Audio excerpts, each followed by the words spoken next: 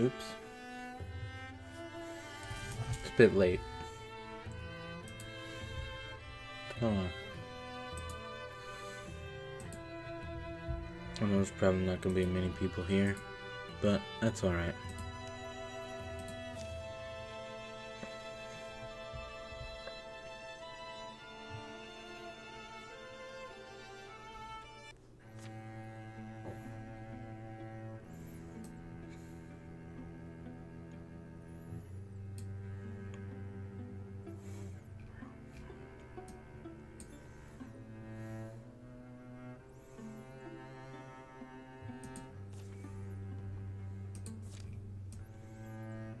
Okay.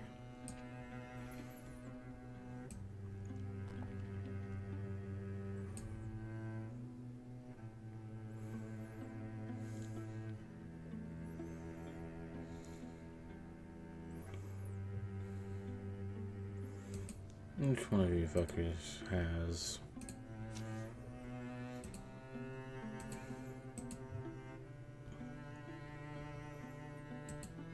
None of you, okay.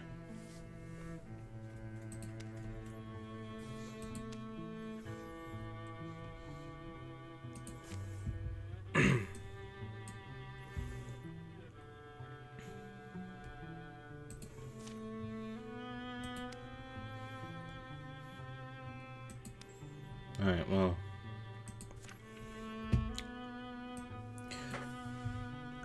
For those who are joining in, probably, maybe,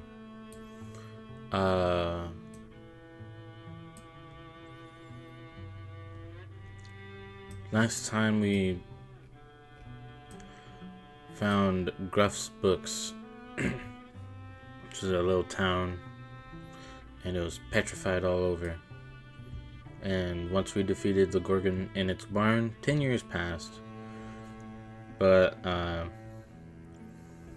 Gorgon sightings are rising again, and they are most likely after a legendary spear, so we need to beat them to it first. So the way I'm doing this, we're supposed to find this. It's not locked off, so we can just beeline for it instantly. However, oh wow, that's a big ass place. The game generated the game generated too many mountains for this first area, and it was like, oh fuck, I need this big of a space and this big of a space. Von Fields, Silwilds, but because I want to tackle everything first before this, I am sending my hunter over to here, because even though he's by himself, he does get scouting done a bit faster than the average person. Everyone else is going over here.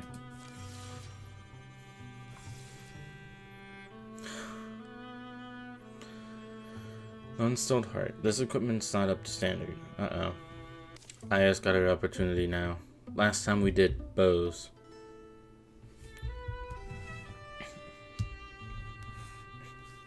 See what I mean?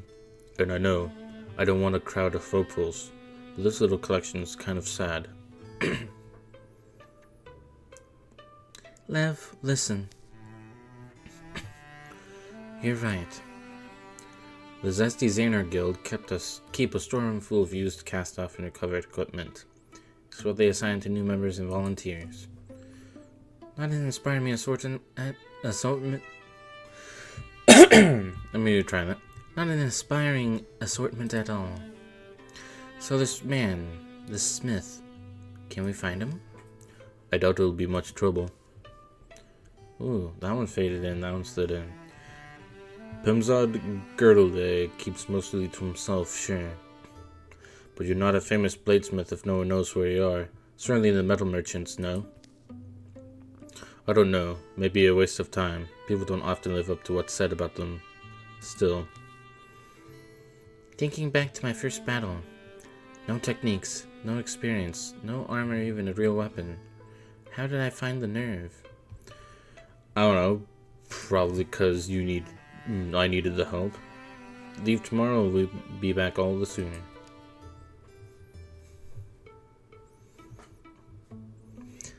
Is it that urgent?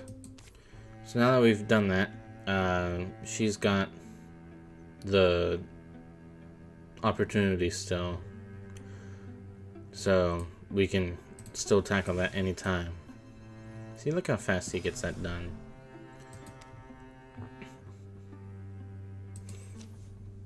And you know what? Since you got that done fast. Uh-oh.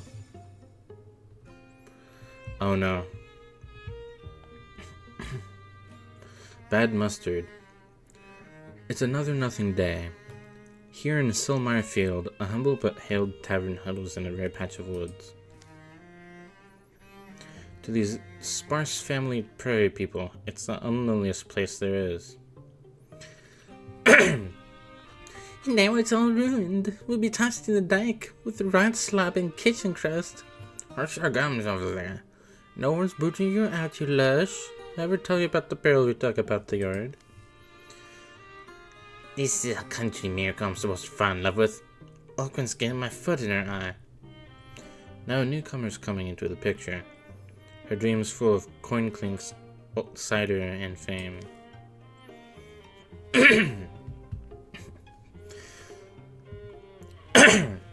Thought the seal had held up. It hadn't. We started spreading it on our bread. There's bread in the story? What's so unbelievable about that? Yes, I can always knock it down. Use the beams, get someone to build it better. Of course, it ruined everyone's evening. Ruined the carpets too. Yeah. Yes, man, it kind of became my rule. Never eat bad mustard. Who are these folks? Oh, Jonathia. Now I know where it comes from. Hey, you rustics. What are y'all looking so comfortable for? Huh? What? Nice shirt. Hey, look. I bought this rest house. I own it. Now. Hope none of you expects they'll have any special place here. Oh no, he looks real tough. And you want us to take your word for it? Back up, Mudsy. You stink of eggs. Sure what I was saying you, Jonathia, telling you. They sold the... Here, help me drink this so it'll be secret. A haughty, hawk-tempered purchaser comes to survey her new property. Inside is a rocky-minded woman who's used to getting her way. Not anymore.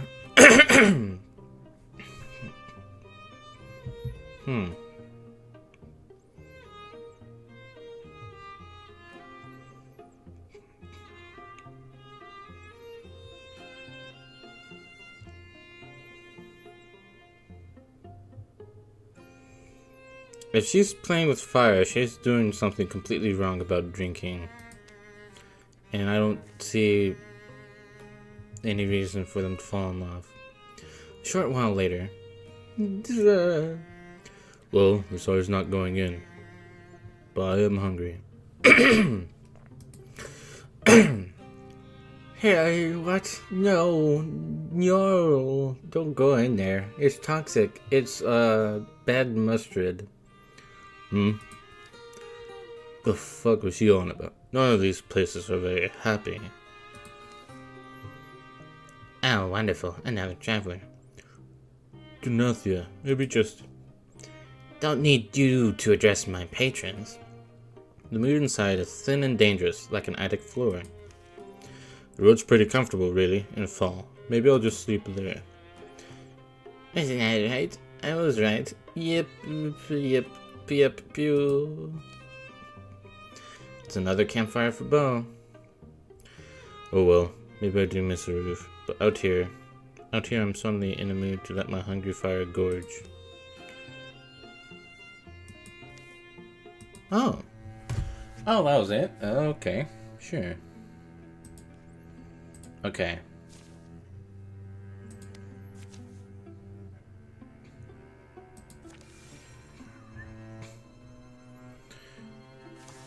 I know 300 days remaining. Okay.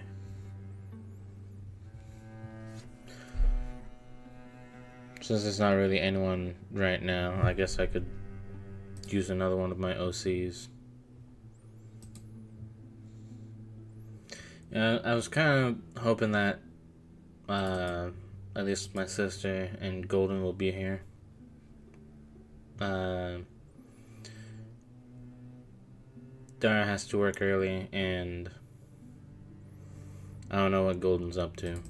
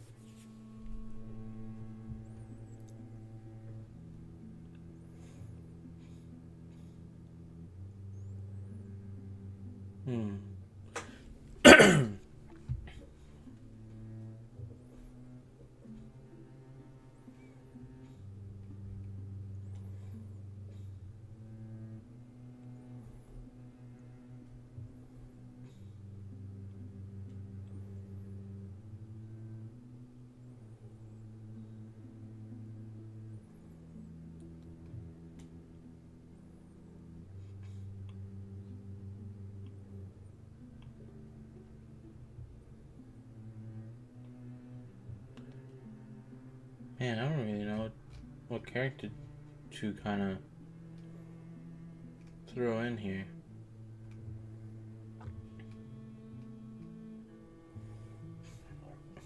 I might actually have an idea.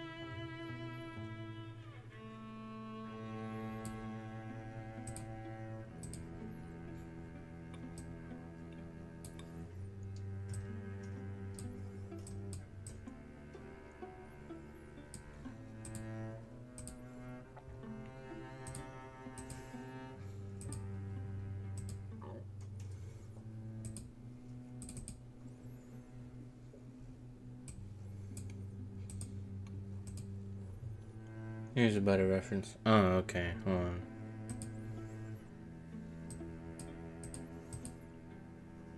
$39.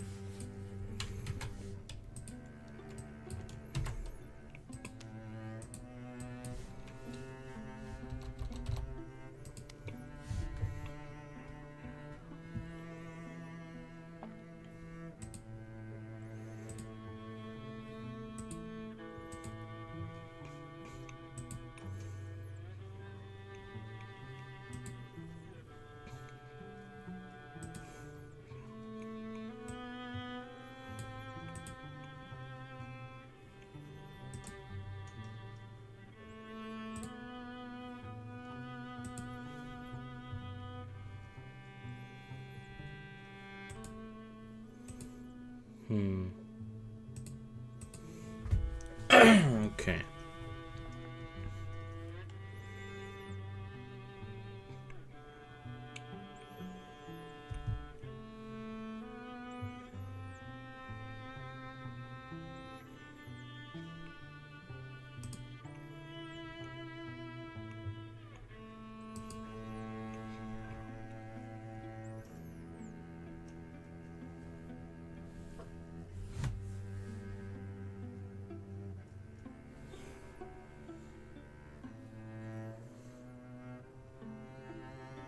Where is it?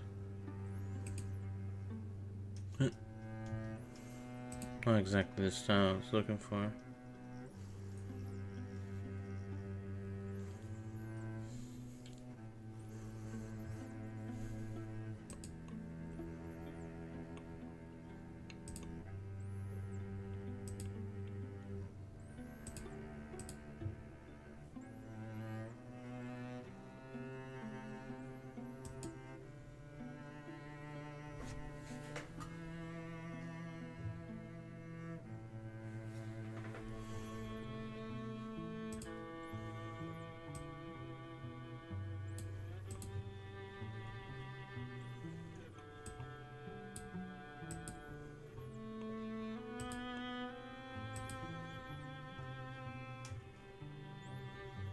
Hmm.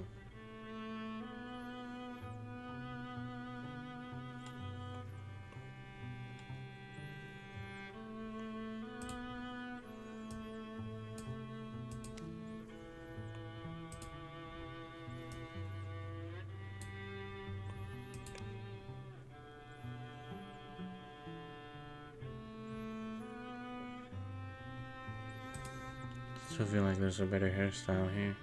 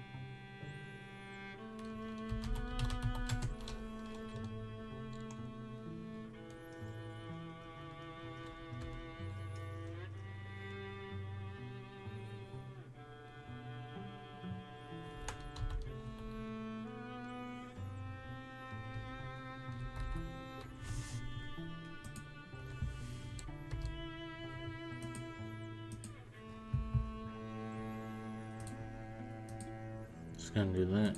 Okay. So it's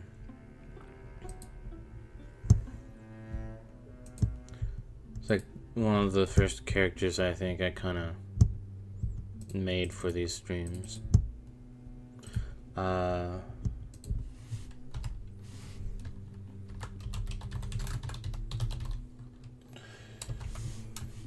This is based off of the zombie that I made for Plants vs. Zombies.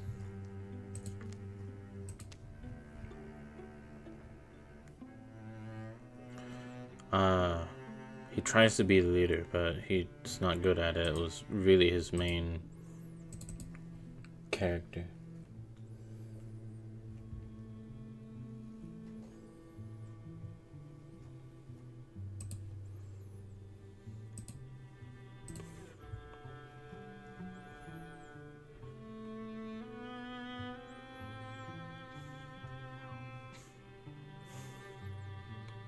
Oh man, how am I actually gonna make this character now? Because the main trait about this stupid ass character, I call them the hipster emo zombie, because I made them look like they were exactly that here.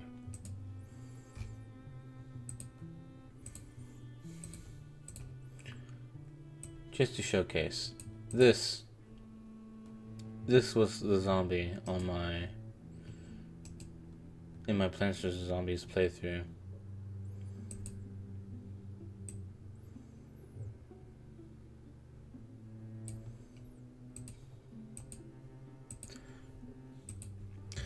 His main character, like his main personality, is that he tries to lead the zombies because he has the flag. He's the flag zombie.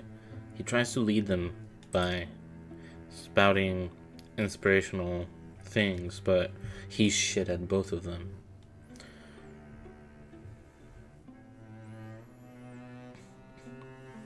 Although this isn't exactly him.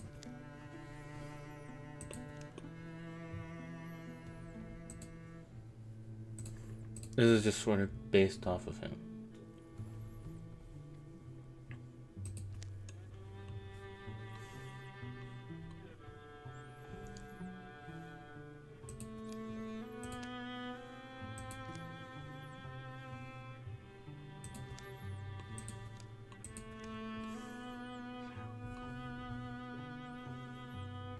Okay, I think that works. History. Okay. Hubert lived 2 childhoods, one in the midst of whaling goak, running errands and solving problems with his respectable father, the other romping in the near woods with an affectionate, thrill-seeking mother. A young man near Altana Blind taught him how to tell one fern from another. He just wanted to live a good life and make a difference for someone. So nostalgic, wild heart, and integrity.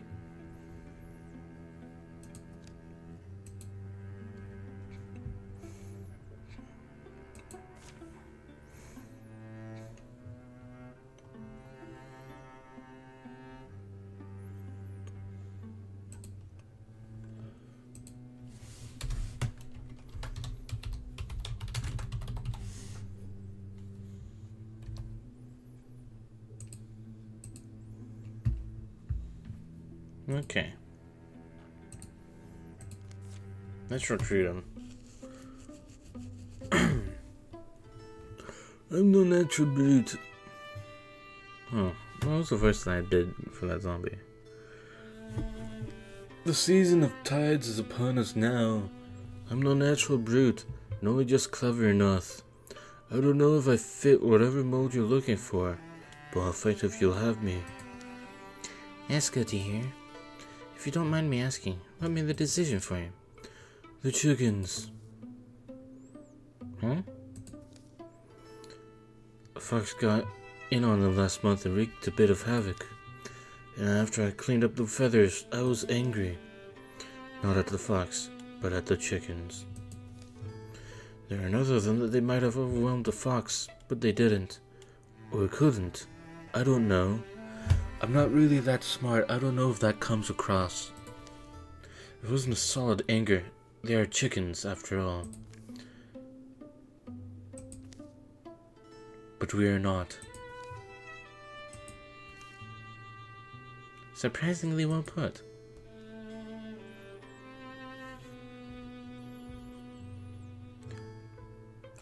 I would like him to keep his thin physique. But I guess this is not the zombie character that I made several years ago. Plus, this time he'll probably actually do better off at charging straight in.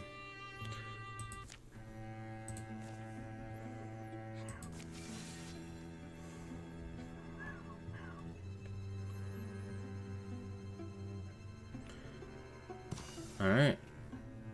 Hubert is ready.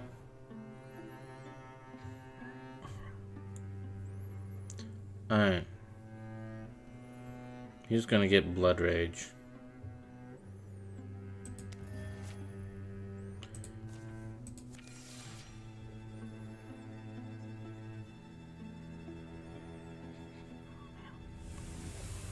Uh-oh. Okay.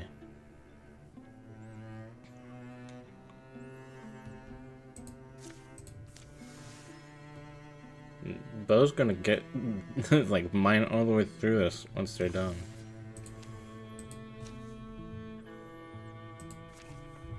Alright, let's attack. It was here upon a secret lake, in a secret place, on a moonless night fit for promise breakers, fence dodgers, for lovers forced to dampen their lips in darkness. It was here on such a night she'd fled. Pursued by the wrath of a goddess she'd cheated, here Milthai roads laid her life's treasure to rest. Cheep, cheep.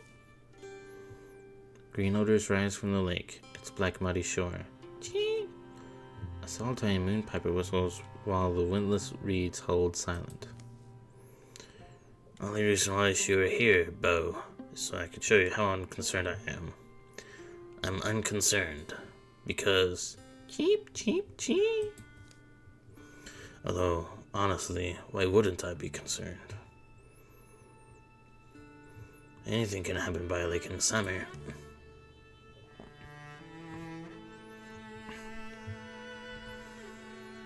Is it summer? There should be a place for us to check, I guess. As Graham softly walks along, struggling not to terrify himself, he sees something strange. Spiderweb thin and strung from stone to star. An impossible thread of light. Should I fail to return, I tether you to these constellations.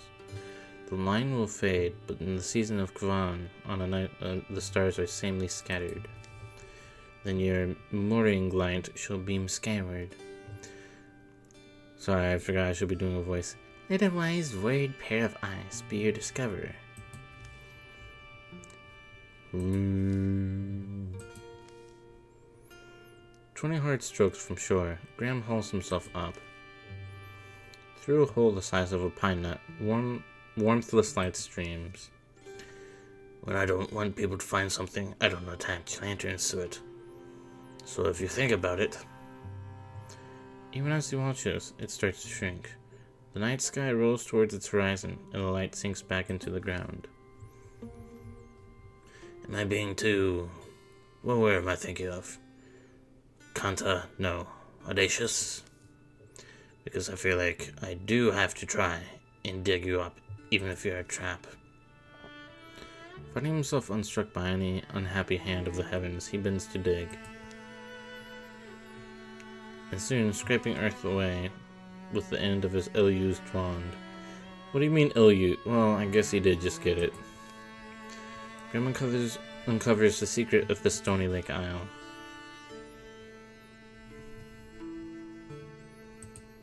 Alright, I'm checking the wiki for this one.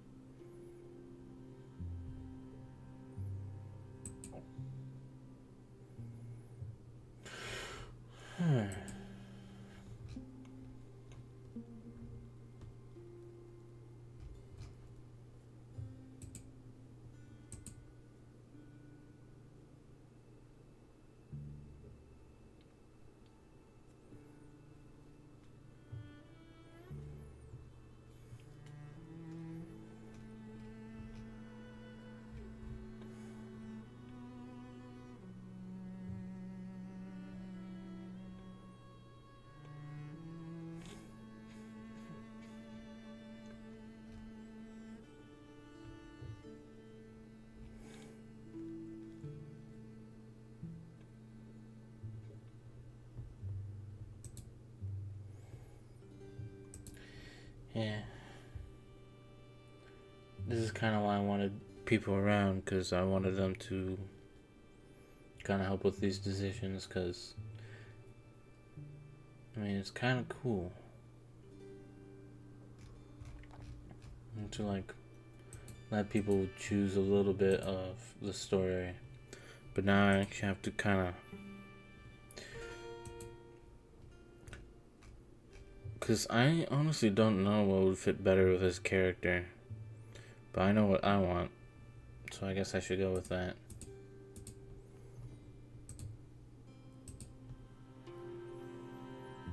Her friend. A rock? I can go anywhere with one of these.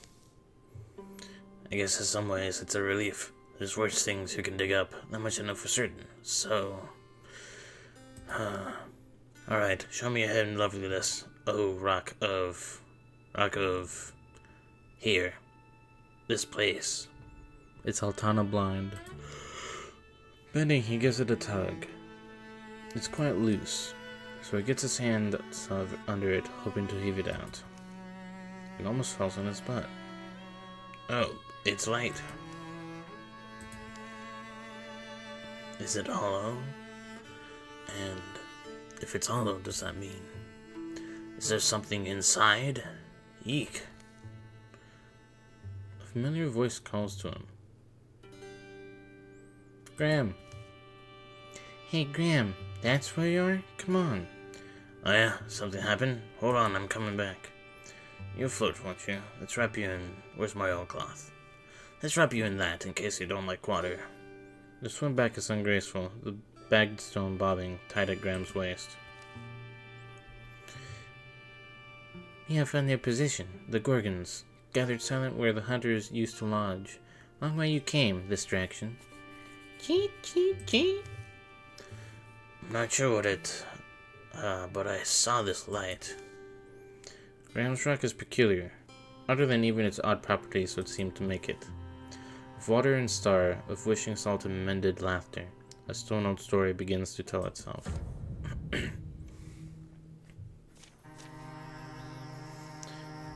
Oh god. I'm glad these guys are dealing with it.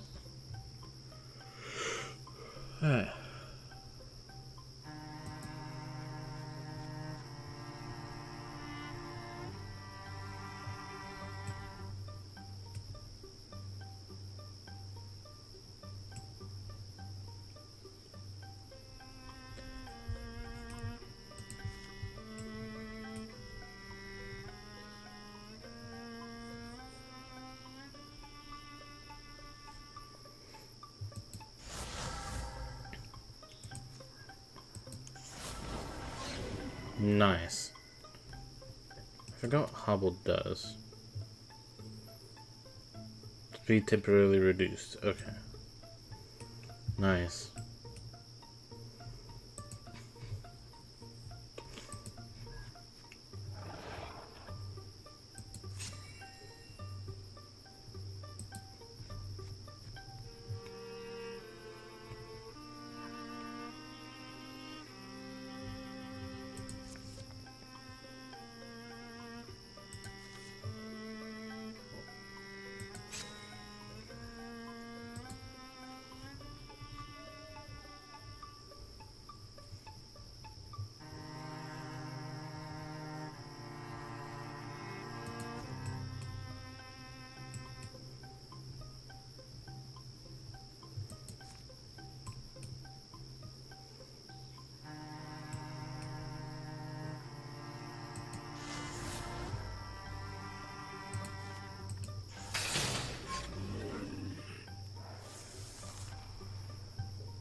Uh-oh. Nice.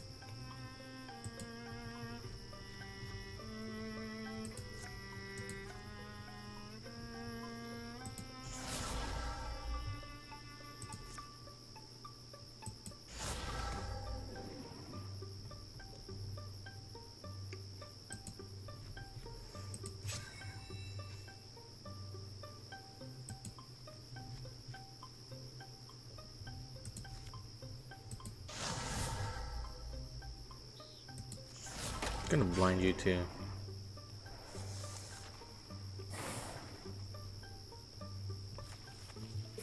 Uh-oh.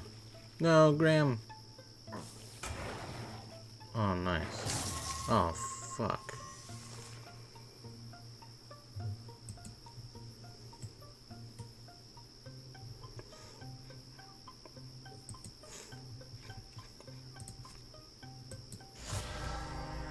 Damn it.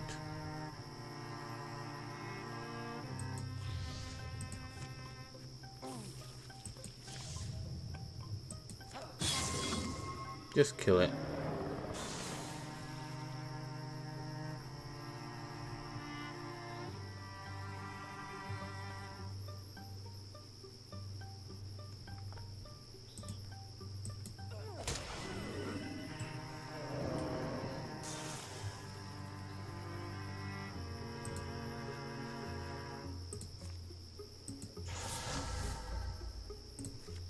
Let's send you back to the Shadow Realm. There we go. We did it! Yeah, we survived. Looking at you, Graham. Ooh.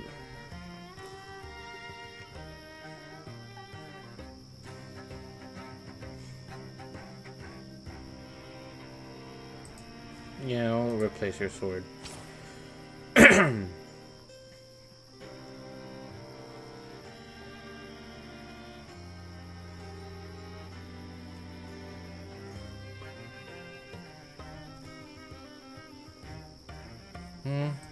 I'll salvage. Days go by. The battle at Altana Blind becomes another gristle-cracking, Gorgon-blue memory. Graham palms over the stone he found, maybe for no other reason than that its strangenesses, its textures, its contours are becoming familiar. That's how he discovers its secret. What's this I'm touching? Hey, that shadow on the hillside? Turns out it was just an old dry well. Spent enough time investigating, I guess. But maybe tomorrow. Wax has been tamped into a groove in the otherwise hard smooth surface. Sweating wax softened by the fire's nearness. Graham? Nothing's happening, right? Everything's quiet and calm, so... Yeah, okay. I guess that's it. Screwing first a thumb down through the wax, Graham squeezes his fingers in. Something's been preserved in the... and pinches loose a rolled slip of paper. An ancient note is scrawled in runes Graham can't read. A map links star reckonings with hill shapes. A diagram swims with thick images, swirls in a repeated shape that must be the rock.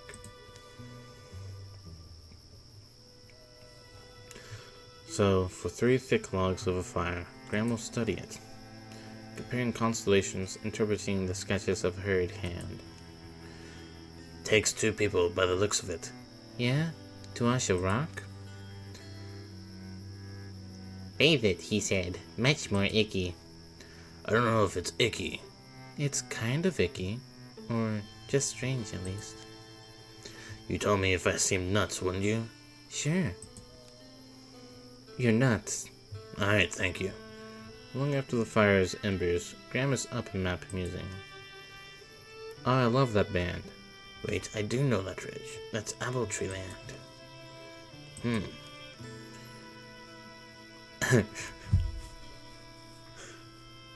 Me when I play a game, I'm getting very stupid about this. I should have screenshotted that. Uh-oh. It's a true Gorgon. Alright. Get 50 days back.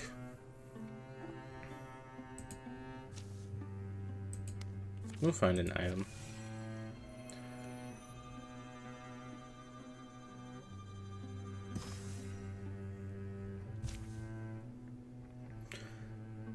The more questions you ask, the closer to truth you shall ever come. Alright. Accuracy.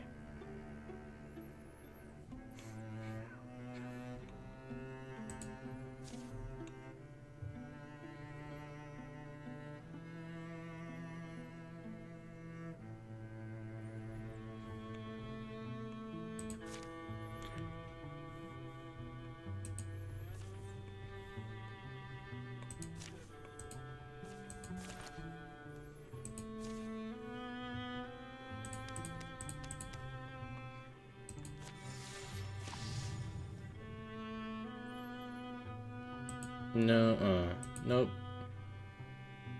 Nope. There.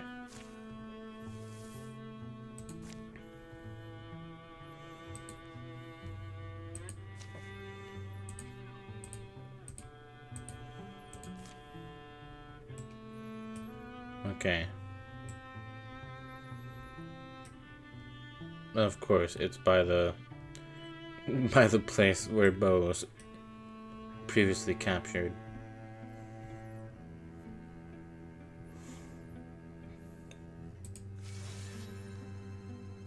We'll let them finish. Yes, I know, game. Keep your heroes busy. Time is an important resource on the overland. Enemy calamity cards, draws, incursions, and infestations can happen over time, making your foes stronger. Generally, you don't want to let any of your heroes idle. If you have heroes without any assigned tasks, consider using them to scout other tiles, build defenses on a tile, secure cleared sites, or build bridges for mountain passes.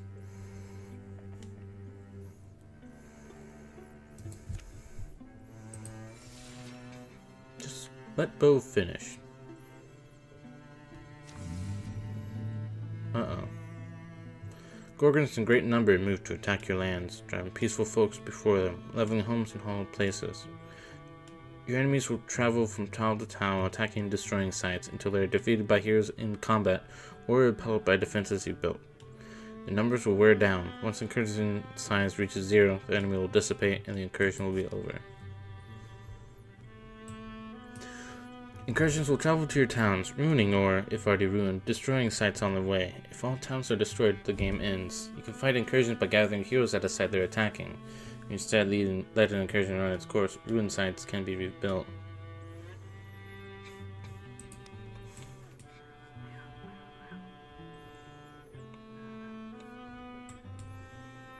Just let him finish. Thank you.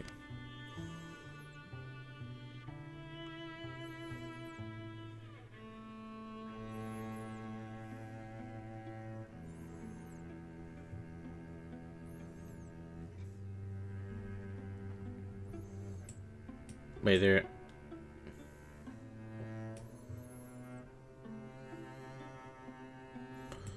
Oh.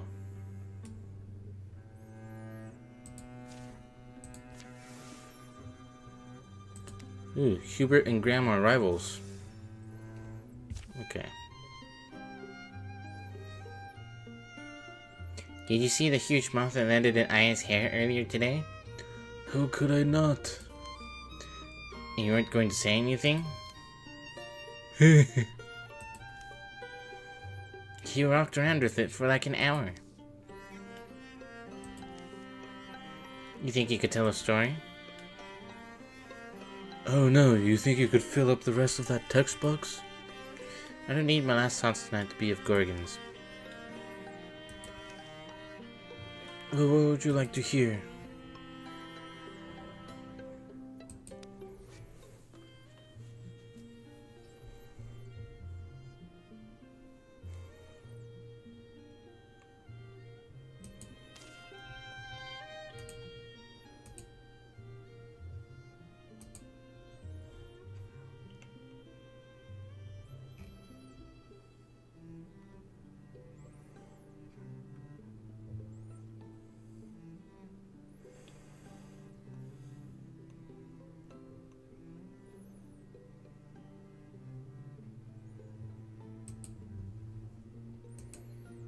Okay.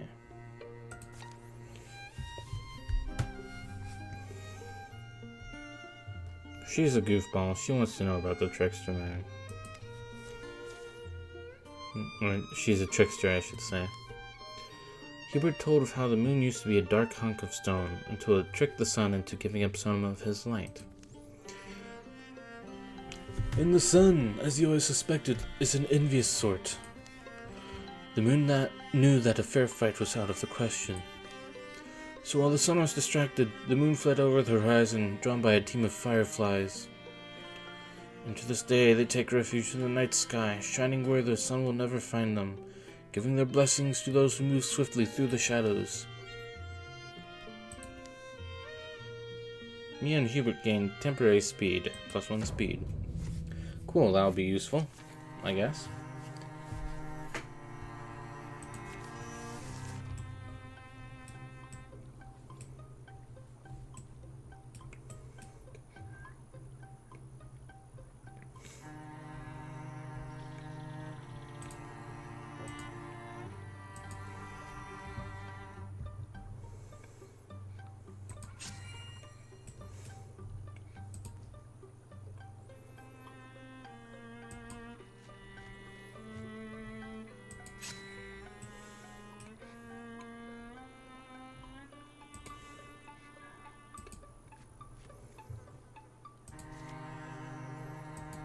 Let's grab this one. There's one.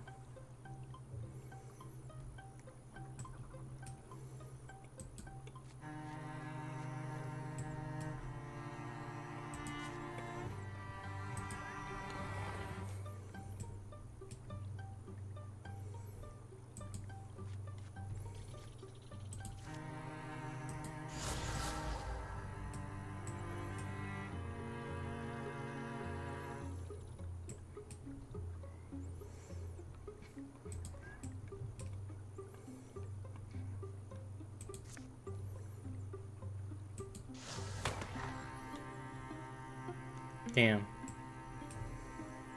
It was worth a shot.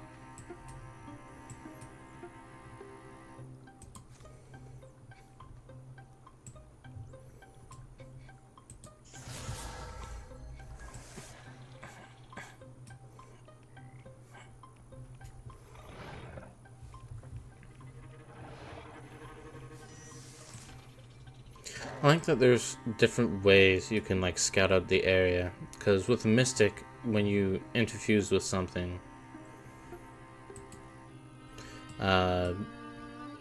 you see out farther.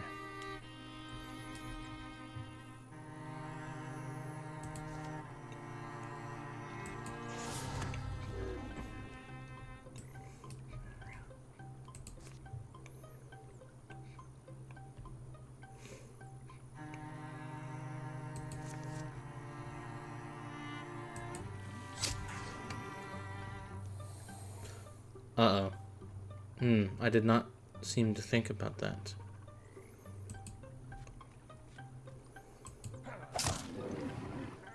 So I wanted him to do decent damage to that, and then I wanted to throw the thing on him. But, you know, oops.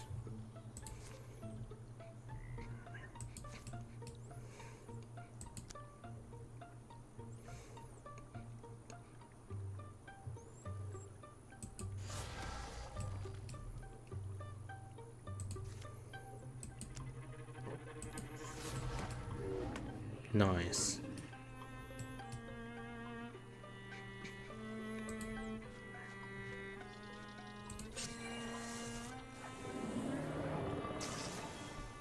Oh, because he got shot. Oh, that's... Uh-oh. Ooh. Glad I shielded him. Nice.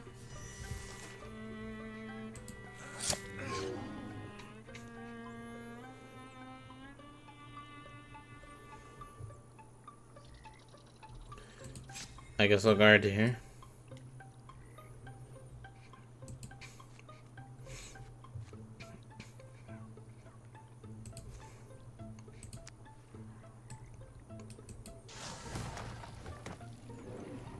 Nice.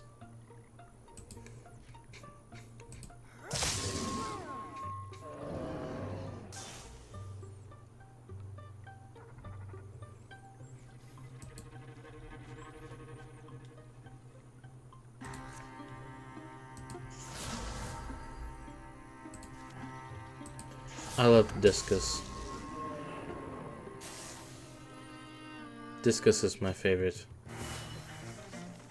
I think that takes care of one of the incursions.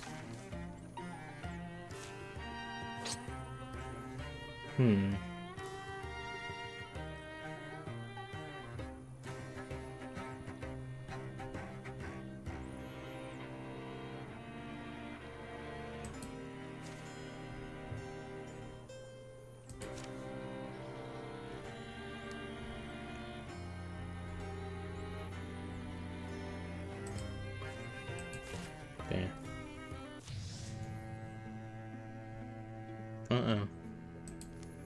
Bartoth.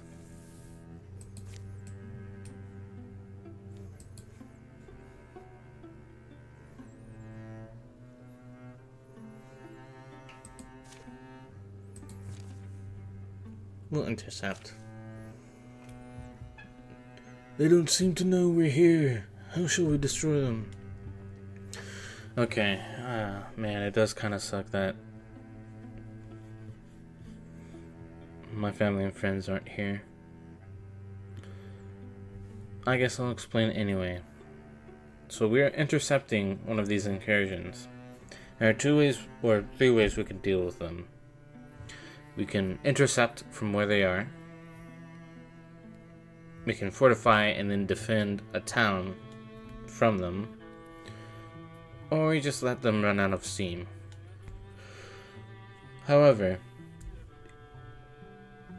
as is usual in an RPG kind of game, it's good experience. So, we're given some choices. 3 of them have a chance to fail.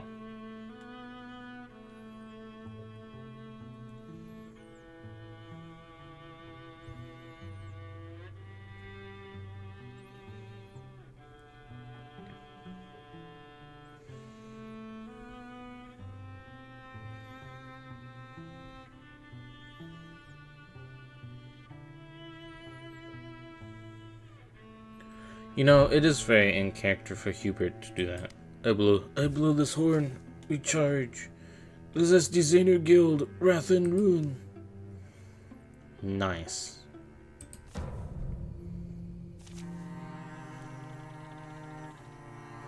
I think this is the first time we're encountering this. We're getting 3 more foes on later turns. Uh-oh. We already have to deal with the Bartoth. Can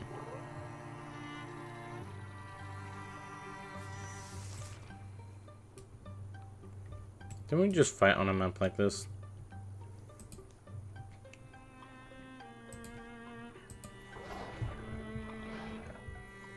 There it is.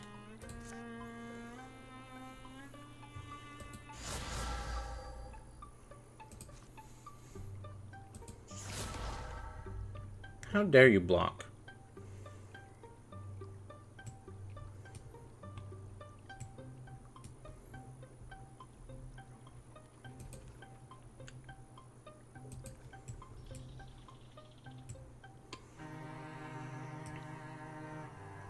Oh shit, she has some damage. Spirit's got turns left.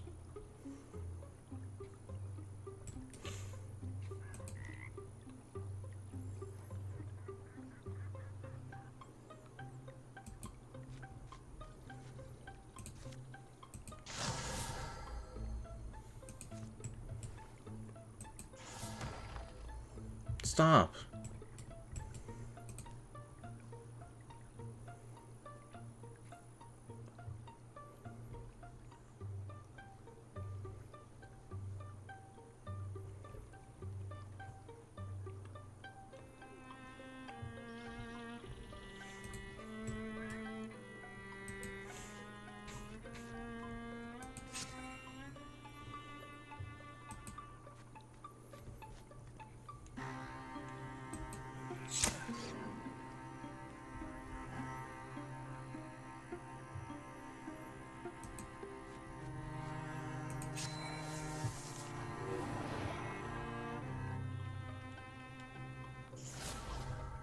Uh-oh. Uh-oh. Uh-oh. I better live. Okay, it's coming over here.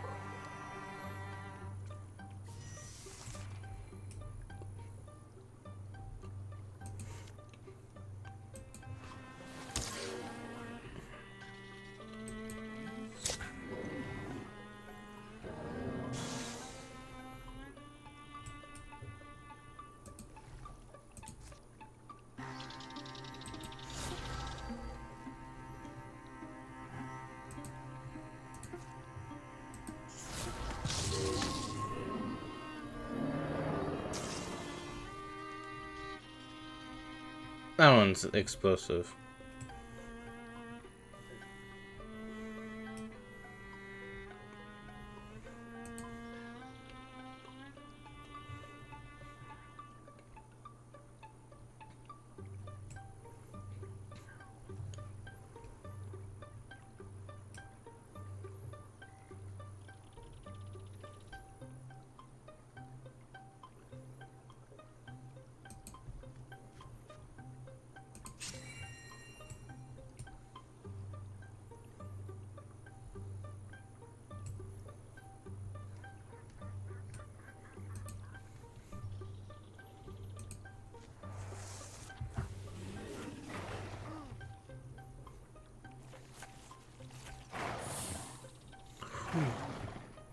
Ooh. Oh, thank God. Oh. Bo's got Graham's back. Okay. We're kind of in a shit situation right now, I have to say. Graham.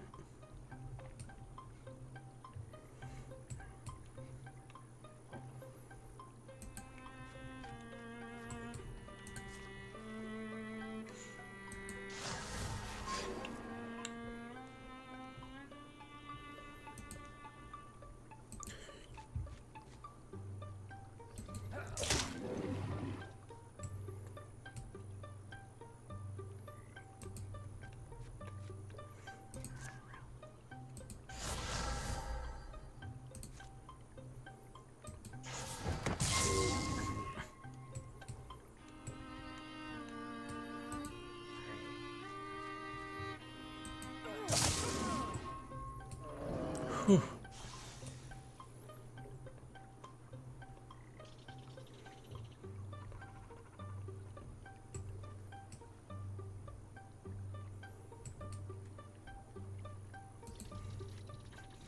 I need clear sight of this guy. Good enough. Nice, we got the stunt. Oh, but we killed this guy first.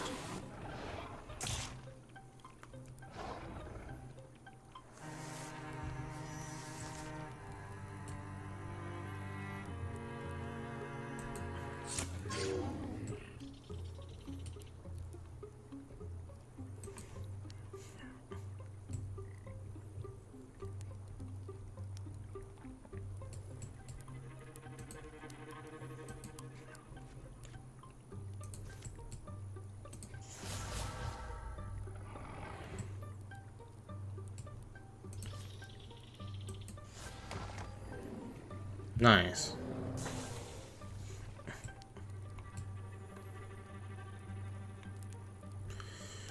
Fuck. I'm gonna miss that spirit.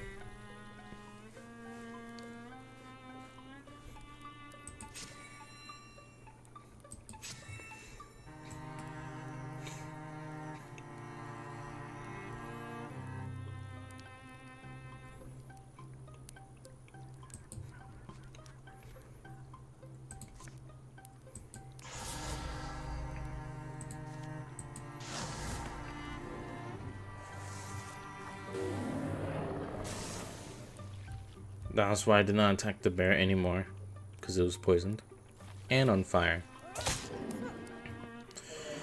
Oh, thank God.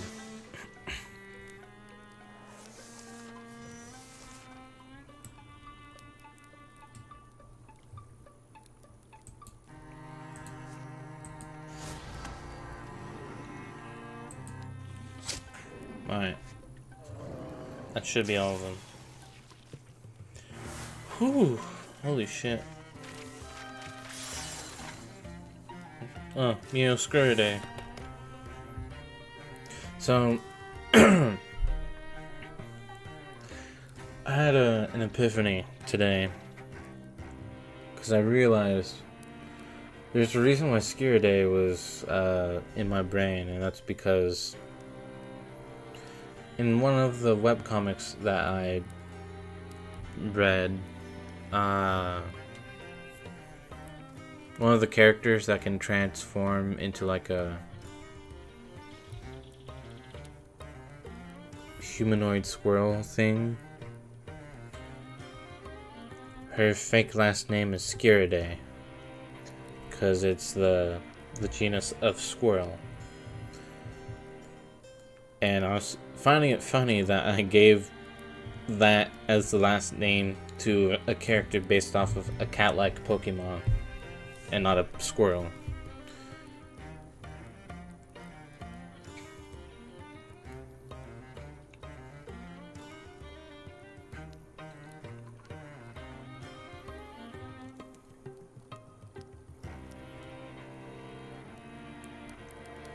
I'm gonna keep going for Earth Scrab. Ooh.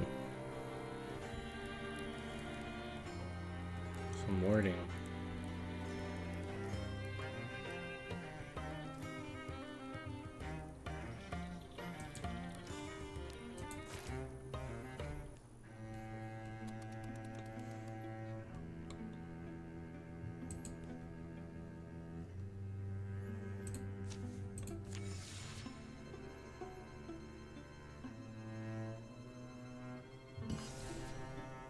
Alright. Sellout has been reached.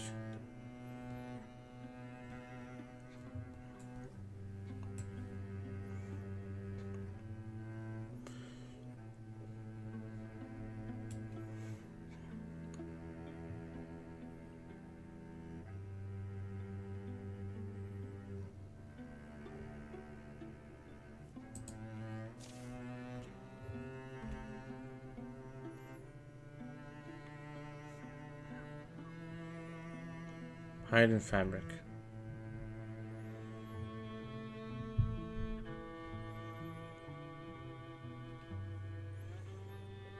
Do people's needs are our needs as well? Yeah. Okay. Yeah, let's go 2 fabrics. Mostly doing this so that they can heal.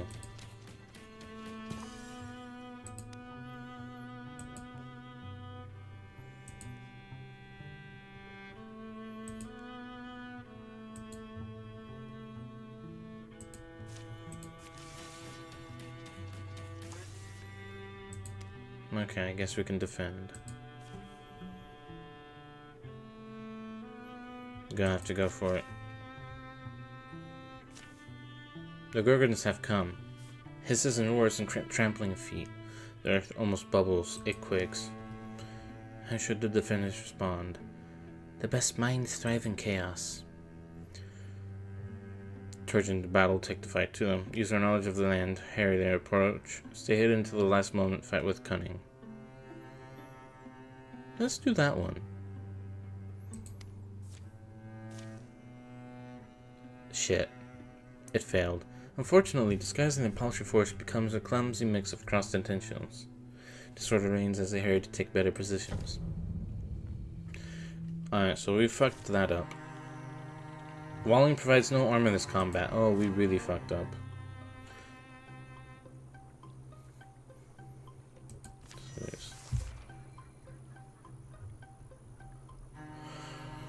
Okay, there's 7 enemies. Oh, boy.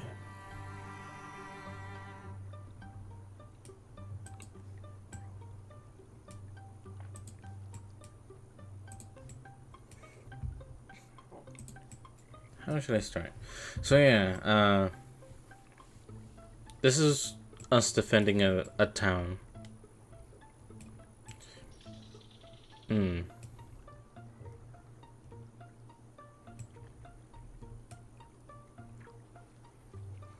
I thought that name was gonna be Youngest Gus.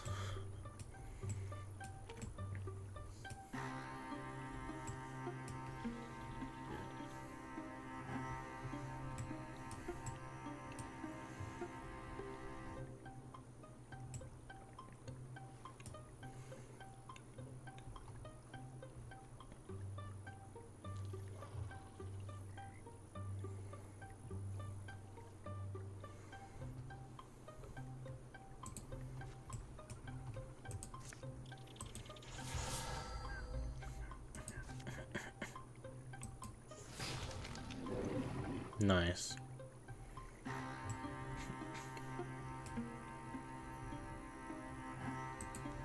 You.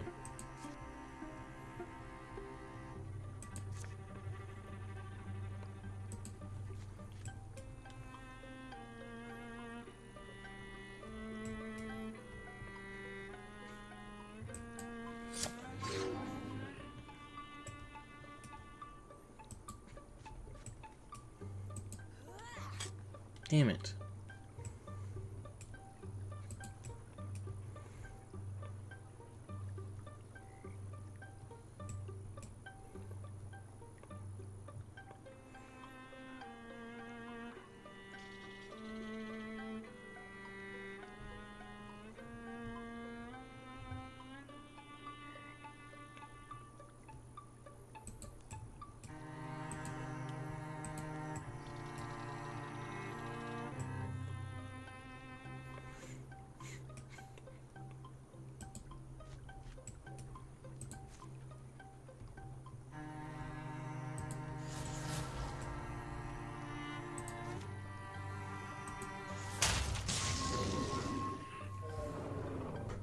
Okay, that's right gone.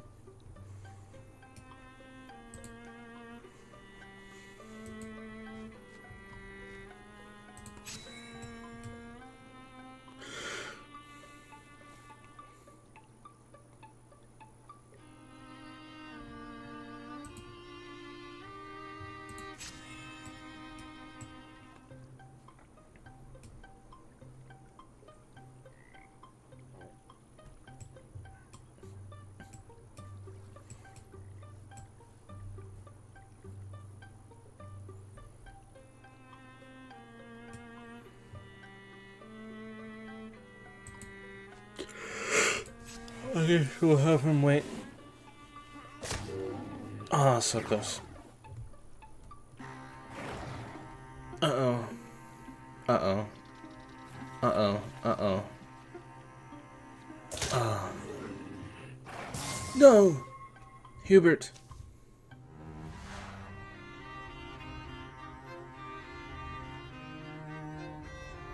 Fuck. He just joined. Battle ragged, his right arm useless. Hubert watches friends and foes blur around him, but within that blur emerges a moment of clarity. The most important thing right now is... So, a character has reached 0 health, and there's some choices as to what we could do here.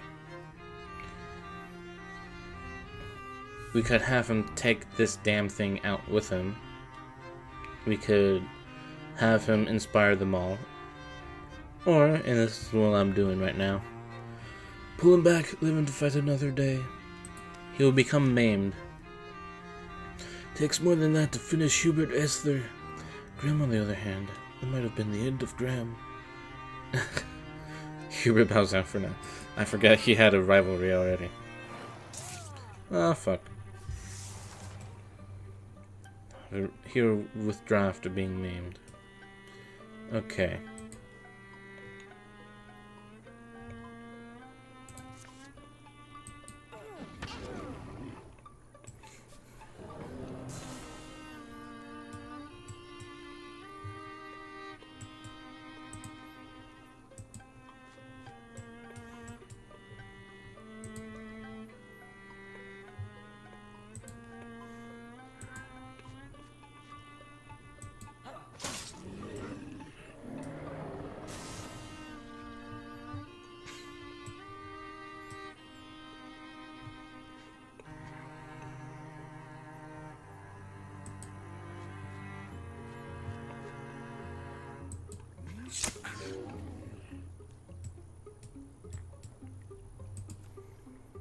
Okay.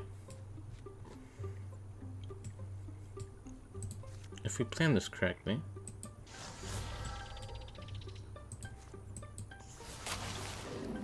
hell yeah.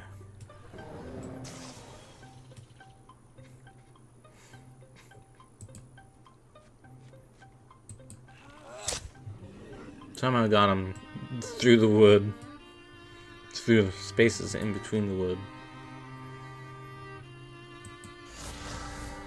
Hey, speaking of which...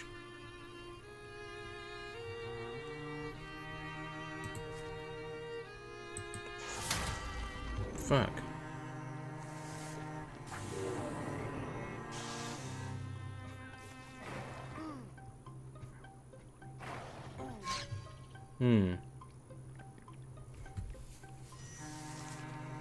Okay.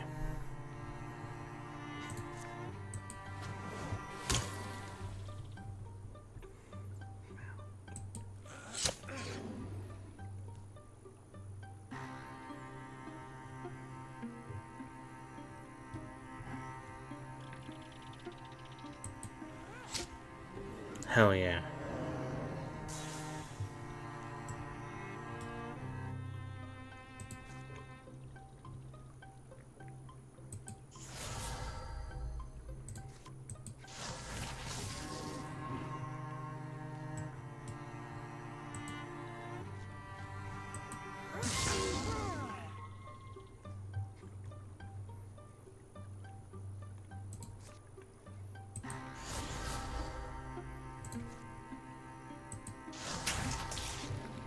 Nice.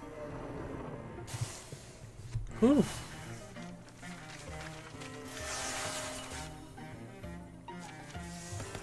Hubert has grown stronger.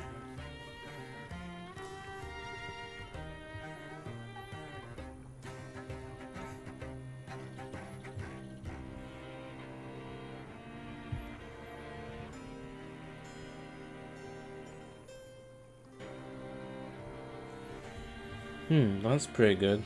But that's also pretty good. I like Paladin. I could just move him somewhere. We can get Blood Rage up. The upgrade for Blood Rage later. Speaking of, I forgot she had broad swipes. Let's upgrade it.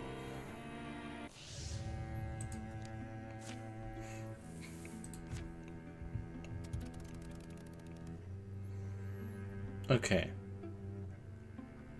Heroes can be maimed once per chapter. If they fall in battle a second time, they will die. Yep. Okay. So, Hubert's going to go find some lawn to lay on. We need to get this timer up.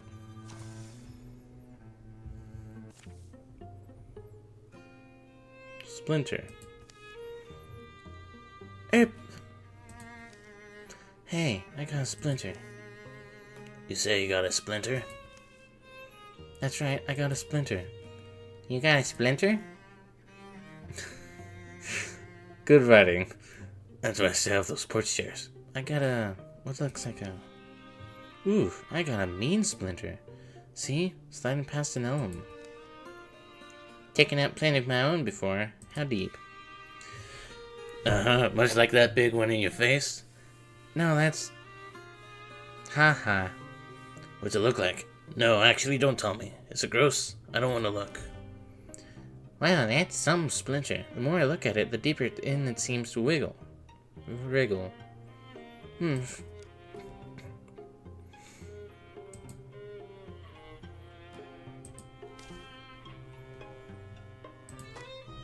Okay, base this off of their personality.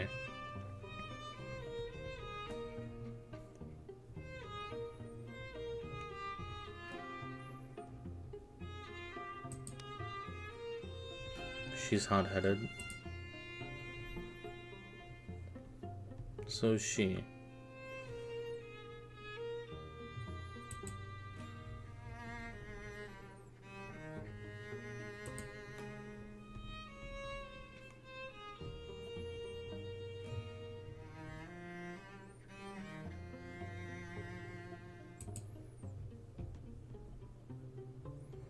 She's the leader, though. Okay. Aya's gonna just be fine with it. Oh, whatever. I'll get out later. I'll be fine. Cherry Mill Tannery is where mine should be. Psst, Neil. What's with her hair? Shh, I don't know. But, Aya, next time we get a break, Sure, we'll probably just fall out on its own, though. Only it doesn't. Sometime later, Aya will look and find the splinter gone, but a piercing pain will stitch inside her, a pain that comes and goes. An ancient Ulmish soul weaves its roots through her heart.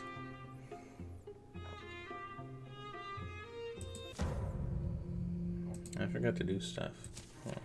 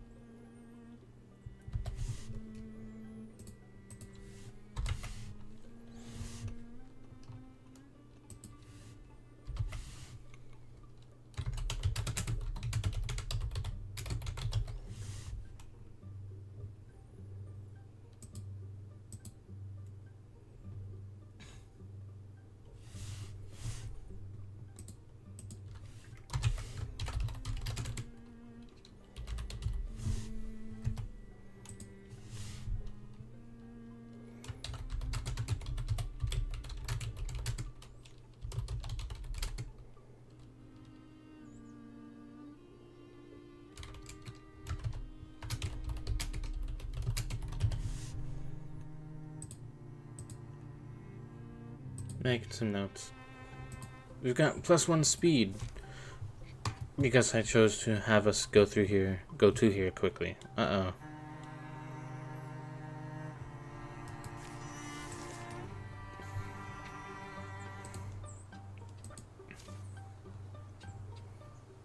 Elm Soul.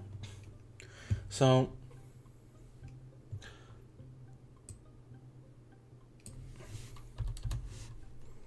hold on.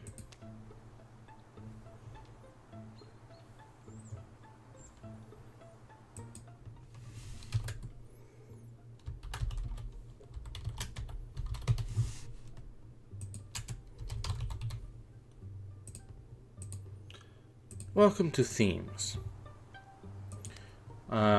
We technically already have some. Like the Gorgonoid and the Shadow Cat. Pets are considered as themes.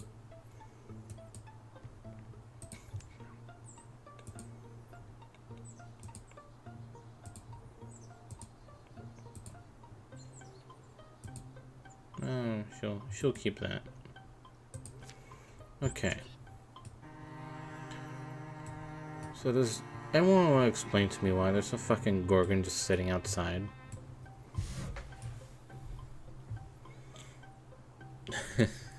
What did you do? Why did the others refuse to let you in? Or did they kick you out?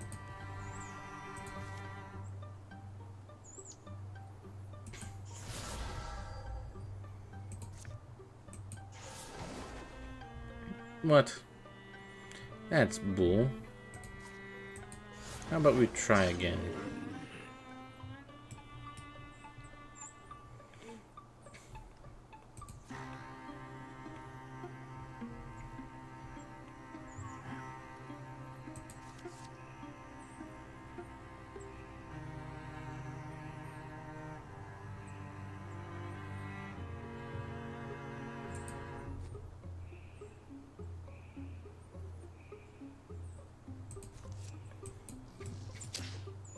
What the fuck?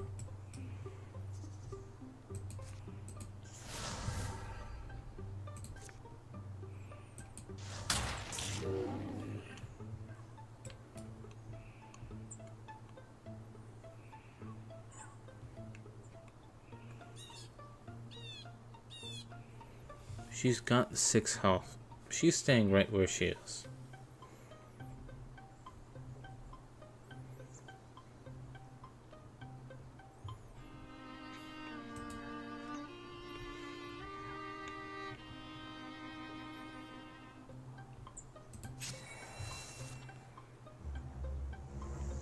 It's let out an alarm.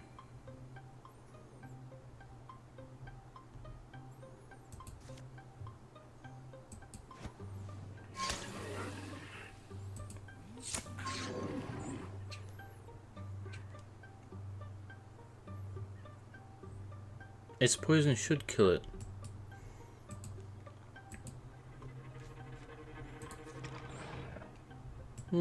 Fuck.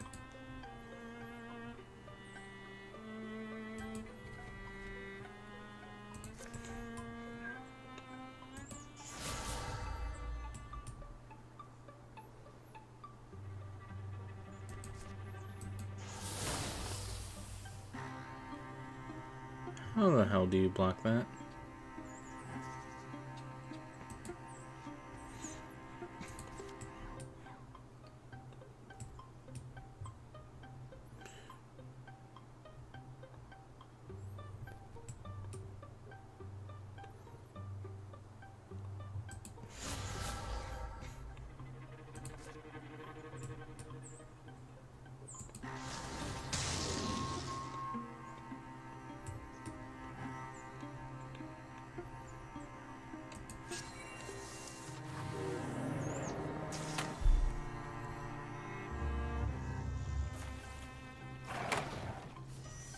Oh, thank God it attacked the door instead of coming into Ayo's sentinel area.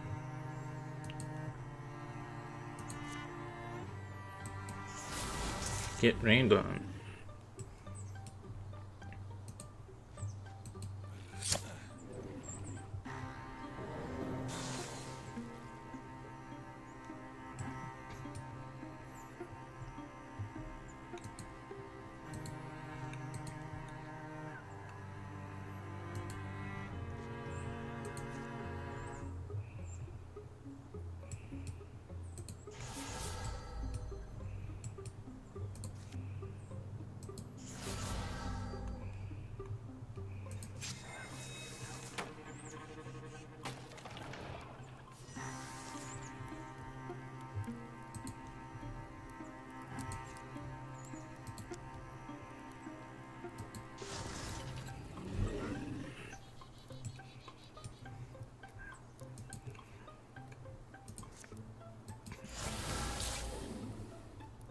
There we go.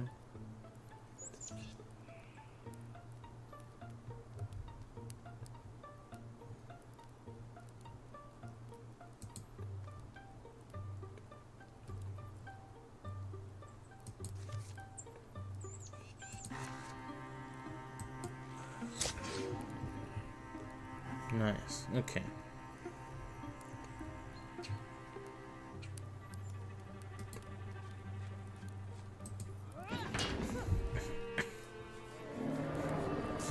There we go.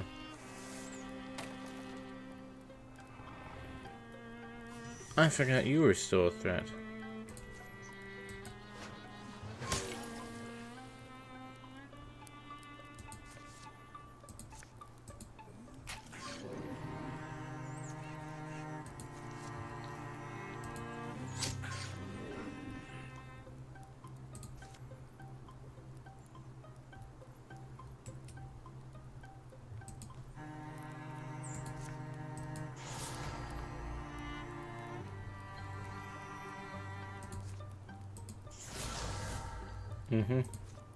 I don't think you understood what I wanted you to do.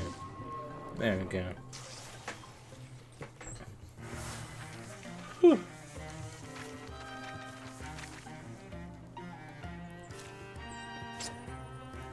Whoa! Hey, here's an artifact item. These are special little items, and I believe you're... we'll get into this mechanic at some point when we complete this campaign, but this will probably stay with us. Also, they have their own little special effects. So, this one, not only does it do 2 damage to single tile enemies, bonus damage to... oh yeah, okay. It says it there. It also gives +1 stun damage.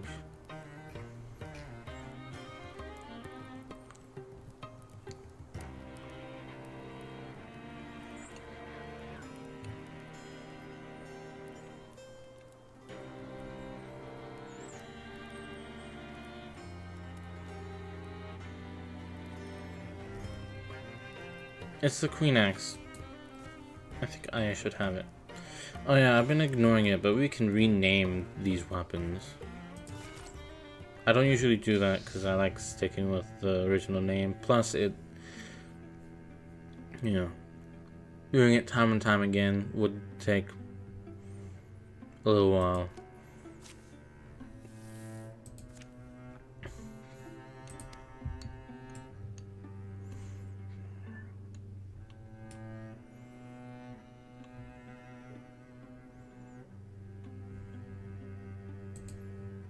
Okay. Let's try and do this Child of Night thing.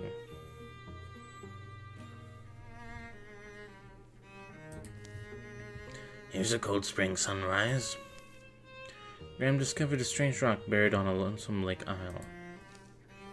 It weighed less than a pickle pot, but in his thoughts it became a mountain.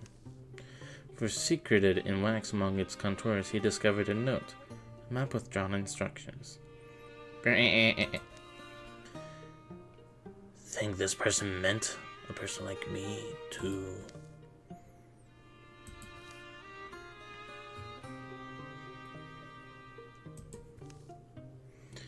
So on an early spring morning, shadows on the land make it all like a glimpse of another age, another world. On a morning like this one, a bad morning, that's where you start. Hopefully things improve as your gumption goes. Will he embark? Graham, I was thinking about borrowing... Wait, where are you off to? You cannot go alone.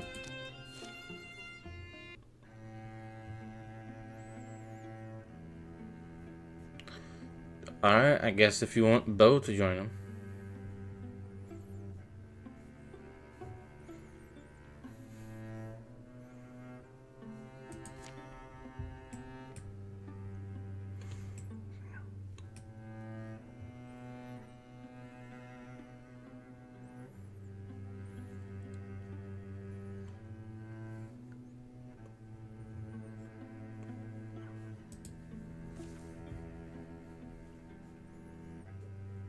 Would this mean the locals will just move in? Yeah.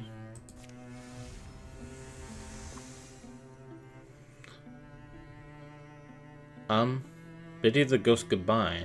Graham is acting strange.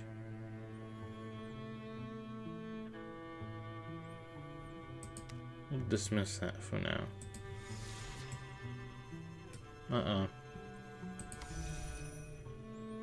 Hubert has returned to action.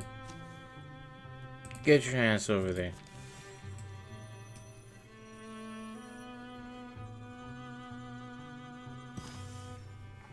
He almost made it.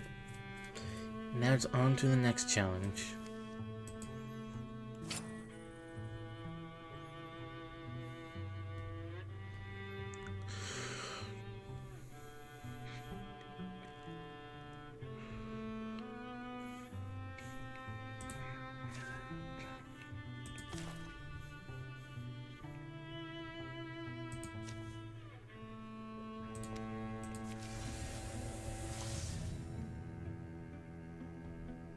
Sure.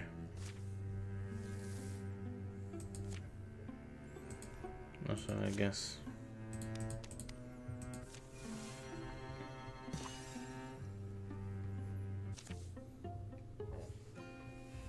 Alright. Yeah, I'd stake my son's breakfast on it. This here's the place he means. I've really done it, haven't I? This guy's liable to fall in love with me now. Such a nuisance. Bright, cool day. You know what I just thought of? You're not an egg, are you? Don't be an egg. Should I worry about him? Graham tenderly tucks the rock inside some weatherproof sacking. It's the end of the journey. Almost. Bo feeds a frivolous fire. That woman's not back. Good chance she cheated you. Been a long piece of mourning now, hasn't it?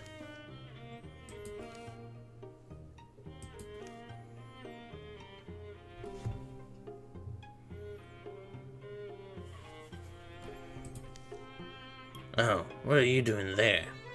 Nothing. She's coming from the other direction. Not anything? Nope. Guess that's why I didn't spot her. How'd you know that I was there? Oh. Well, I usually hate myself when I try to explain. How do you avoid sounding all magical, you know? It's basically have an extended sense through the things around me. It's... He makes trees explode. Well, I wouldn't put it like that.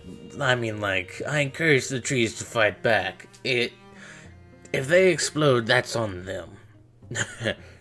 No, that's the point, actually. I don't make... Holy shit, I didn't even read the part. Well, wow, you're like a wizard? I mean, I guess so. You're quite handsome to boot, if you don't mind me saying. I quite mind, actually. Oh, what? So anyway, about the pool. Oh, well, yes, it's where I remember it being. Of course it was. Let's lunch. Let me lie down a moment, and I'll hike with you back up there. Shouldn't take longer than a couple of hours. We're still fit, aren't we? The mountainside's still nothing to our bones. So after lingering for a late morning meal, the woman, Casti, whose ranch is nearest the mountain, leads them up it. Yeah, the rain will move the rocks around sometimes, but it's never not the slopes I learned my herbs on. But it's never not the slopes I learned my herbs on. What in God's name are you talking about, lady? See? It's Face Rock Pond. This kind of look like 2 eyes and a big ass nose. Chuckle of water, happy in its path. Damp neutrally smells and the spicy aroma of cinderboon. All year round it sings its tune, just like this. Never frozen, never too warm or icy, just like this. Wasn't so bad a hike. Oops, I see why you went that way around. Being a holy place, sometimes. And lots of holy places was a thing folks needed. Nowadays we don't think that way. But it is neat. Fed from deep below, I guess I've heard. And it wasn't so good a hike either. I'm feeling fine. Your name is one of those hefty to pronounce old words, but it's translated as Starfall Spring. Starfall Spring. Starfall Spring. Like it? You should see it at night. Know why it's called that? I'd assume it's because of the stars fucking glimmer in it. Here we go. Get up here and you can scoot yourself down on your butt. Almost got to, it's so slippery. Rain-smoothed rock is salted with dirty gravel. Unk. Sploosh. The mountain continues higher, where it can be heard bathing tireless winds. Sorry, where it can be heard battling tireless winds. That makes a lot more sense. Wind, you look so relaxed. Here, let me help you out. Great boulders guard the water. Armed to the teeth. Always that same temperature. A real wonder of the wild world, isn't it? The name, though, for some reason, captures my imagination. I think it's for the name. Just wait. It's from how it looks under the stars, like someone knocked a few of them down, to glimmer in the water like beautiful things. Like gemstones, I mean. Whoop. Is that it? So, but I do need to get back and check the ox isn't dead. I'll come along in a week's time. I'll bring supplies for you. You're being so kind, aren't you? Is there a... Well, no, just thank you, I guess. Yeah. So burn some drift moss. I saw some down there. Burn it at the foot of the mountain and put your feet up. Only fair we carry our own stuff up. We'll look for smoke then. A week or 10 days, make it. 10? Yes, but thank you for your outland gallantry, and well, we'll see how it goes. Maybe it won't take so long, whatever you're doing, and you can come spend some time at my ranch. Sure, that could happen. Alright, watch me fall back down and break my Nope, here we go. Okay, now. She's smitten, don't you think? I have absolutely no clue what you mean. Yeah, I'm sure. Oh well, not my business. Alright. I'm headcanoning here a little bit because from one of the previous stories we got last stream, like, we made Bo and Aya lovers. But through, like, some stories, Bo seems like he's single-minded. And maybe he's tried to fool around a little bit, but he never really was interested in anyone until Aya. So I like to think that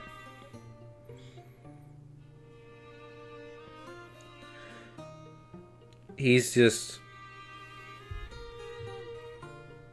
I don't know.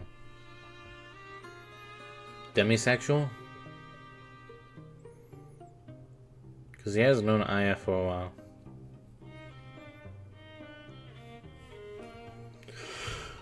Considering that they were friends at the beginning of the story. But I just like the idea that he's just not interested in other people except Aya. In terms of, like, romance. And then he spots things like this, and then he's like, I shouldn't mess with that. It's not my issue. It's not my problem. Graham studies his instructions once more as the pale light pinkens. As the pale light pinkens and passes from the sky. It will take time, too, to prepare a camp. And as night blossoms. Hey, Bo, come look. In a second, I was prepping a torch. You probably don't need one. I'm going to go ahead and say. So Bo clambers up, to gaze on something he will remember the rest of his life.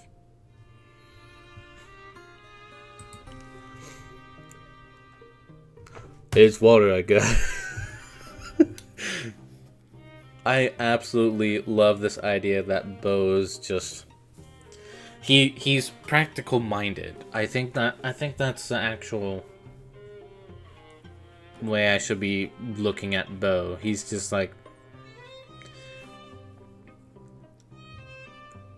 he could probably see the beauty and stuff. But, like, seeing this, I mean, this is beautiful. But also, he is correct. It is water. So, it's water, I guess. You're not having the reaction I expected. It just happened Huh. What makes you...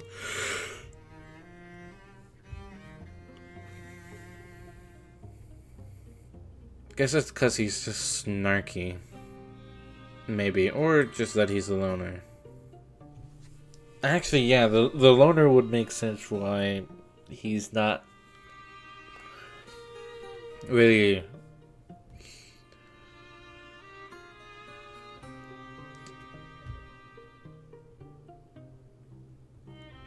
Man, we did a good job creating these three initial characters. I hope the others will be just as good. But I love the idea. It's like, look at this. It's so beautiful. It's water. What do you mean? Well, it was a moment ago. I don't know. I wanted to start wanted to grab my rock, I guess. I turned my head and I turned back around and it just was sparkling. It's pretty distracting. Now you have the reaction. So as far as... Oh.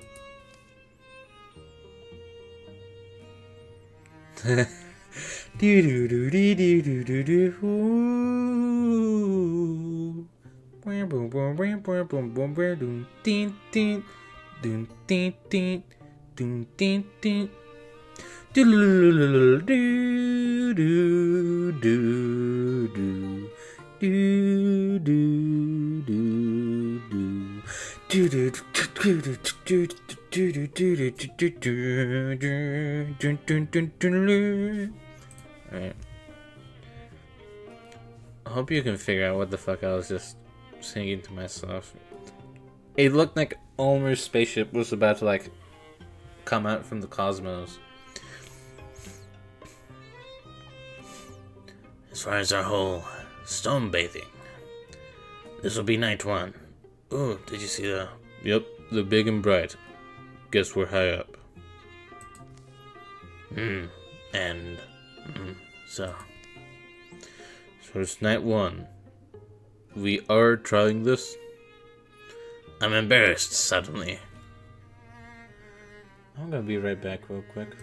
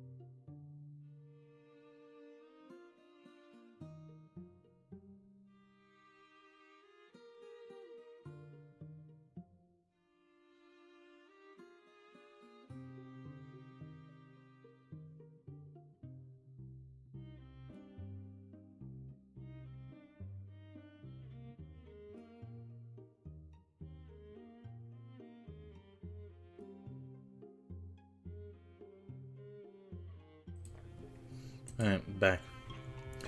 Okay, so let's continue this little story. I'm gonna reread this. So it's night 1. We are trying this. I'm embarrassed suddenly. I get it, but it was the whole thing, right? Yeah, so here. he reaches out, lets the rock down in one palm until it floats, and pulls his arm back. Water feels weird, warmer than air. Phantom sensation lasts on the skin even after Graham withdraws his hand, like an invisible current churning. Didn't feel that earlier. Yeah? Anyway, we bathe this rock? We start to try and bathe it, yeah. And that's what they'll do. This is why it took them 10 days. 10 days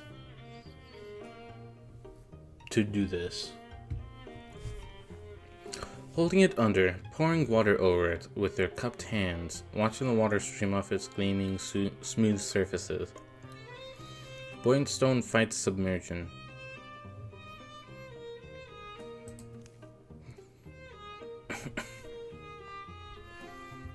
They wind up taking shifts. Inevitable boredom and mounting exhaustion turn what first seemed a whimsical task into a muscle-chewing challenge.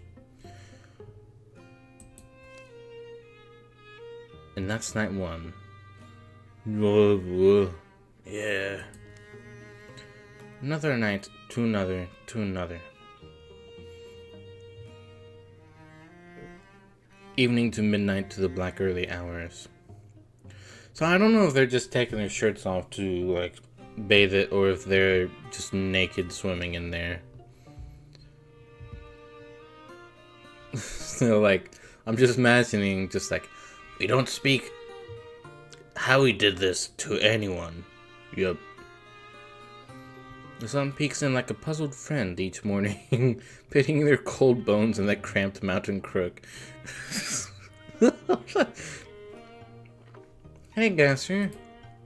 I'm surprised someone actually came by. Or at least came by in chat. We are bathing a rock. That's all the context you need to know. I'm kidding. I'll give a little recap, because quite a few things happen, because this is a story-based game. First... Alright, I have that. This. I want to get myself a little bit warm. So,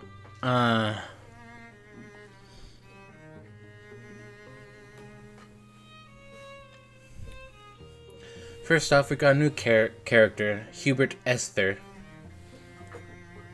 I don't know what Esther means. Sounds pretty pretentious though, so.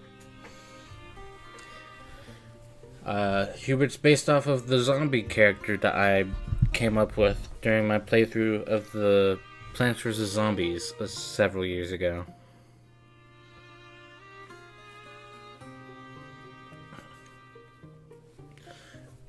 But, he got maimed, so now he has, like, I guess an injury. I should really check that, honestly.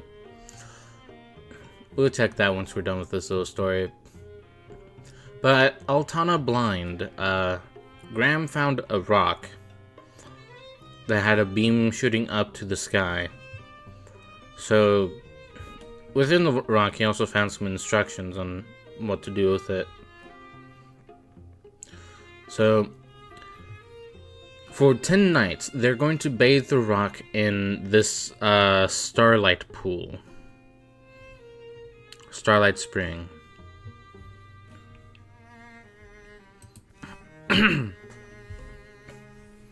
Sometimes, among mindless stretches of task, they feel peace. Sometimes the world's beauty beats on the hardened senses of even its worst worn and weariest waves. Sometimes the world's beauty beats on the hardened senses of even its worst worn and weariest waves on a rocky coast. Reduces the resistances. Reveals dark, fresh awe where studied sun-bleached impressions of things had seemed so solid and permanent.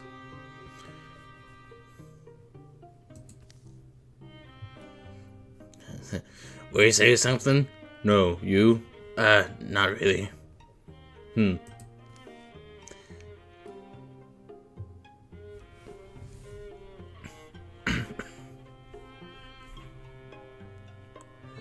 It's 12 days on, overcast at noon. That grinning woman, Casti, returns. Figured you wouldn't see my smoke, so I just carried these things up myself. Wee-hoo! Or wee-ho! We-ho? No, I'm pretty sure you ho. What? Nothing. They take the night off to talk and eat together, enjoying the bread, meat, and wine she's brought. So I did rummage a little. Asked the brute who now keeps Red Orchard. And I pruned from him a little sprig of lore I hadn't heard. Now this pool is in fact made by a star that fell to Earth, long, long ago, in the youths of sands and water. It's certainly in the name. I don't...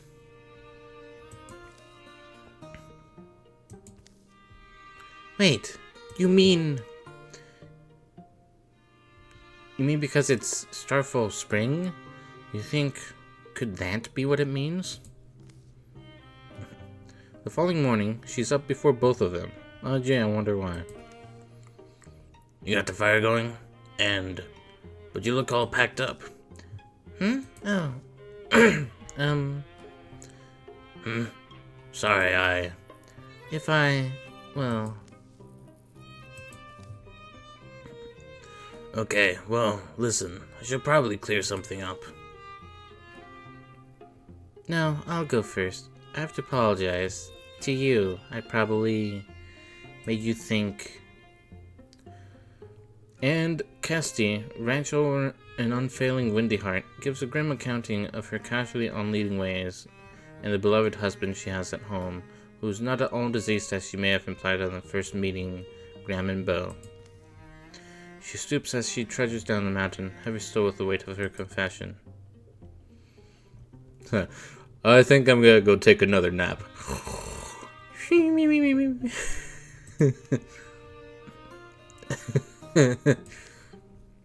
What? Why are you giving him that smile? Man, it's kind of weird actually seeing him smile. I guess I could understand what Aya sees in him though.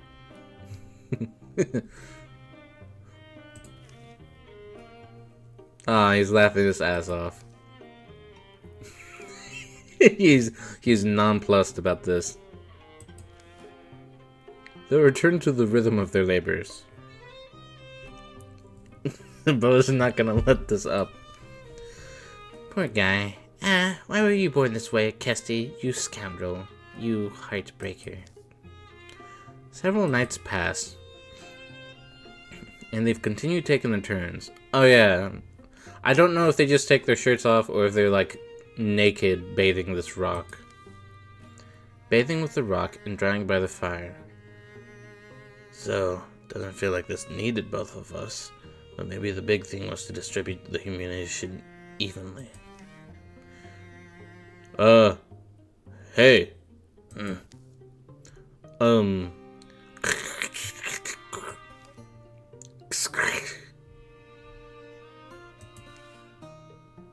Flip.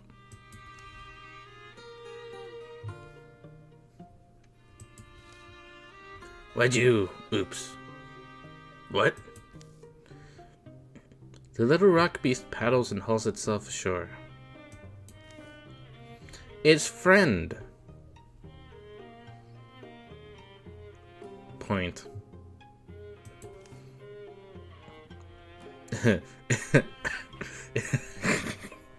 It got bored, I guess. I fucking love smart-ass comments. What's happening? I guess it got bored. It just walked away. What do you mean it walked away? Waggle.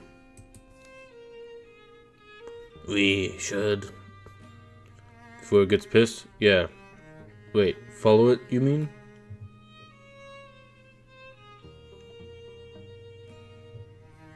Imagine, it's two dudes, so they aren't bothering wearing clothes when bathing. Yeah. I just imagine it gets a little bit awkward, and they both agree, let's not speak of how we bathe this rock to anybody. Go, I'll catch up. Already Graham has to hurry, leaping down the night boulders. Squeezing by the bishop boulders, tumbling down and through the squire boulders, past the horse pebbles, on a path to scramble to who knows where. Oh wow, there's more.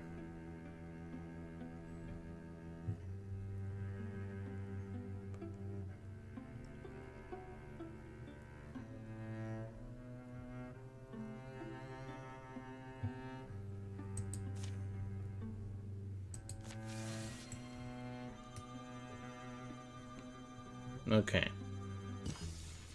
When dreams were young. Oh, there's Bo in the background. Are you just going to walk until we die or fall over? I'm tired, but I know if,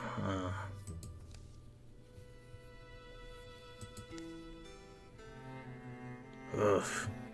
Feet fumbling, light failing. By tonight, it'll be 2 full days they've been walking. I mean, we will eventually just keel over, won't we?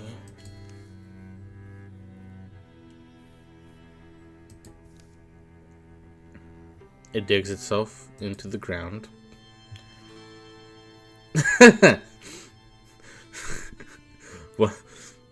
What happened? I whined. I know, I'm sorry.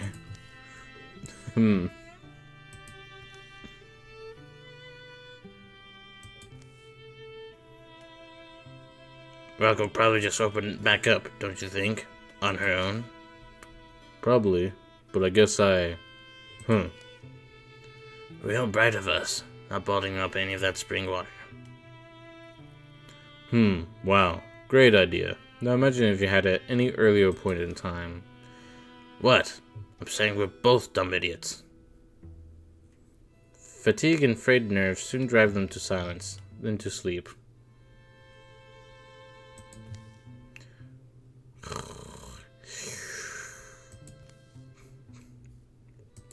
Here it comes. Crack. But dawn glows on the dew-shining crest of an alert stone head. Waggle. Well, already go? Here.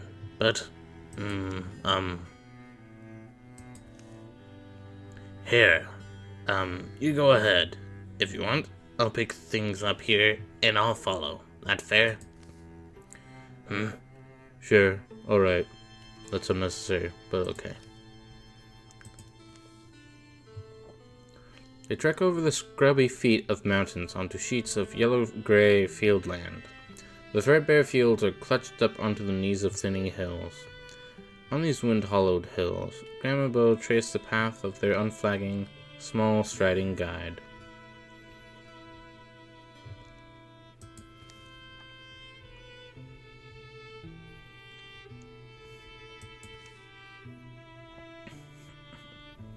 How many nights is this? 6? That's too low. Since the pool? I think it's 9. Or 7 or 8. Could be 12. Puh, yeah. Sort of makes me wish I was a rock. Mm. The long, slow chase ends the following morning. They are hidden from a cloudy sky. By musky woods. The rock thing stops. How long's it been? Just a few moments. What's it showing? What's it showing us? Don't know. I keep waiting for a... Unreality veers close to being. They see a hanging image, a light swarm, a memory. The specter of a home that bitterly had stood. Well before the towns I know, well before the wood. It is a fearful place for the girl who lived there. A place she couldn't leave. For though she was born a blissful Emberfawn girl, she became something else instead. She became a girl chased by wildfire, a girl tangled, chewed by flames. But the glowing jaws clenched round her knees. Her parents pried them free. Brought her back over the hills to the house. And here, left her living in the care of Spring. Spring entrusted her to Summer. Summer hid her in fragrant shade, for fall to find. Grandmother Winter visited with rain to cool her painful feet, and none of them once allowed this girl to starve. 3 years there wound together like roots, wild-fed and weather-blessed. Nights, when the inside of the house was darkest, she was happiest. She'd wait for twilight up on Clovertop Hill, scowling down moonrise but welcoming stars. And one such night, she saw a powerful thing.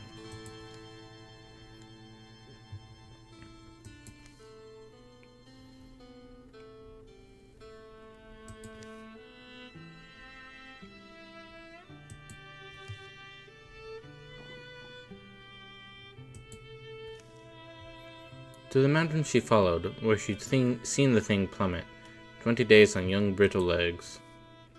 To the rim of a crater which was brimming with star melt, and a drifting there stone opened up before her eyes. The orphan girl, Milthai, met little Ugogin that day. Ugogin, out of darkness. Ugogin, whose mother, the night, must have adopted this girl, for thereafter they were sisters on an every path adventure, lucky and free, looked on by an unnumbered family. Did a mystic flame flare in the girl's scarred heart, bring the stone alive, or was it the stone that instilled in her its celestial power? An answer never mattered to either of them. The orphan Milthai Rhodes became Milthai the Starkin child, a yielding woman and self-scared rambler, a solver of troubles, a crafter of miracles, and to her dear ones, always a guardian. Until the final night, when she left this world alone. She was a young woman who never went home.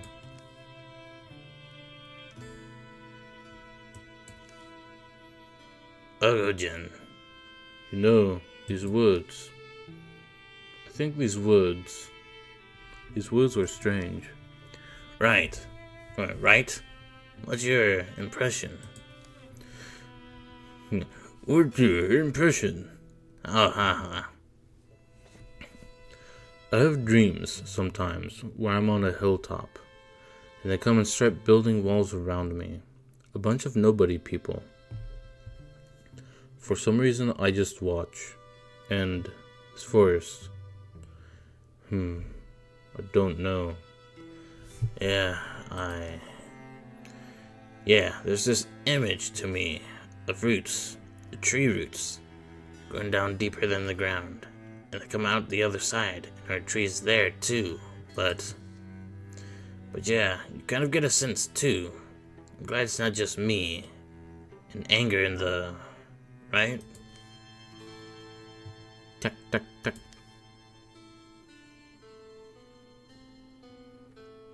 What the fuck do you want? Tuck, tuck.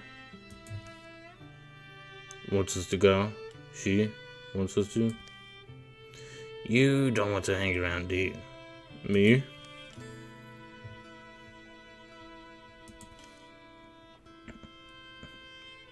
Sometimes I'd like to be a heron beetle, or just a heron. A heron beetle.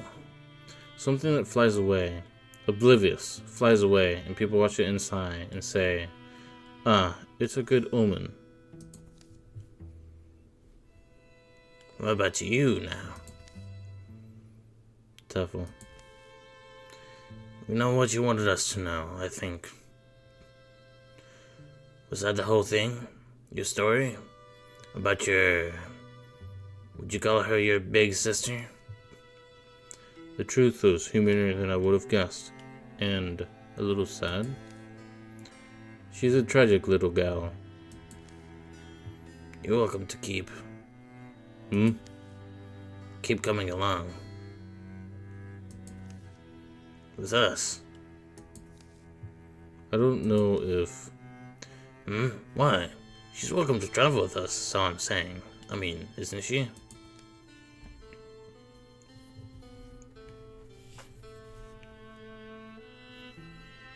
Okay.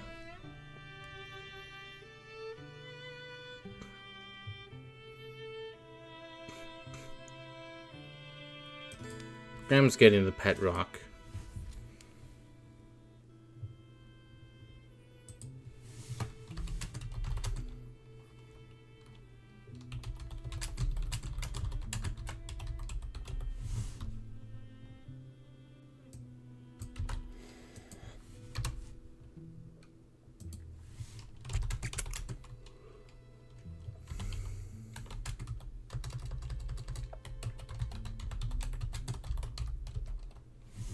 Yay, rock friend.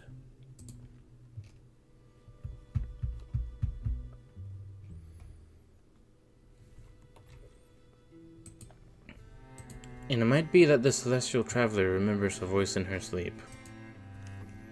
A man's warm voice, his arms after so long listening to the cold of the lake. The timid and private sounds of his caring. And even times he spoke his heart, knowing his voice struck something that was likely as as earless, mindless as a pathstone.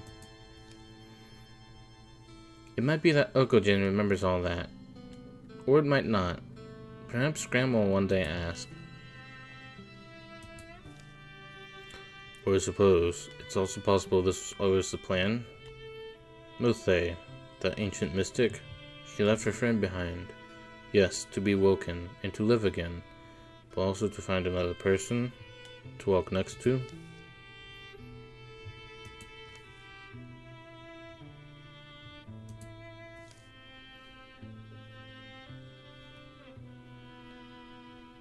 And maybe you're offering us a roof sometime?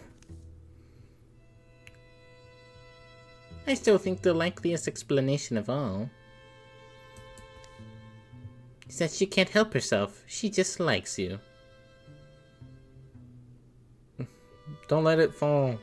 Also, didn't you say you had a husband? I guess it could go by he, him. But I don't think the game usually generates that. But if that is your husband, congrats. Dawn over the house will shimmer, no different than it did the day they set out, but all three of them returned changed. I'm pretty sure just one of them, but sure. The journey's taken, the wonders witnessed and wrought, carved new wrinkles in the face and heart.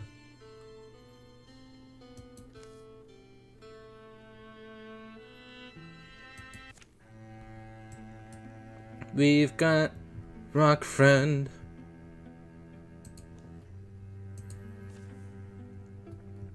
Her name is Ogojin.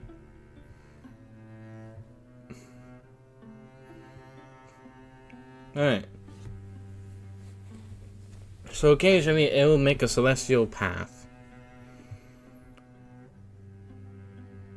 Which will grant accuracy when stood on by allies.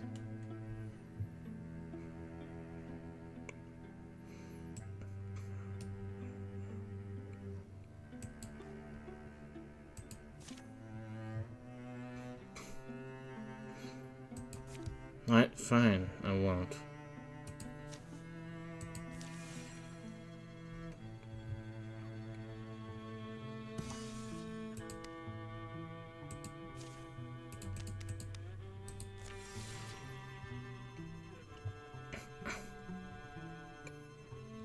Okay, we've hit 100 days remaining.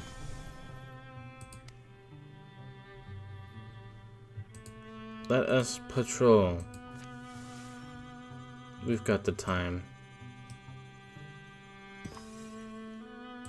Von Fields.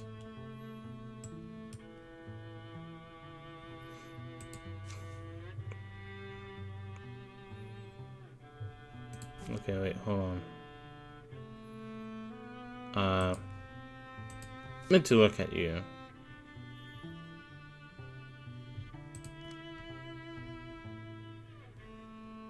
Ah, here it is.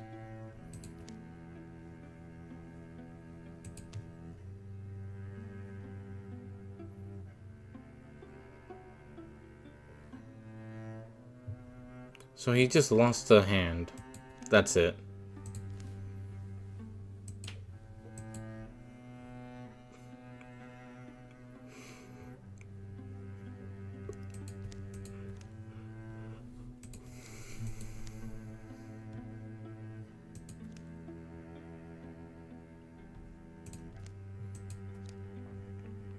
So yeah, fighting one of the incursions from this counter. When this counter reaches 0, an incursion will spawn, usually from one of these infested areas. And it's a path of whatever enemy was infesting the area, and they kind of travel around to places trying to wreck shit. And we intercepted one of them, and Hubert here lost his HP, so I chose him to get maimed so that he can at least escape alive. Also, we have Deepists.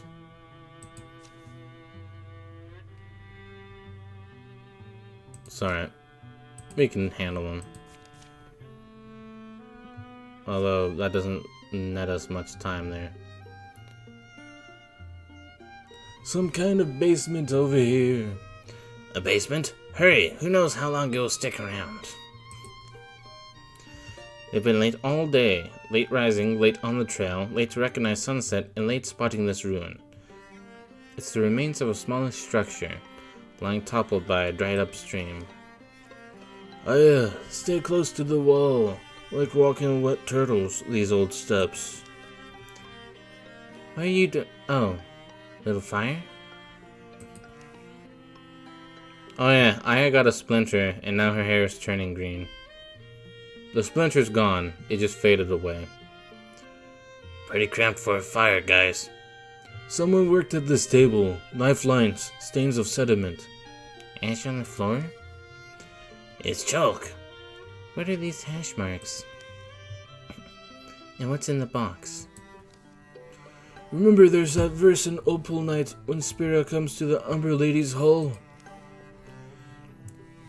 Past the opened portal, shadows packed like ravens plumed, dimming all discovery, sharply darkened darkness doomed. Spira's sparklight shimmered spent, snuffed, dispelled, left all engloomed. This place isn't like that, I guess, but Noah's poem perfect. Some of the verses that come later, I used to cover my ears. As a boy, I mean. The box is puzzle locked. One of those magic puzzle locks. Oh, is it words or numbers? Words. Thank all gods. Remind me how these function? Bygone generations were bonkers for these things. Puzzle locks. Lock words, they called them. The words were phrases that spring the box open. The magic lock presents a prompt with a clear slate to write an answer. The wise wanderer finds home where blank. From the looks of this place, owner didn't do much wandering. Ugh. Well, air's turning out better than I thought. Could cook dinner and make a night of it. Chalk some guesses? We've still got those wild peppers, don't we? Do we? I hope not. They haul their gear down the slippery stairs. Graham digs around in the clogged chimney pipe, letting more smoke out. Secretly likes Hubert's cooking, so takes his time.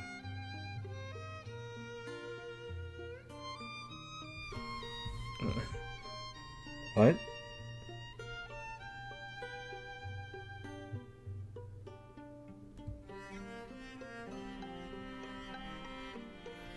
Okay. Aya's absorbed in the book she digs up. It's full of creative geology. Not realistic, just creative. Hubert makes a fun soup, spicy and sweet. They shout and scribble guesses in the meantime. Who comes up with the correct lock words? The wise wanderer finds home where... Here's a choice. Where wandering desires an end. What? The wise wanderer finds home where wandering desires an end. The wise wanderer finds home where his feet once began. The wise wanderer finds home where others wish to go.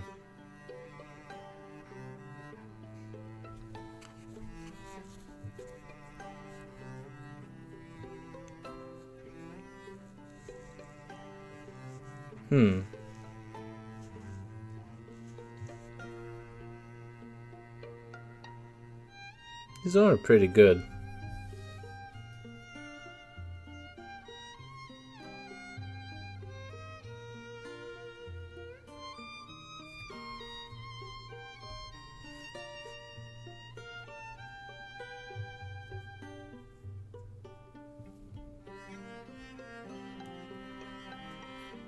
Do you have any input, Caster?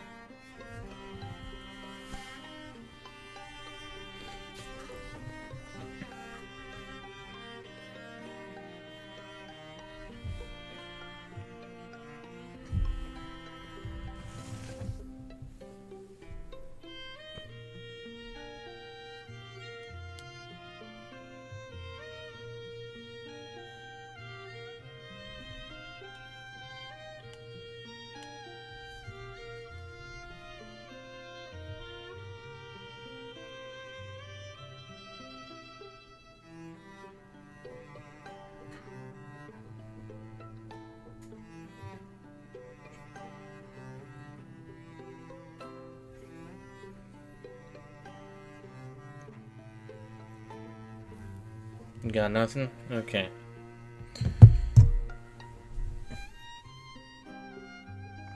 I think I might have the one I would go for.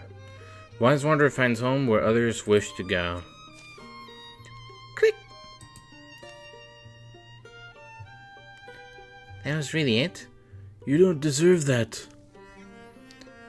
Here you all are. Searched up and down. Our scouting trip got cut short. Depots start closing in. Come on. At least he found us. Whoops. Did they give him... They're giving him a death glare. It's like, how fucking dare you? Oh, Graham, what's in my box? Please never phrase it like that again. Whatever's in your box is between you and Bo. Looks like some odds and ends. Might be something worthwhile. Of course there is. It's my box. Please, You need to stop. Necklace of rhythm. I ain't got rhythm. I ain't got rhythm.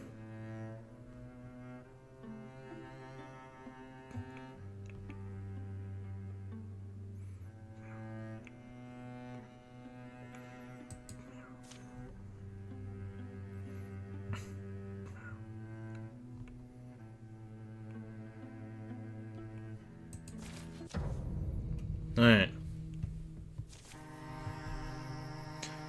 I vaguely remember we dealt with something that wasn't Gorgon last time. I believe it was Draven.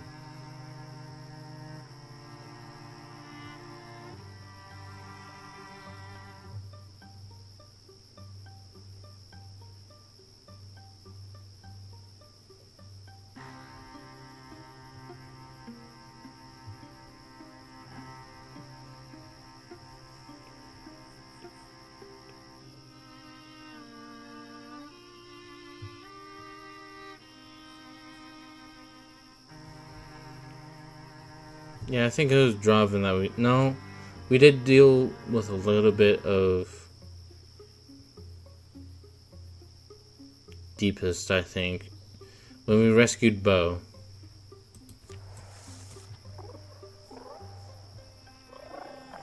You prick.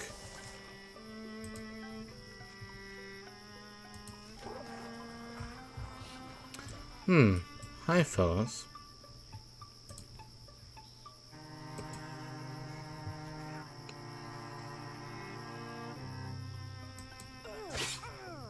Fuck you.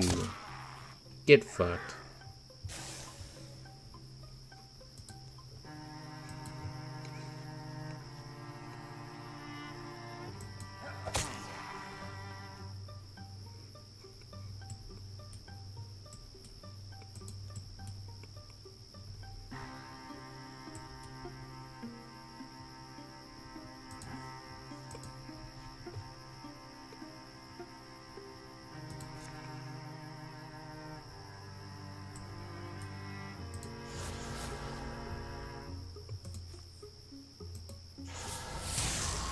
Nice.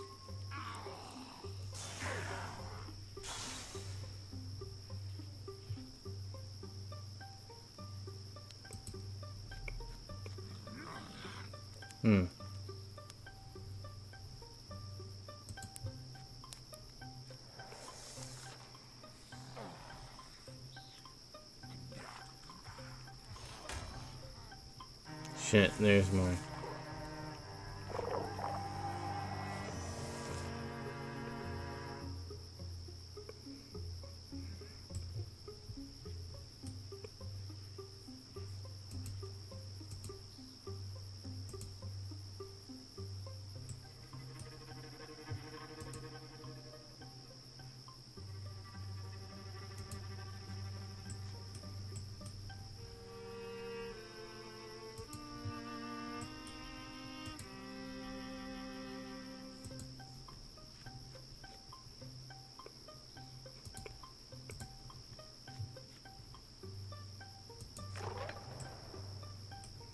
There's your target.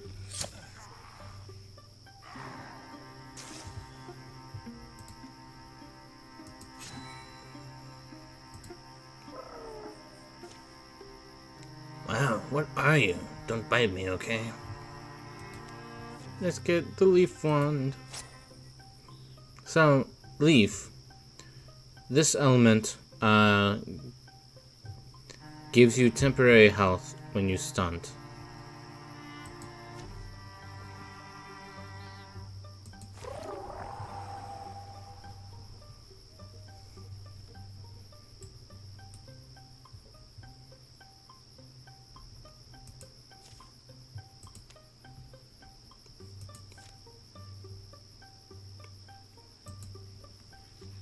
I'm just gonna enter Guardian here.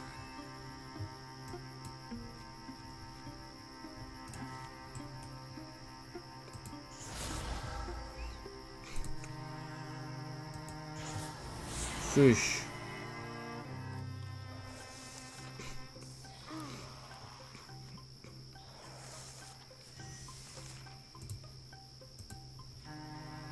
Fuck him up.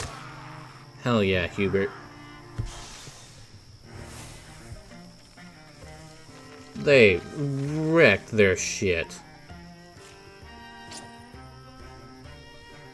Soul Ripper.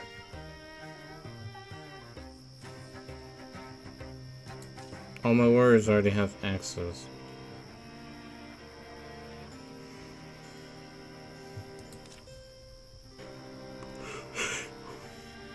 You know what? I'll give it to Meow here, cause her cat shreds ward, so why not have something that shreds armor?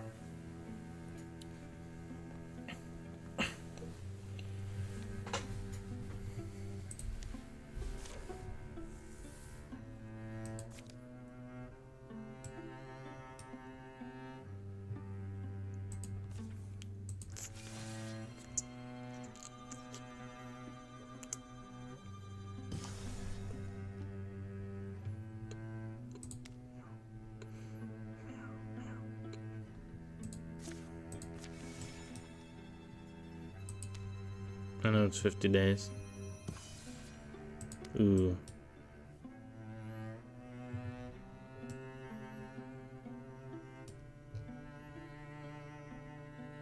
We've cut a little bit close. This is the final fight. I wasn't imagining this. It's restful, yeah, so let's all make an effort to stay alert. I wouldn't mind staying here. The cavern of the sea spear lies at the heart of a magnificent canyon. Sides of the canyon are smooth and sheer, marbled blue and pink, molded and mushed by the hands of titans when the world was clay. Now the stone is hard and sharp and glows. But the canyon's deep places are strung with fragrant, clear waterfalls and ruffled greenery. The mouth of the cave is hidden in a damp shadow and fern-feathered shade, but Mio spots it.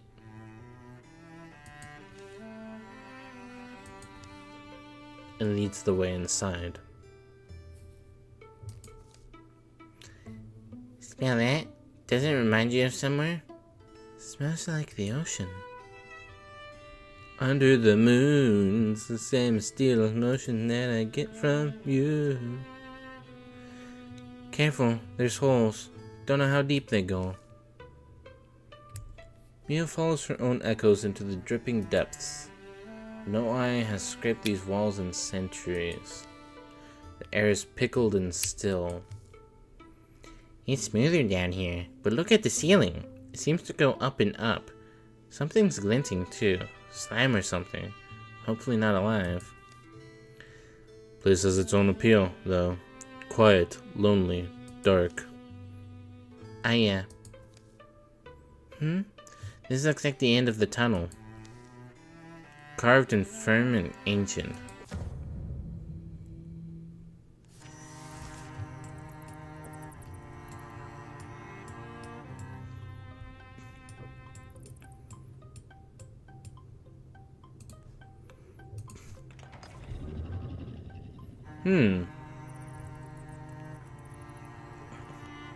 Calabyne.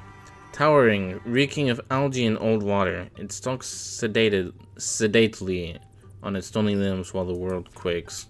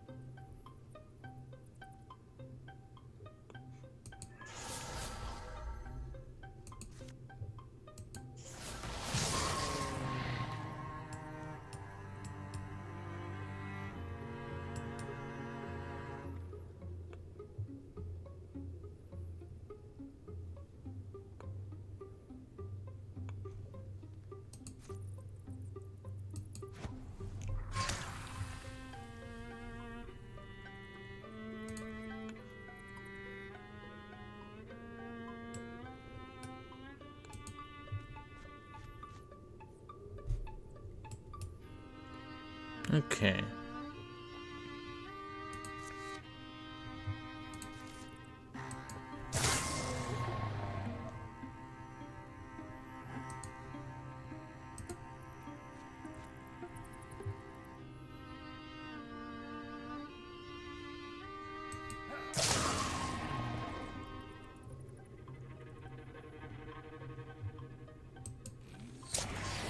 Nice. Ooh.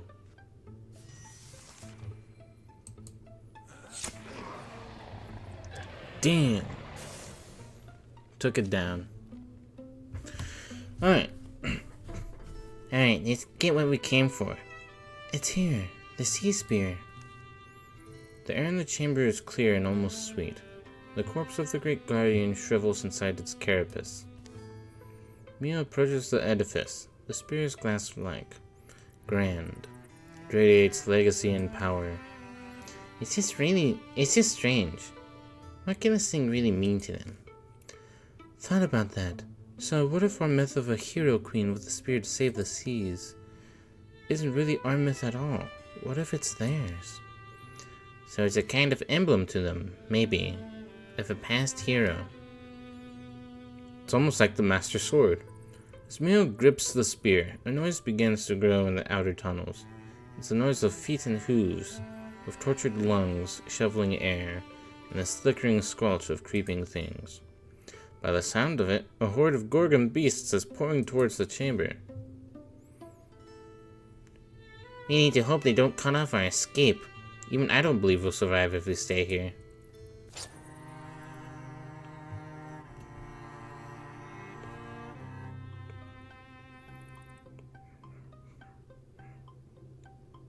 Okay.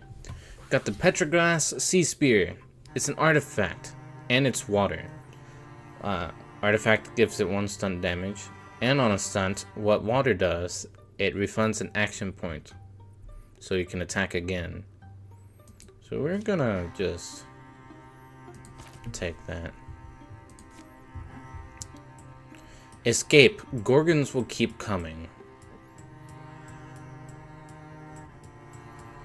We need to make it over there.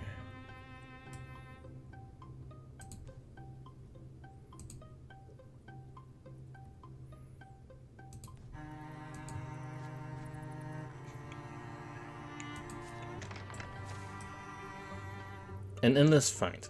Awful noises and rank smells rush out of the dark. This is a doomed fight if we try to hold our ground. Suggestions? We're not trapped. They're entering from a different tunnel. Skittish squirk. Please say you know where to go. Well, if he's right, our way might still be open. Let's avoid as much fighting as we can. Escape is the only option. There it is. Escape alive. So they'll keep coming from that spot. We need to make it there.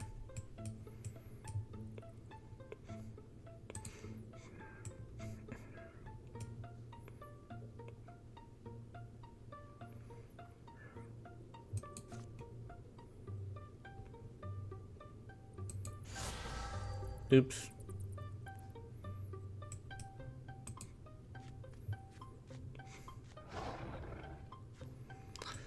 That's not good.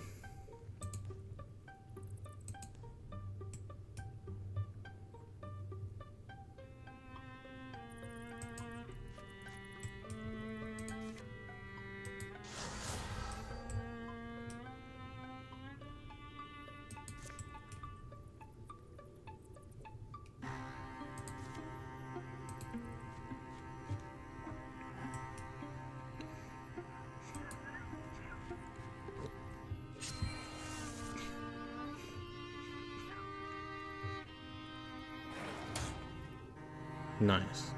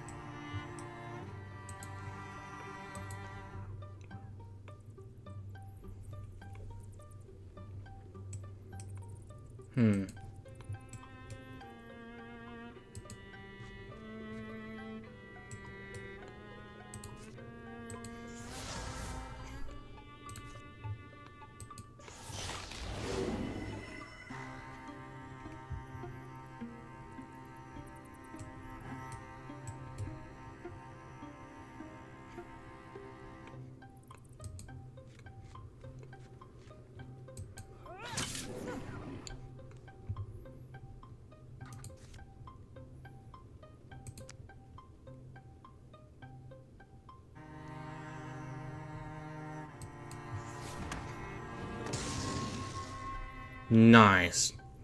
Oh, hell yeah. Okay.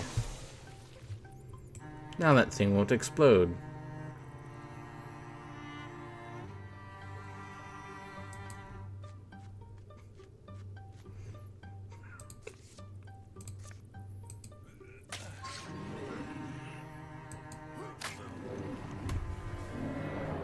Okay.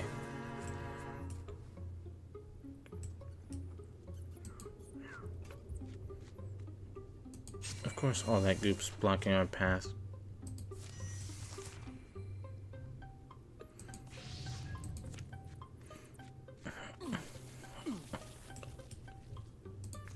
I'm gonna have him Silk Step. Okay, you guys need to make it through.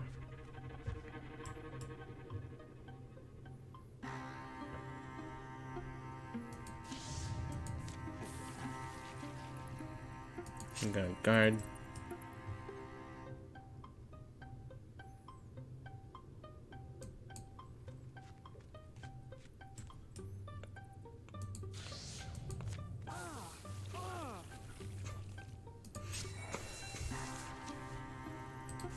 Another one.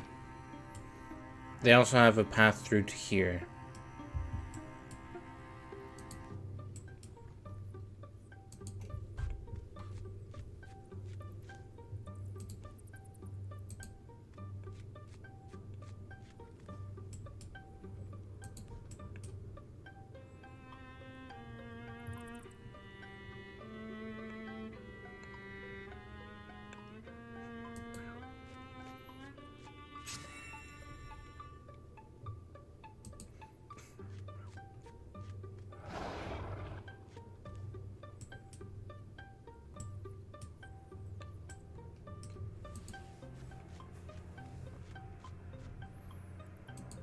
Yeah, wait. Another one. Oh boy.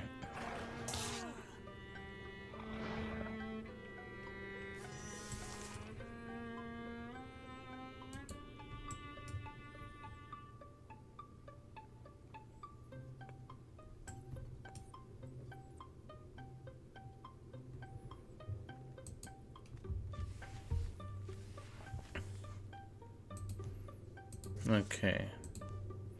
Need to plan this out very carefully.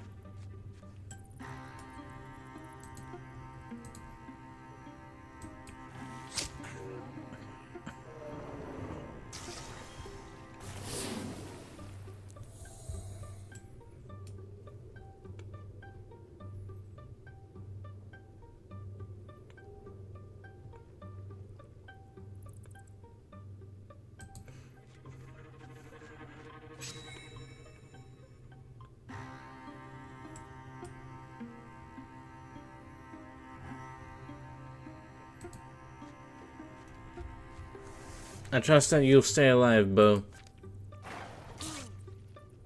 Oh god, they're going after Hubert.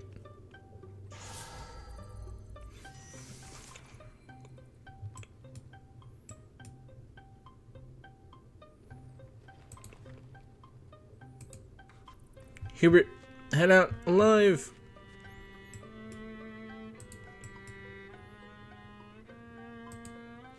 Alright, Graham, make it out alive. Mia, make it out alive.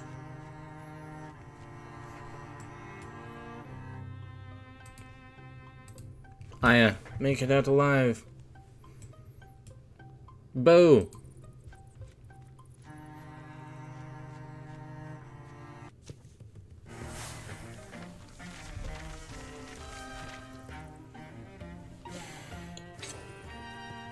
King Crusher. Alright, man. You're not gonna let Hubert have this?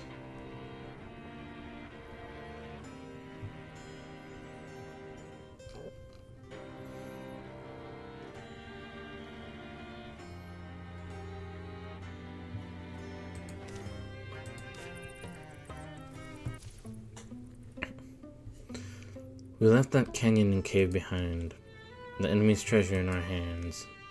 We should be joyful, but we know a clash is coming. We played a fair game so far. choosing our hills, but the game is long. Winning one hill doesn't decide anything. We can only hope the small victory buys us time.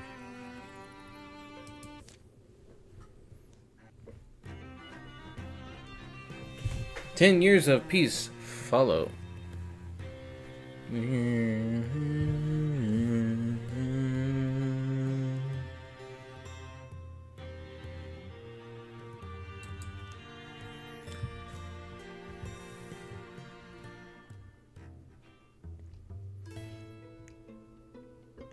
Removes the bear.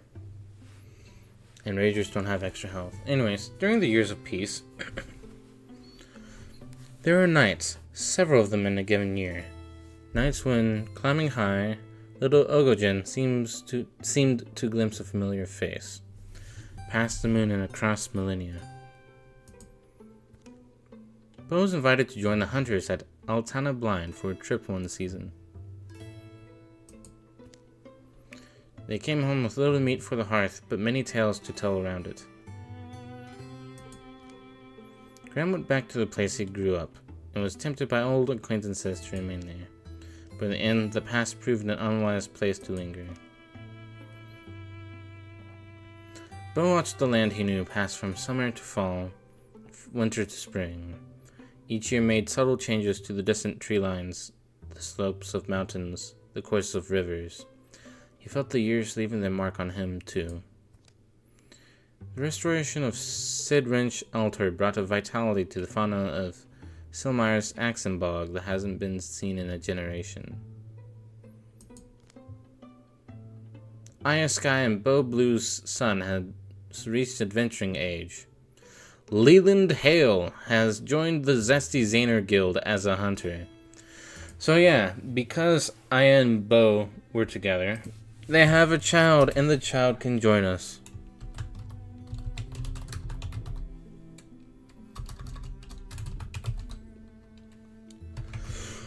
Welcome, Leland Hale.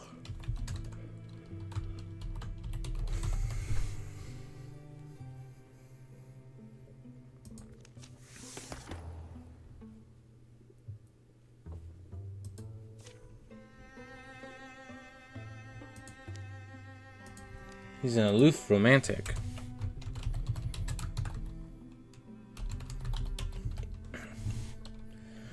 It's been years.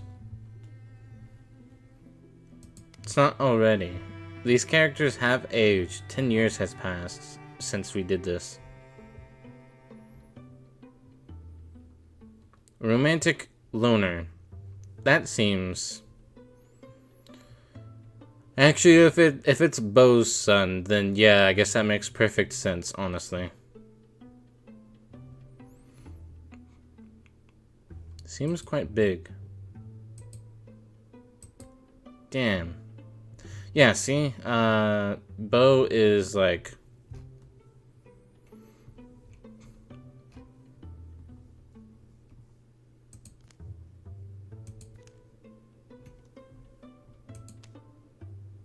He's late middle-aged right now.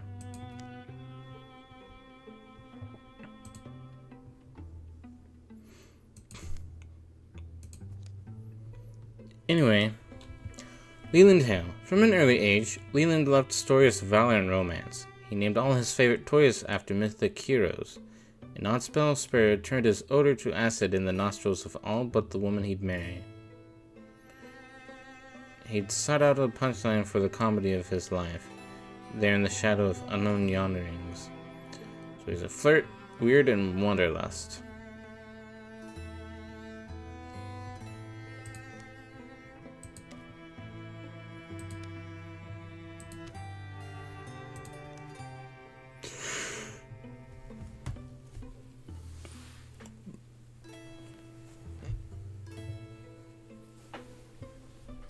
Okay.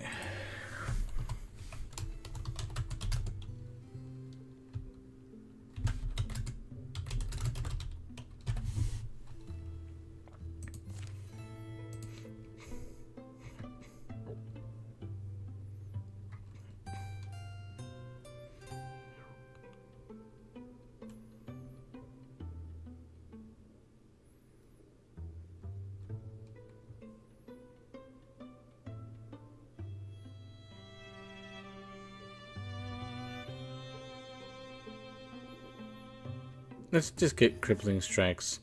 Here we go. Transformation. Yeah. She's got a tree leg now. Because Aya has an elm soul. And also, since we're here, we can check out.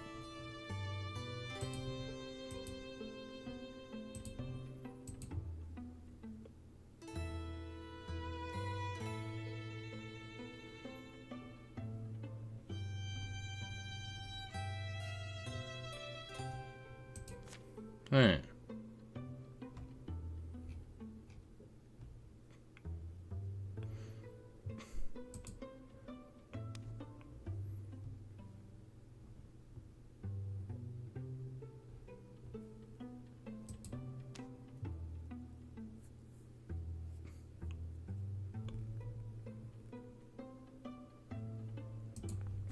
Let's get her this armor.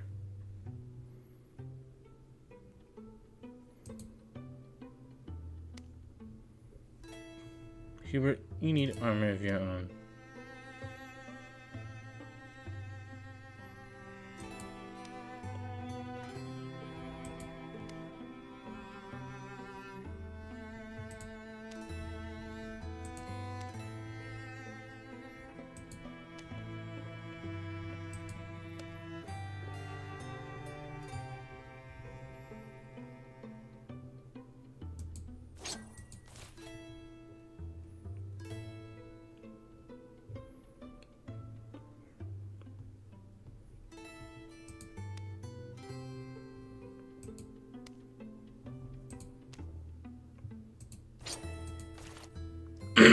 Okay.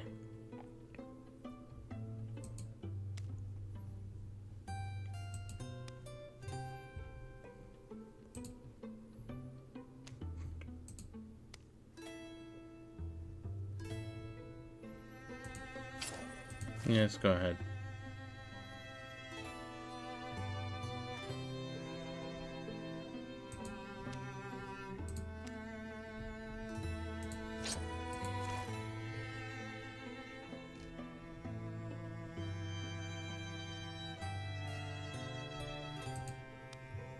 We haven't really checked out this stuff, but it's nothing much.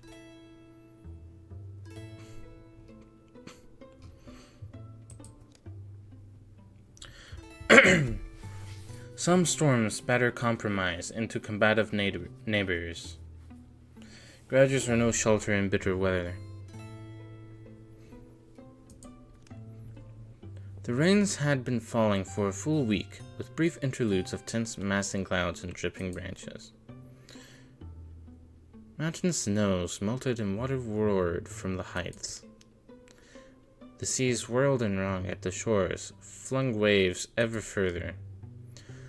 Rivers conquered their banks and marched wider. Valleys turned to huge brackish lakes.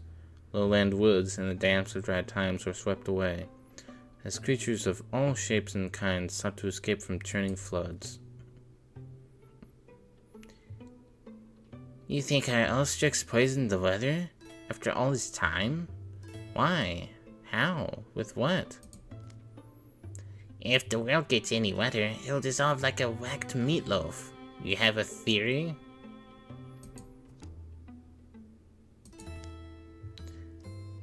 I can commune with water. If you can do the same, then perhaps there's... Oh, someone's at the door. The strange party of visitors begs of fire. This is a deepest. This is an enemy that we can fight. And here they are, requesting a fire.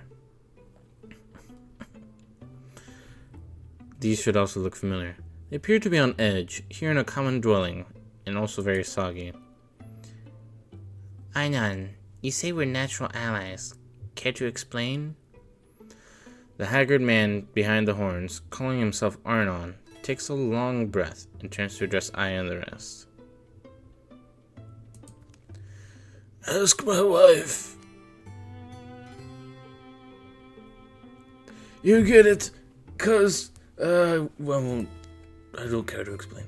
As my wife, she said to me, "Can you believe that at my advanced age? I grew up here in Wailing Oak, you know. It looks different. Probably 'cause all the fucking water around." His two underlings shift and resettle their garments as they dry out. Must be about the flooding. Ugh. You know why the... No, everyone knows. It's those tentaclasts, the Gorgons. They bring ruin on us all. Which Gorgons? They're blue. That checks out. But I mean, who's there? The Gorgons are flooding the world. They've set it in motion and it can't be stopped. Almost. How? None of this should be possible. I mean, the rain, the melt, the sea. You're right. It shouldn't be. The Great Balance should be unassailable. But somehow they've thrown it over. There's Bo. I was wondering where he was. He's very much a cranky old man. That's an old man face. So the torrents fall, the seas thrash, the soil seeps black down our warrens. It is Ulstryx. I knew it would be. Ulstryx! No, it's the Gorgons, I'm saying. The beasts have our warren hemmed in.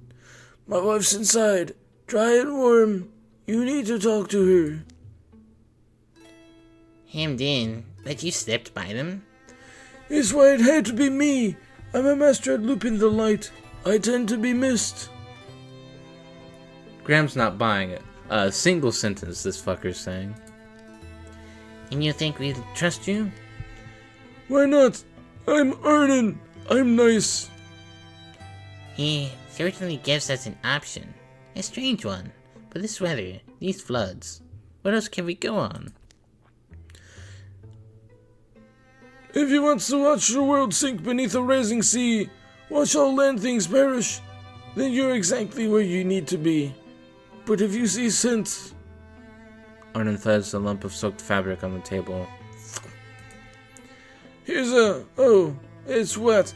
I mean, it's a map. Sorry, it'll dry all crinkly. Follow the map. Come to our warren. There, learn for yourselves how you can deflect this drowning doom, and these lands I'll save. The shadows deepen.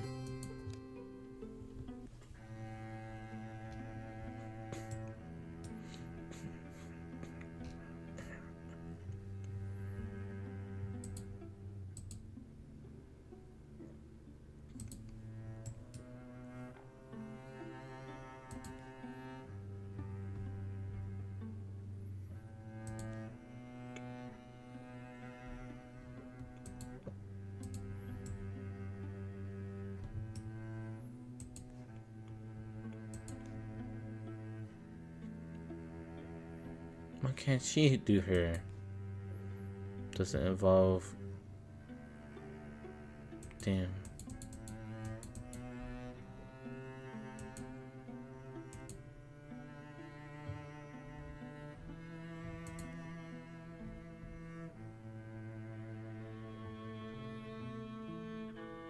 Graham is acting strange. Let's see. I'm gonna start this off with an opportunity. We're gonna do one of Graham's side quests, since we apparently couldn't do Aya's. Speaking of, Graham? Thought I'd find you out here. Everything alright? Graham? You're acting different, you know. I've been telling the others it's only stress, but... Aya, Yeah, Graham? help me. Help you? With what? Nothing. Are we not big friends? I would surely tell you if something were wrong. Nothing's wrong. Aya heard the dark hum beneath Graham's voice, and things slid into place. The signs had been there for weeks, once she thought on it. Increasingly, Graham's habitual warnings about mostly trivial hazards had been replaced with untimely spans of silence. Sharp, heart-chewing silence. There's little doubt left in her mind. Shall we go? Yes, I suppose we shall. I think it's time we went on a little hunting trip.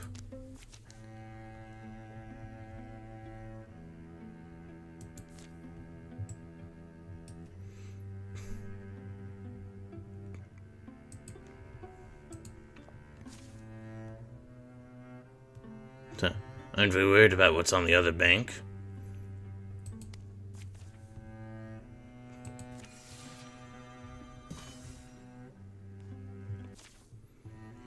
Here we go, okay. The interior of the tomb smells exactly like a tomb. Cool, thanks. Musty, earthen, and old. The creaky lantern creaks. Bone faces stare unflinching at the light. Not much further now, Graham. Why do I feel this urgency to escape, to evacuate the bones before it's too late? This is my body, mine. I claimed it. Wait till you see what's down here. We're going to be, rich. I love to have wealth, of course. Getting it's good. Classic Graham. At the foot of the long sloping passage is a circular room. One prominent memorial stands at the center, a sword thrust into it. What is the... Aya steps up to grip the jutting hilt. Realization dawns in the dark of those stolen eyes. Oh. Yes, below me are the bones of Kralkon Esterpike. Kralkon the Ghost Hunter. Here's his great ghost-quelling blade. I'm sorry, my friend. If there's a better fate, I would find it.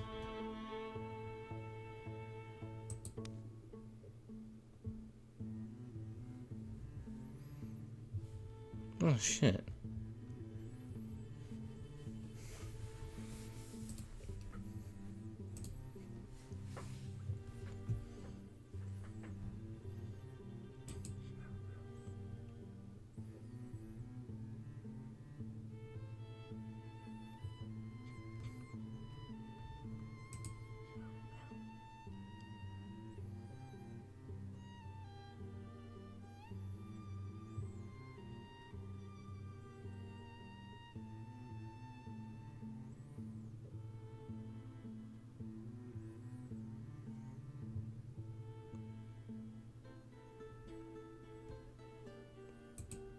Alright, well.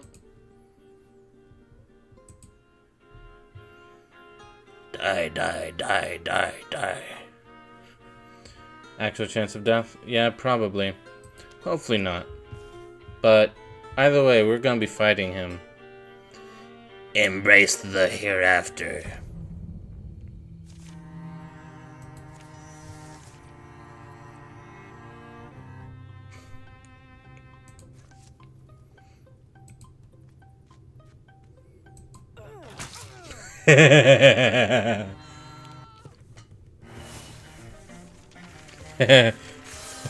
Holy shit.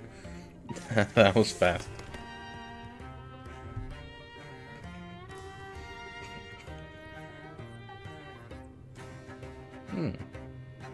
I think I'll take Battle Dance. As it sweeps through Graham, the blade of the Ghost Hunter proves its legend true. His flesh remains whole, while a black shadow courses from his body, torn forcefully loose. Without even a whisper, the shadow dissipates. Good. Graham? Aya, It's you, isn't it? You're back? I never left.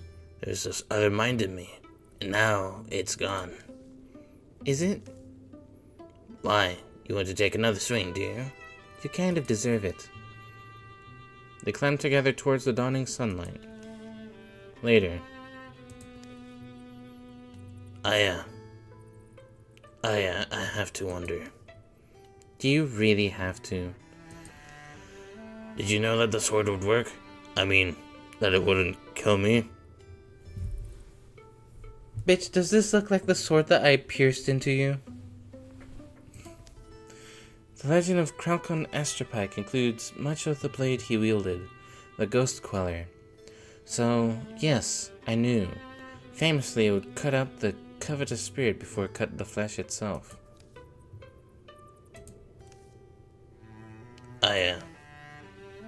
You're an awful liar.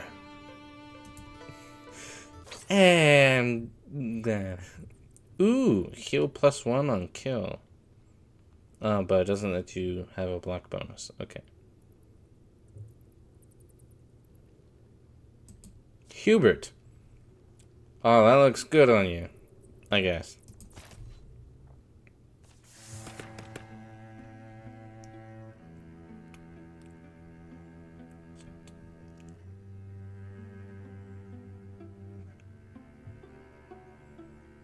Let's upgrade Star Guide.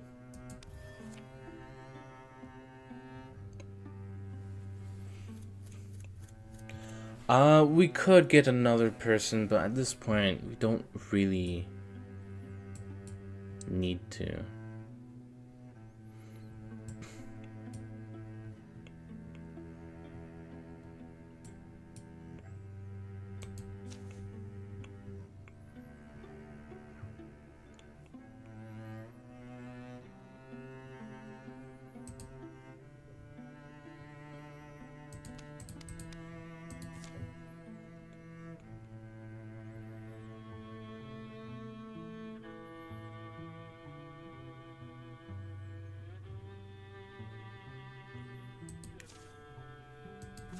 Okay, we'll have Hubert go there.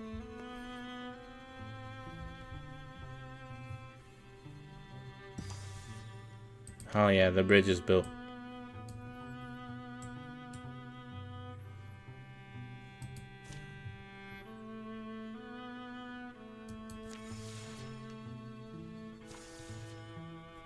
Alright, Gaster.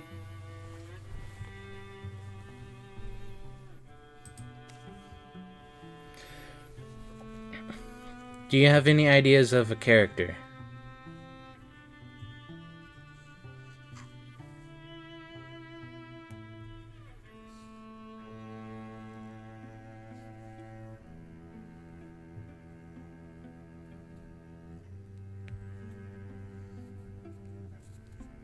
If you don't really have ideas of a character, just...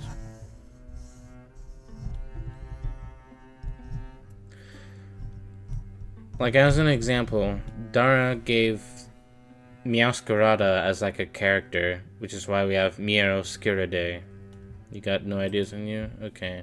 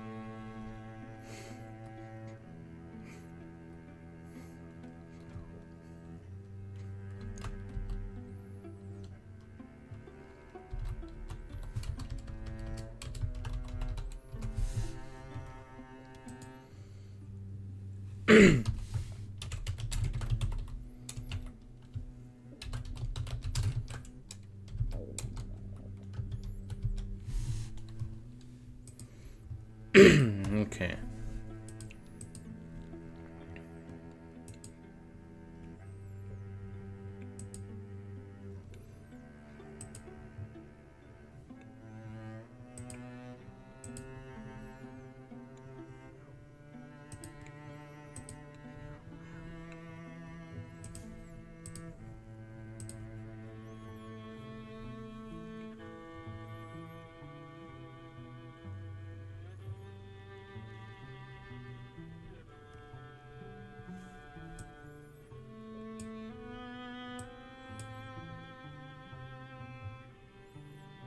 Just saw it made from Pokemon Emerald.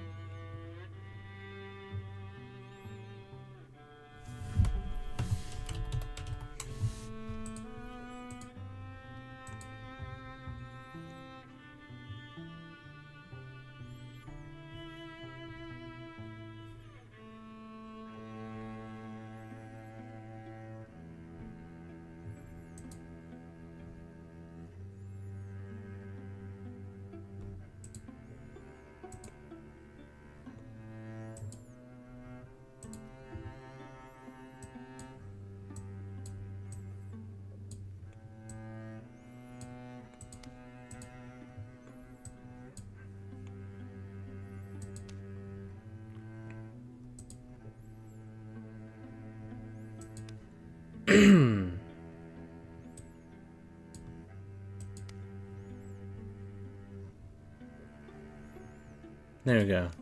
J Birch.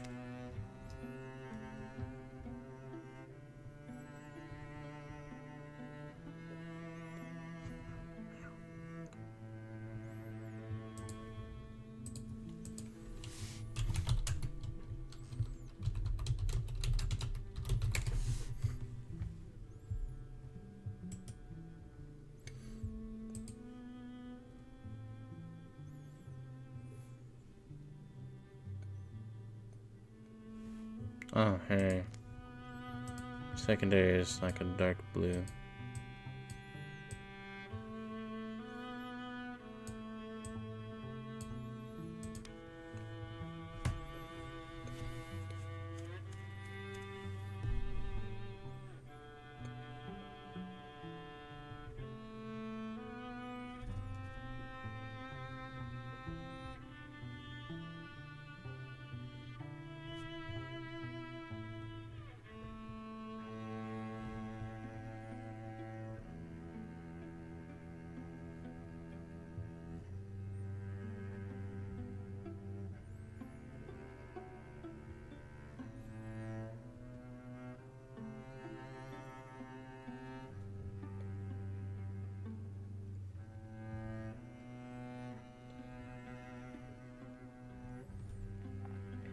Okay.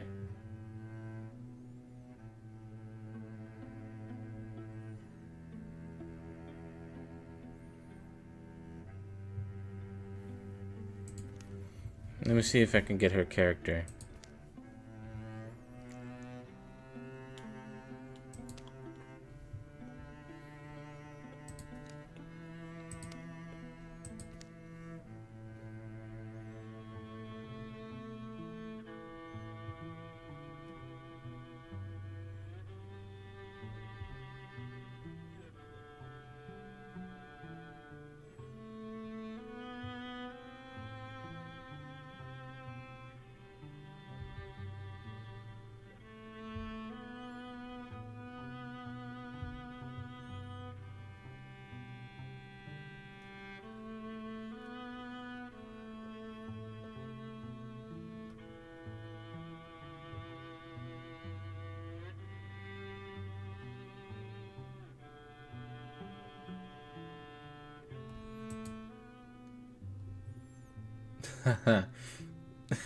Just seeing May on fire on the Pokemon Wiki with the caption, May's rage at her loss of food.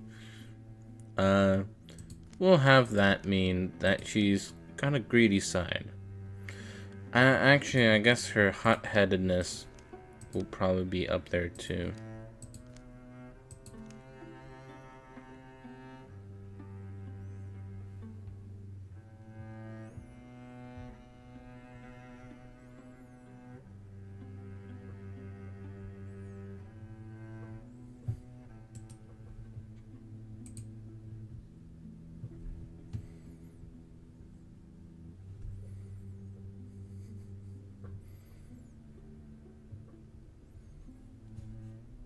They have an official term for when you're able to get your first Pokemon.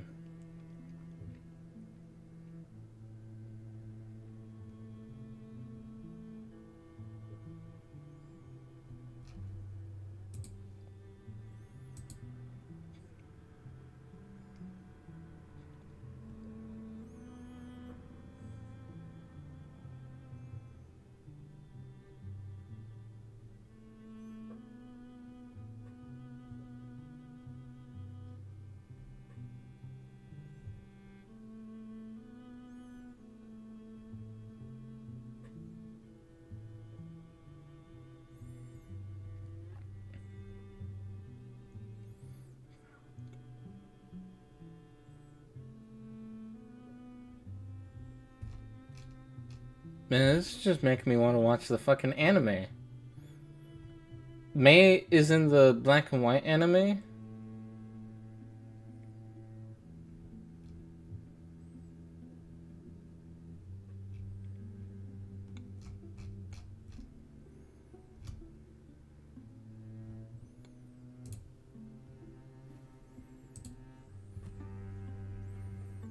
Okay, let's check out the history now.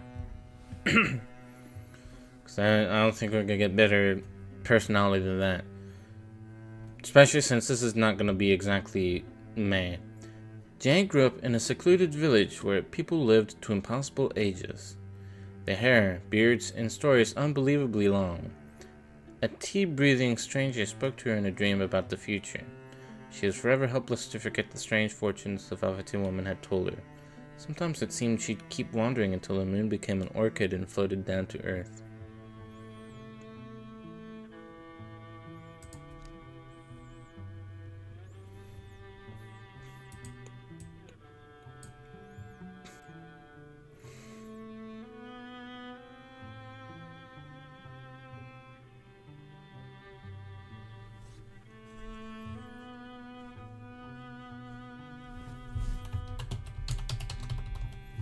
J. Evergreen.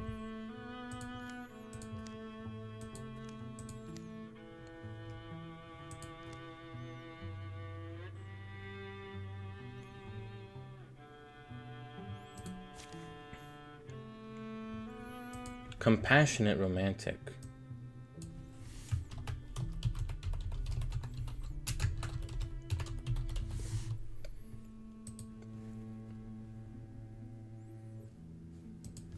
Recruiter. The Zesty Zaner Guild has reached Railing Oak.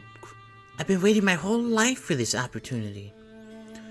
Well, we haven't been around that long, but if you want, I could sign your, What do you need to sign? Is it a body part? Is it a tool? Is it a paper? Document? Give me a fucking minute. Huh?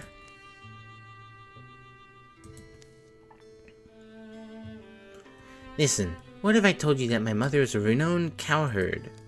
Not because she was any good with cattle, but because she beat a bull god in combat and won her good fortune. And then Grandma. Legend is, she threatened a flood so severely that it turned on its tail before it reached Wailing Oak. Which is why the town continues to be known for its unmatched magical artifact museum. I think I've heard that story. The point is, my blood is the blood of exceptional people. You know what kind of pressure comes with that? And so I've been searching for a chance, any chance to snag some renown of my own. Let me join you. Well, no agreeing with destiny, I guess. I enjoy that he's fully clad in armor and is just wielding this big ass sword.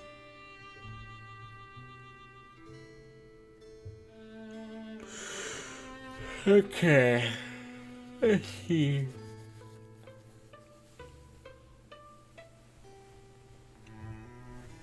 Let's get Hunter.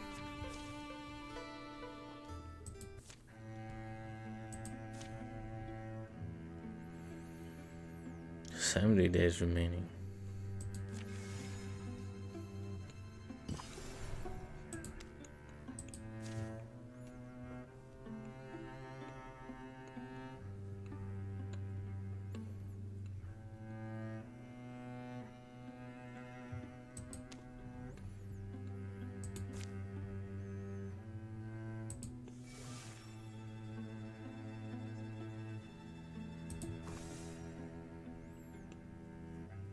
Okay.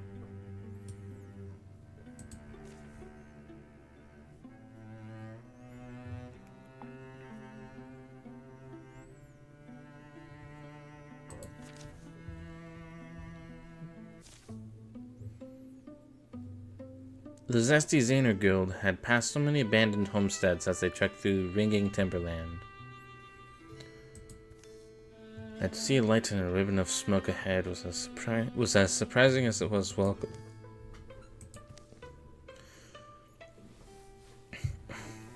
Why in the world would you stick around when...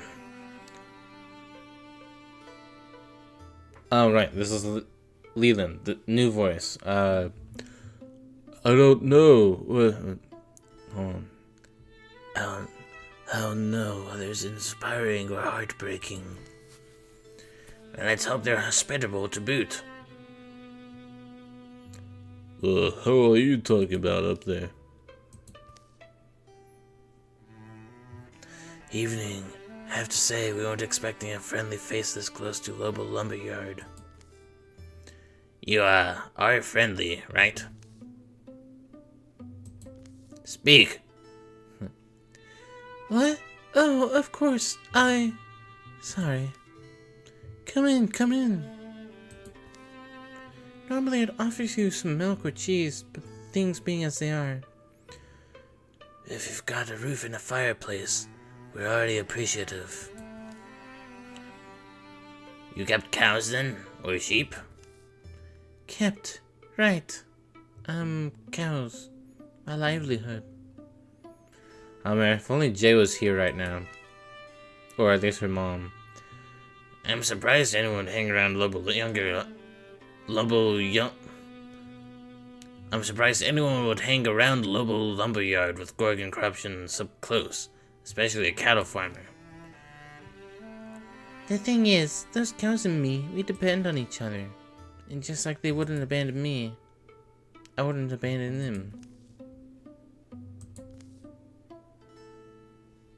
What exactly is this?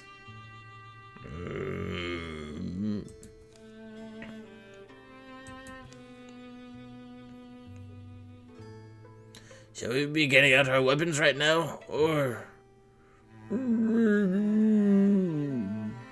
I'll take you out back. I was hoping to introduce you to the ladies in the condition a little more delicately. But long story short, I'm glad they held out until somebody like you came along. Like us? Well, you're the ones who help. You have the magic, don't you? And experience with... You're the ones who do the impossible.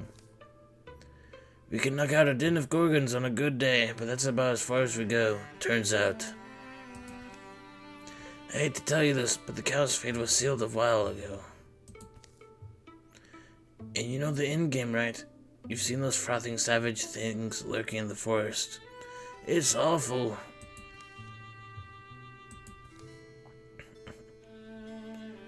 You couldn't at least take a look at them? See if there's something?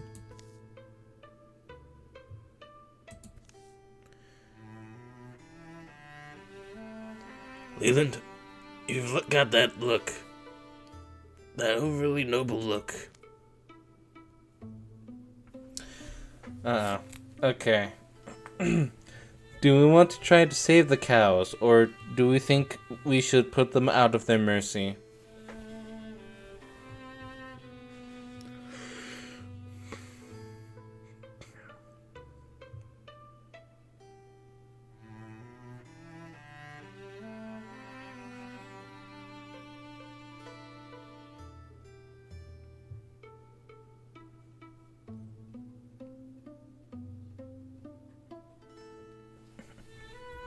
Let's save the animals. We could study them, perhaps. If you heard someone telling the story afterwards, the right choice is clear.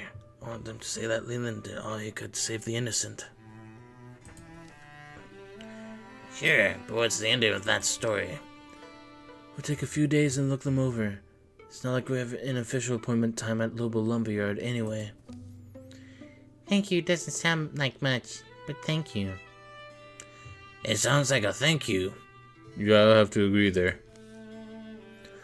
So I'm gonna put them up well, and Leland poured his heart into observing the cattle for a few days. Well, we know more about how the curse progresses in beasts. Nothing about how it stops, unfortunately. That's something, though. Unless you had actually hoped to cure them? Valiant old Lilin has broken the Gorgon menace wide open, everyone. Let's buy him around and declare a holiday. I know he's your son. I know you have to still teach him stuff, but do you have to mock him?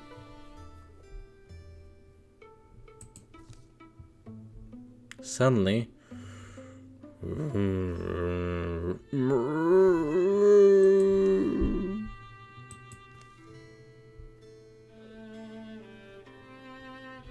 Change of plans, folks. We're not going to Lobo Lumberyard anymore. Lobo Lumberyard got impatient and decided to come to us.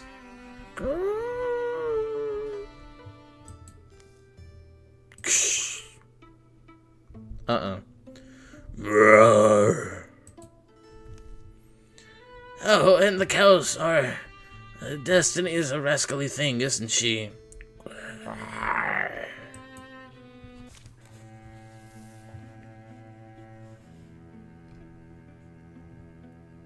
Oh, yeah, okay.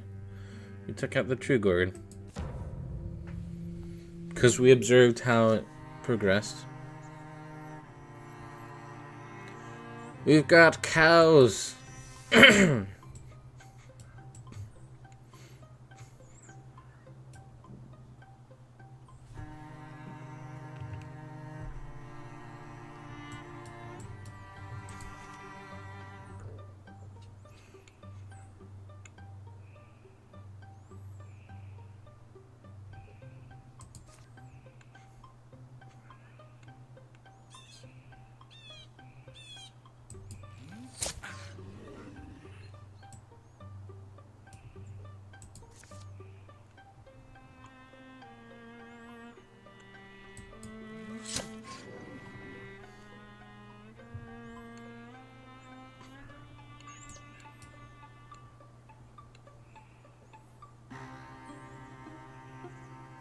At least if they die, that can be cooked into a nice burger. About that. I don't know if I want to eat these.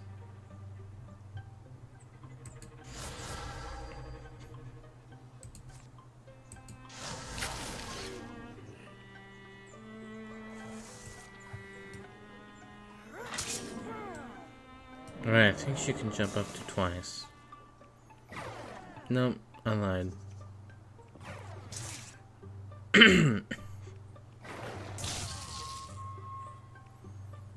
Uh-oh. Ooh.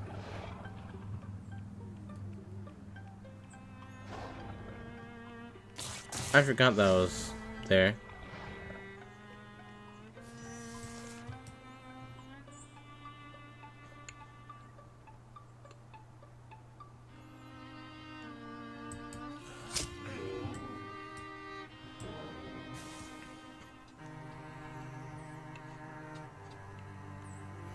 think you could chop off the bad bits and it's perfect, but maybe that's not how meat works. So we're treating the Gorgon infection like one would treat mold on cheese.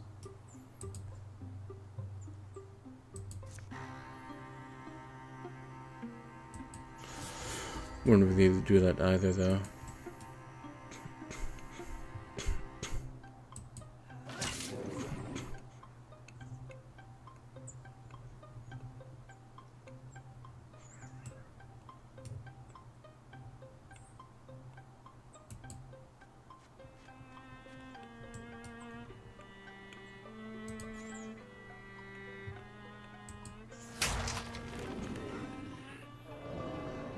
Damn.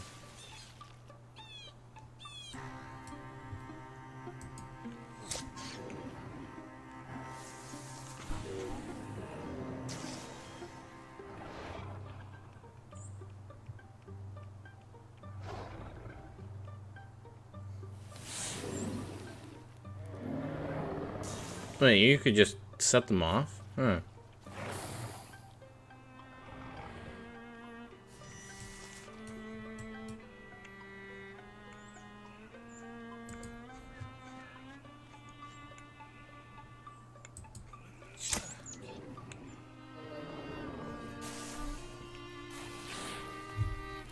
Come on.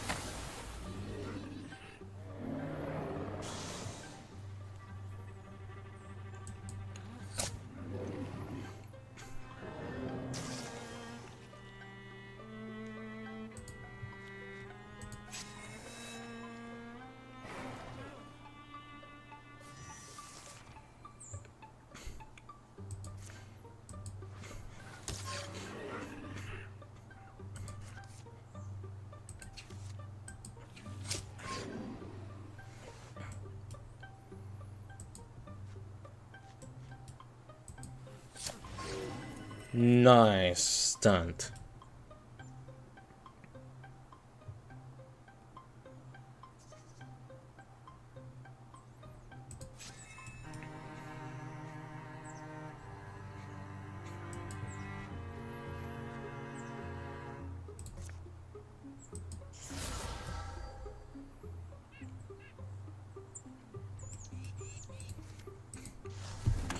Whap! Alright.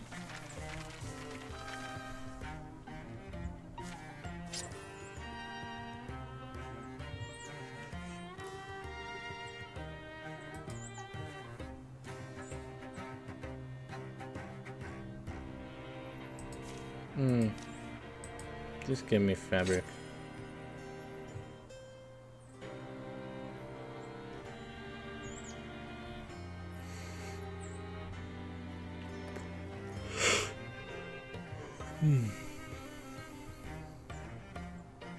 She'll retire at the end of the chapter. Well, no duh, this is the last chapter of this campaign.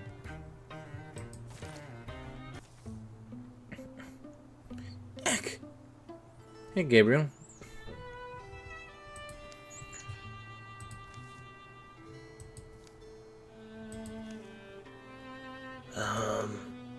Sorry about your farm. Oh, Leland. Bup. We fended off the true Gorgon, but now it's back. Let me just slide that there.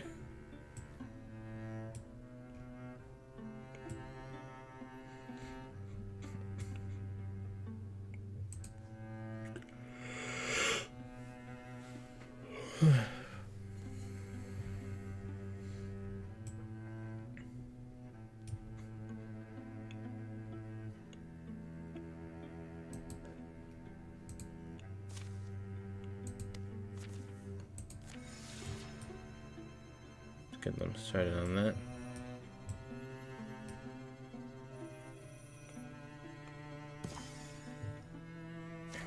Alright. Yay.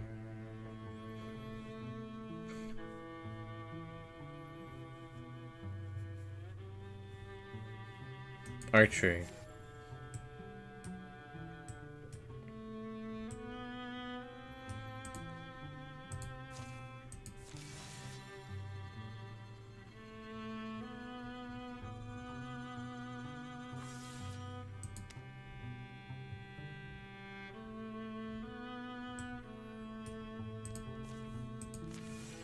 I guess I'll have them go through there. Okay. Now you four start scouting.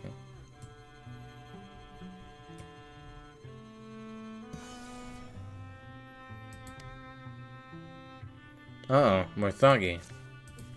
Let's patrol this first.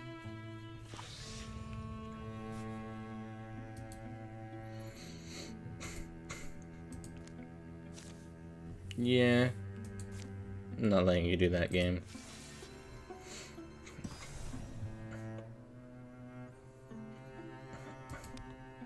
Carson Woods. It's very flooded.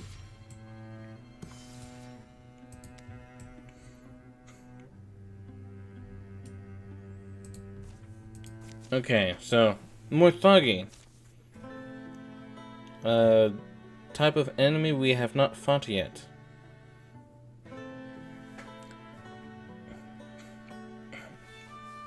Springtide.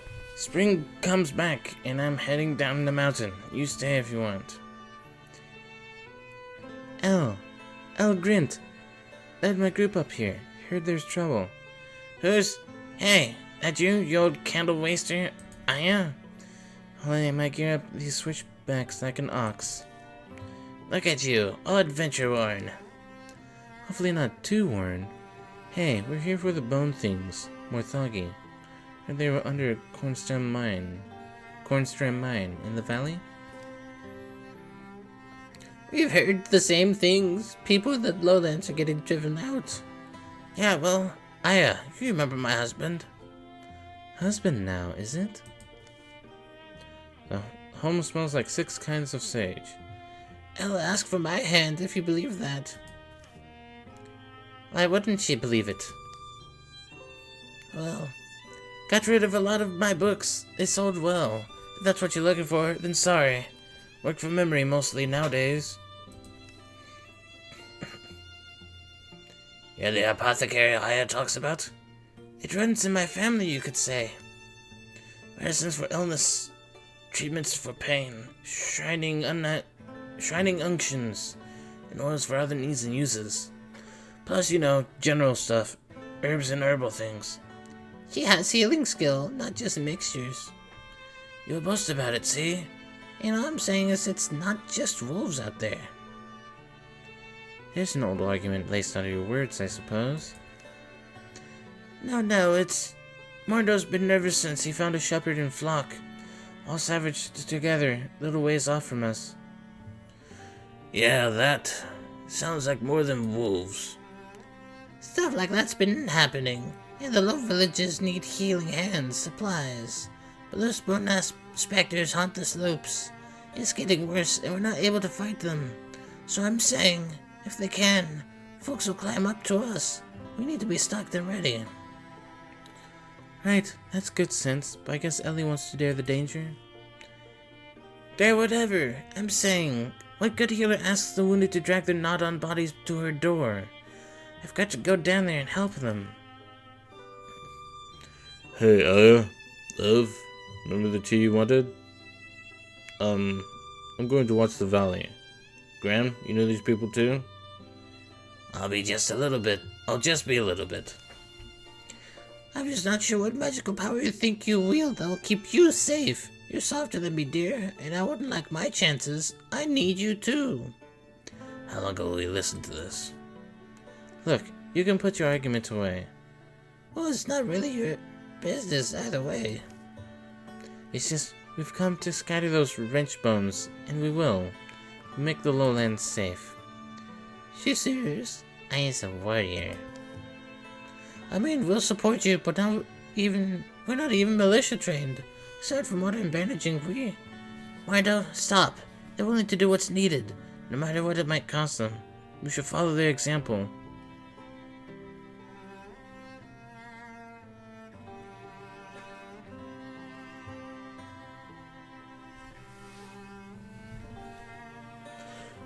Shall we go with the husband's side or the wife's side? Who should we side with? We're killing Morthagi either way. It's just, do we have these people stay home, or will we take the wife with us and she might die because she's not trained?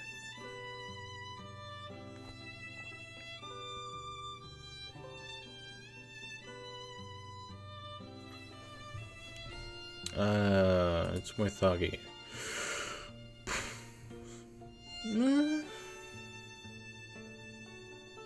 Yeah, honestly, I could go for either answer here. Stay home? You got it. Hold on. Your husband's right, Elle. We're fighters. You're apothecaries. Your hands will be needed. Don't waste them on our work. You think I'm a reckless fool then? Hey, but we did come to you for a reason. We've got a little shopping list, so, not to be insensitive, I mean, but... Elle, you're brave. So brave and so brilliant. And, look, if I didn't love you so much, I would be so set on holding you out of this. It's fine, dear. I just hope... Well, the thing now is to give you all the aid we can, right? Aya, Graham, let's figure out what you need. The apothecary and her husband provide Aya and Graham with tonics and recipes to repeat them, along with some other spare supplies. For Aya in particular, the medicines she learns of that day will have lasting effects, helping to keep her body fit, her mind soul. After the coming battle, Ellen Mortal Grant will bring relief to the valley people. What if I didn't do this? I mean, where would I be? Would I be some kind of laborer, farmer, whatever? I know I'm kind of considering a peaceful mountain home myself, aren't you? No, I don't know. It's just weird that this has become what I'm best at.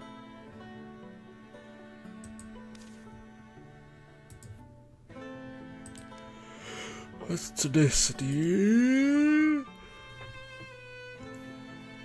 Aptitude for overcoming obstacles, exhibiting poise, and maintaining mental focus in difficult circumstances.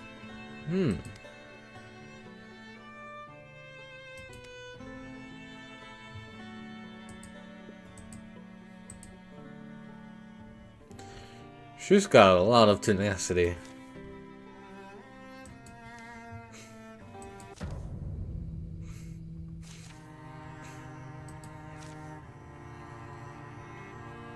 Some Morthagi are undead constructions.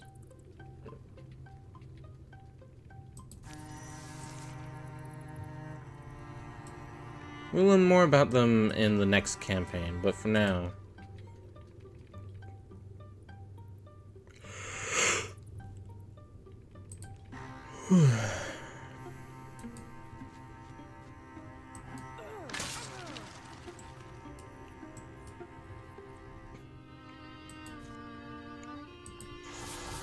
Ooh, 9 damage with Discus.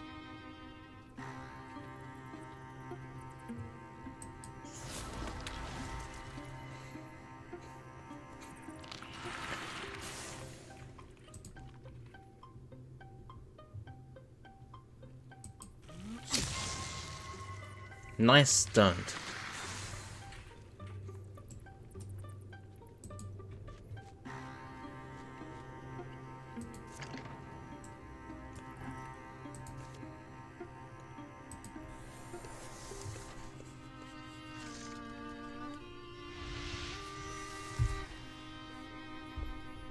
Oh yeah, that's a thing that enemies can just do.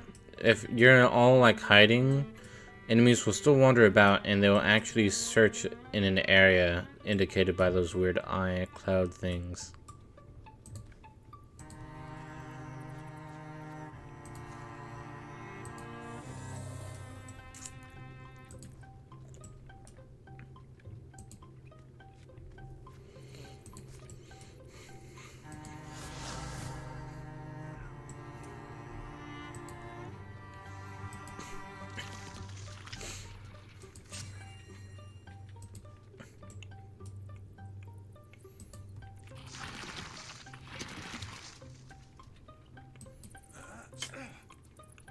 fuck?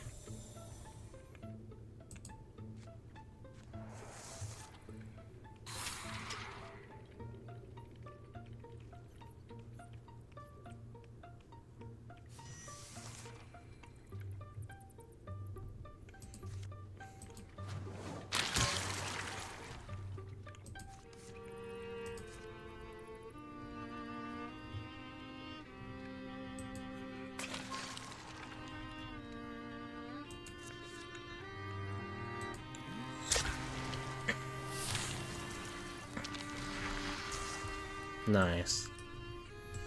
I love fire.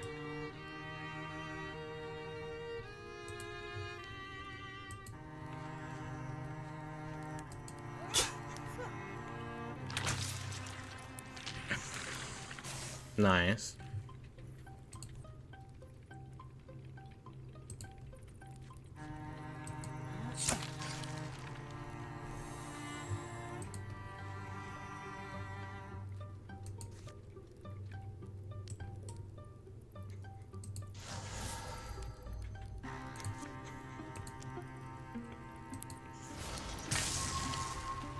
And they're dead.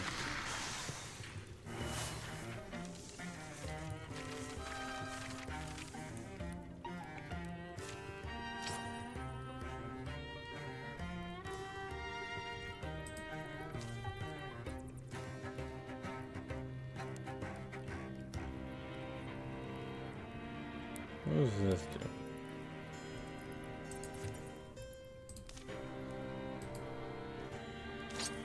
Give me that ingot. Ooh.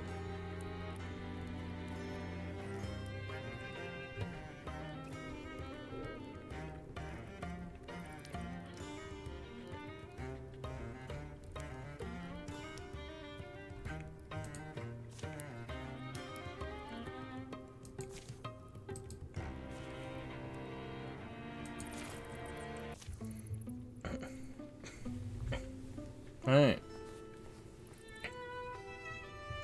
Not that you need my praise at this point, but you fight well. I'll never turn it down. Congratulating her son? Oh no, Morthagi. Oh well. Alright. Let's have them scout here. Oh, Draven. I believe we did fight Draven, but if not, it's a race of lizard folk.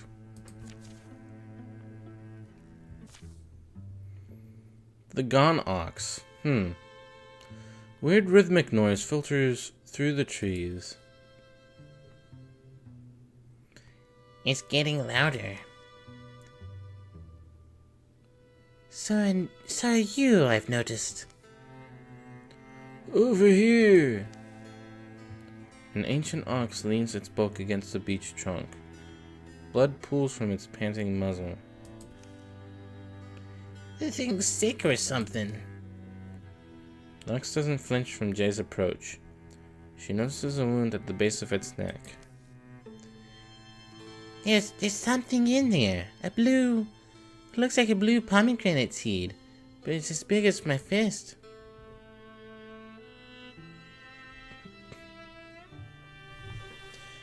Alright, we've got another choice, so...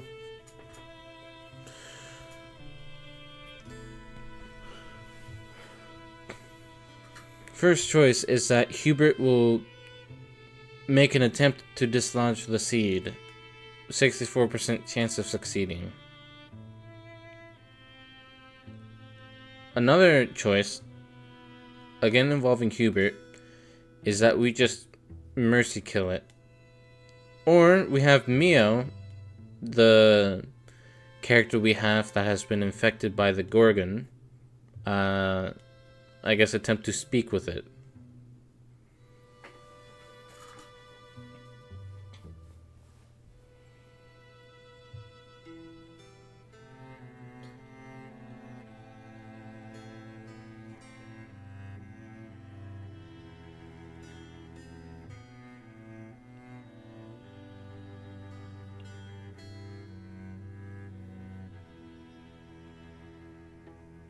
Speaking with it sounds better.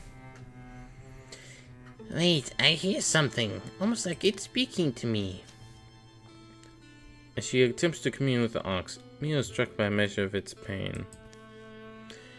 Beast, old ox, can you understand me? How do we help you? The ox turns its head slightly as Mio addresses it. Then its whispering voice enters her mind. I've seen where the thing goes. With a quivering hoof, the beast marks some lines in the dirt. Kill it, but first, kill me. Let it be done then. At the last, the old ox's eyes seemed happy to find rest. Mio scribbles down the ox's map. This way. They won't even know we're coming. Ooh. Alright, so Alpha start with some damage. I won't say no to the stone spirit.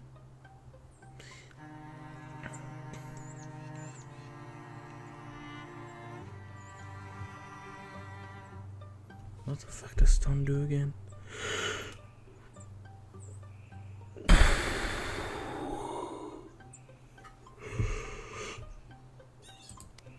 Stone bow. Okay. So the stunt effect for stone element, it shreds armor and pins all enemies within a 2 tile radius.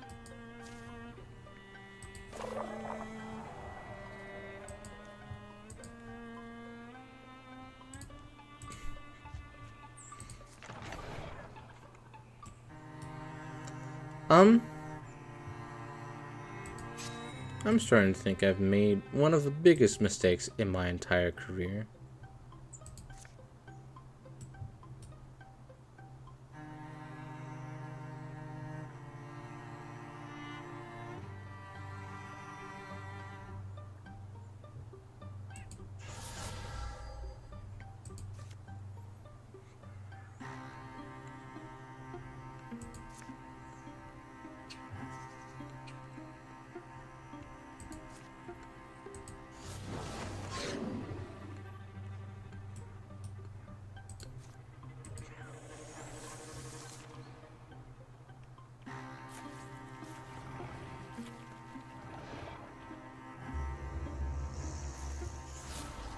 It sounded the alarm.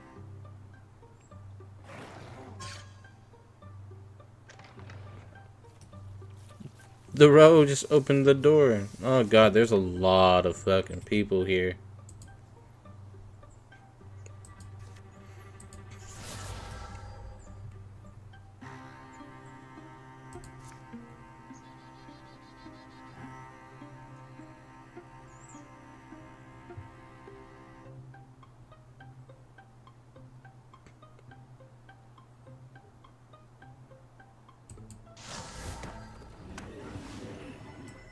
Nice.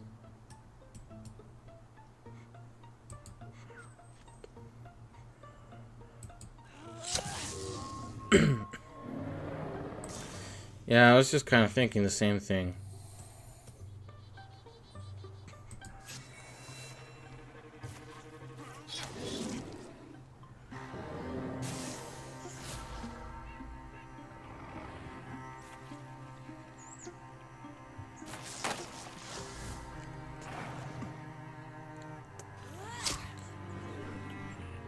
I forgot she had the reaction thing.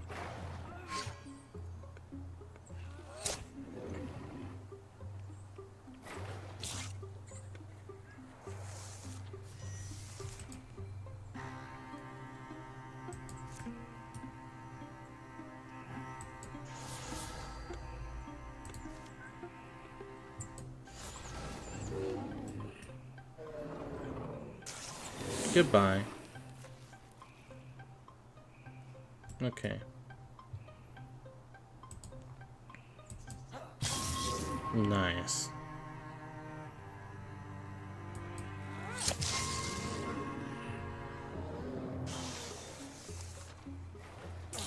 I don't remember what Swashbuckler is doing. Oh no. Oh no. Oh no. Oh fuck. Alright, good. She at least stunted with that too. Okay. That could have gone better.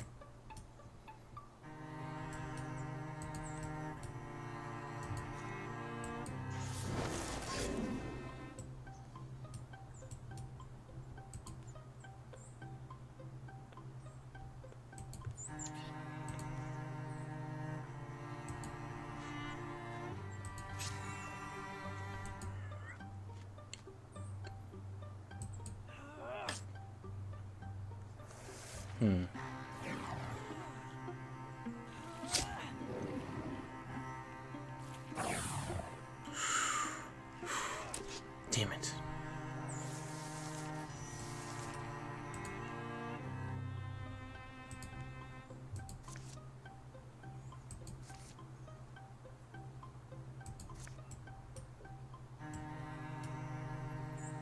At least you got a chance if you don't rush out combat.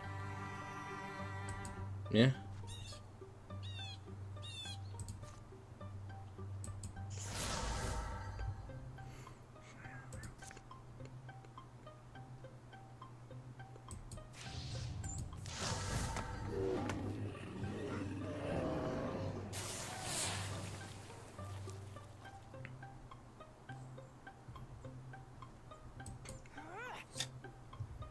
How dare you? Yeah, that's what you get. Ooh. Man, okay, that one was pretty tough.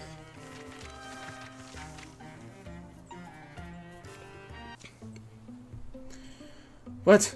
Hubert and Jay have fallen in love. Ooh.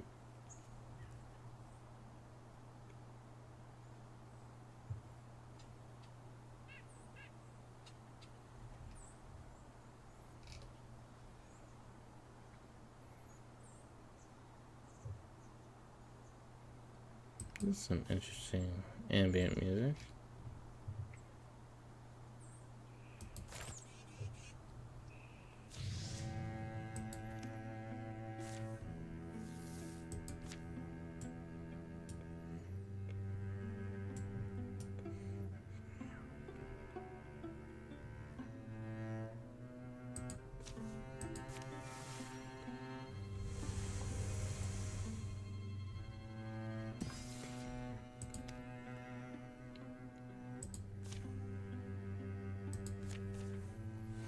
Right.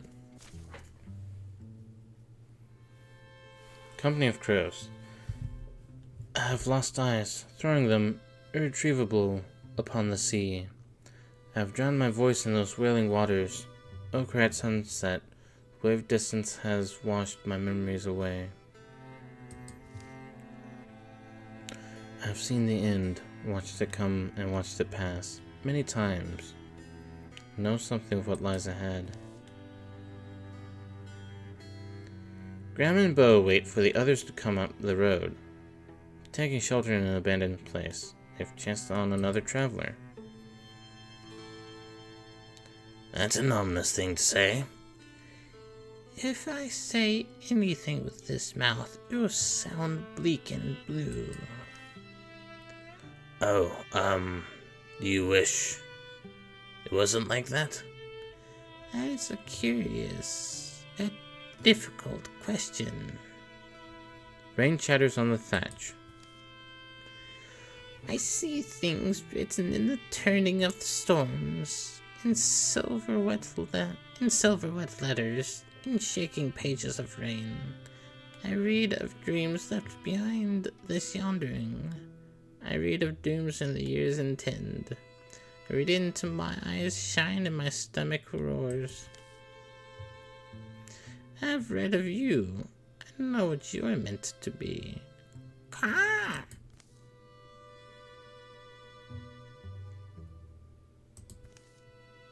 You do? I don't even totally believe in fate. No one demands you believe. You only must endure what happens. The old storage building smells like ancient hay, moist rock, and the burning pine pitch of their torch. The woman's robe moves like it's a part of her. She shrugs. Fortunes were given to crows to tell, and crows were kind enough to share the gift with witches. A witch, well paid, shares fortunes with the wayblind.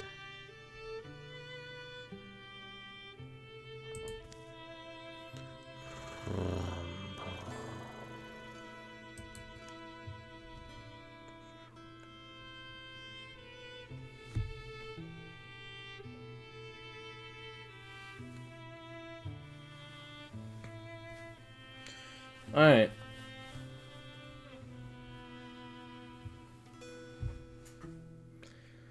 I personally want that middle option.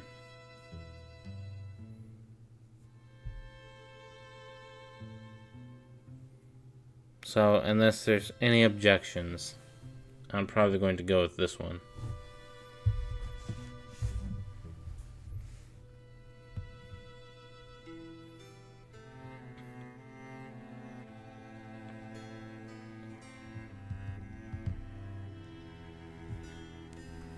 Yep. Okay, I'm getting a flash to a dream. I have black wings.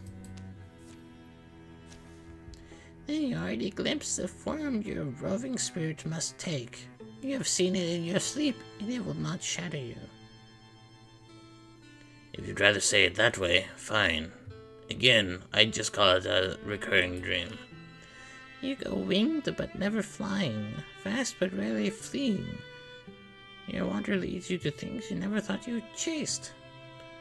Yeah. Grim, this is the dream that makes you watch the moon all night, isn't it? The rain will pause in the morning. Do not worry much, for you will love yourself, lonelier though it may make you.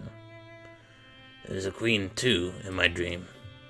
She halts momentarily, the stillness of a startled bird. Some dreams are only flights of fancy. Night elapses. The rain sounds like a river of dragonflies flowing by. Snoring thunder is occasional and soft, growing ever more distant. Grandma will sleep at some point, taking turns. The woman walks out into the pale pre-dawn, without a sound or a pain, or any observed moment of metamorphosis. Graham wakes up, bewinged.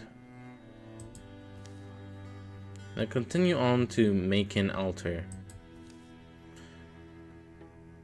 Dad, there you are. Graham with you? Couldn't find you in the rain. Had to camp.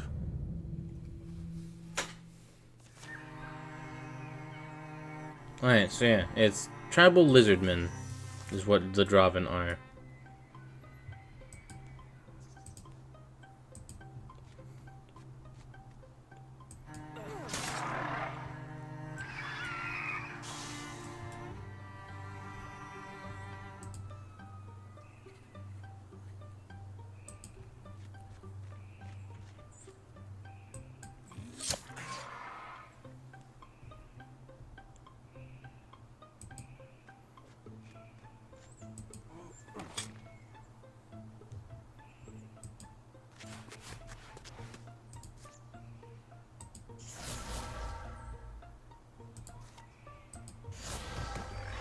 I'm afraid you have to die here.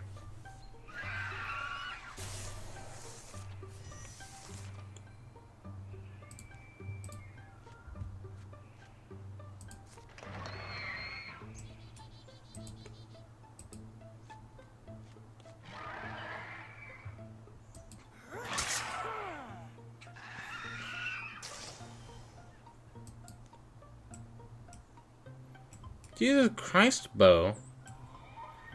I guess Foxfly is really one hell of a thing. Hell yeah. Of course there's still one more.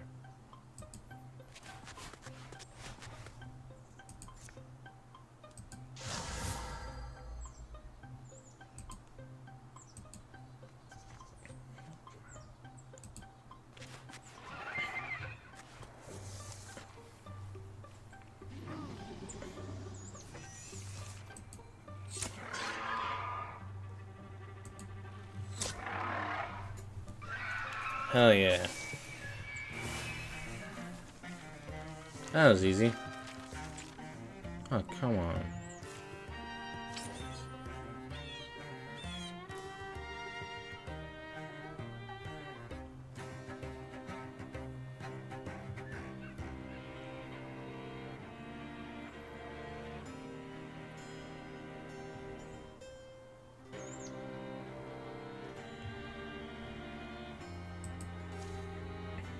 We'll give you the tier 2 axe.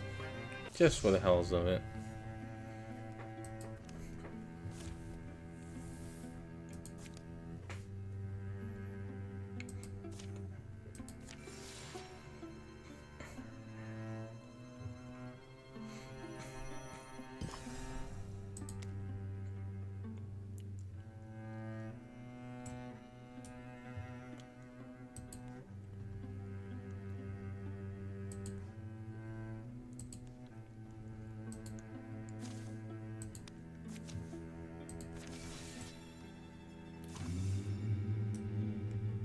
Uh-oh. Here comes an incursion.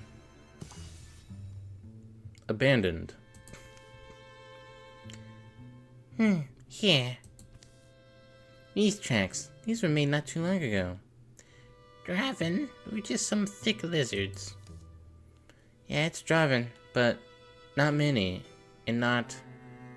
This is a warrior's gate you'll see when you're dealing with, you know, the more dangerous sort.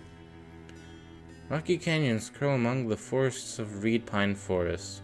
Once people lived among them. Now they're shadowy and strange, fit only for explorers.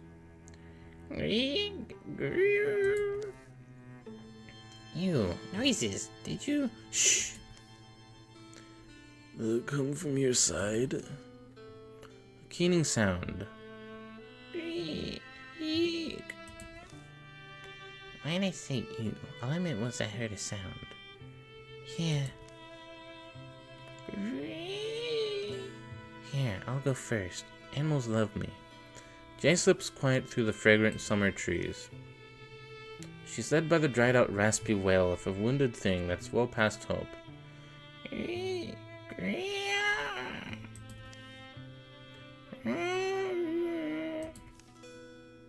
so she happens upon it, who is by blood and story its foe.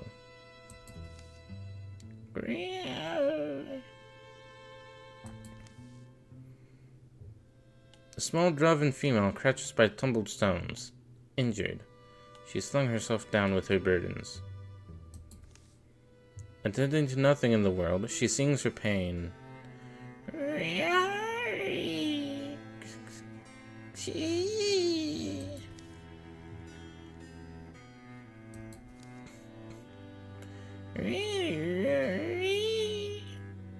Little Drav, something broken?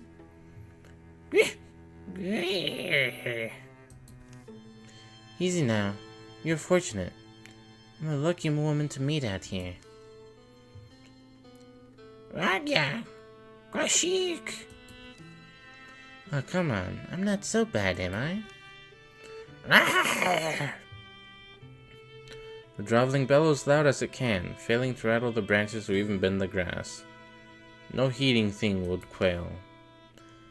I commend you for being brave, but you're in some pain, it looks like. Yay, what's the... Oh. Drav spawn. A child is what she looks like to me. Bigger than a hatchling, but not by much.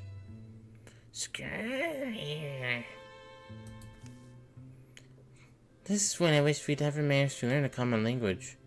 Establish a common language. You have to wonder whether that would do any good. There are things we lose and look for. And there are things we look to lose. Out in the unwatched spaces. Raga! Eek Raga! What is that? A riddle? Young Drav cowers but can't go far. Will she even last till sunrise? The sun sinks and a chill seeps off the dead stones. Yeah, but I don't know, Jay. Isn't it probably better to leave it alone anyway?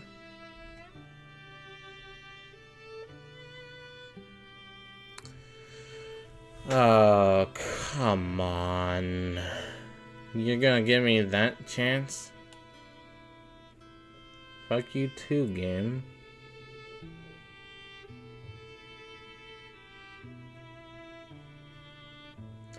We have a... Okay, so of our two options, we can either stay and help out, or I guess,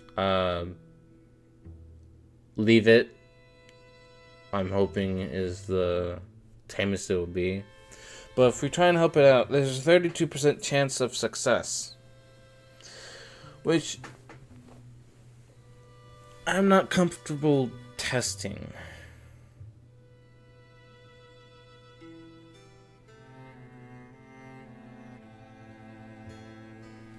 So I'm probably not going to test it. Nice to be done, right? Yeah, I don't know. I guess I don't know, but... I don't know what to say, Jay. I just don't see it working out. Shush, Rocker. So, we're going then. At the moment, we're dawdling. Fine. Fine. We'll have to come back then, bright and early. Bright and early? I do hope you're alright, but don't you also want to sleep in?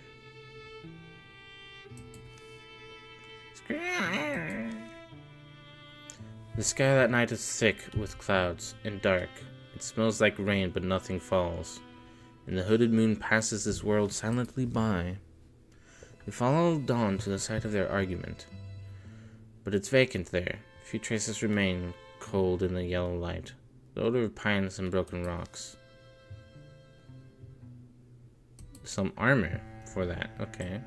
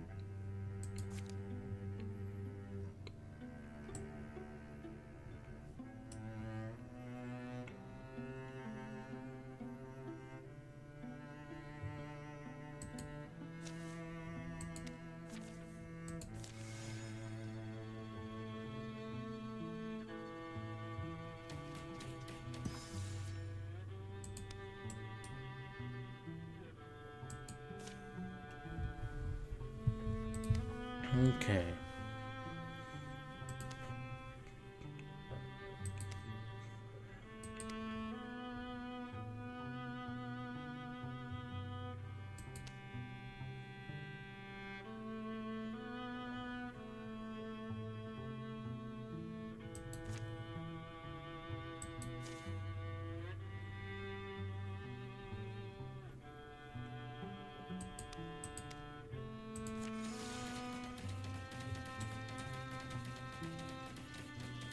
Yeah, I don't care at this point. They can fuck around all they want. Gonna just keep refusing their items. No, not the mine. Okay.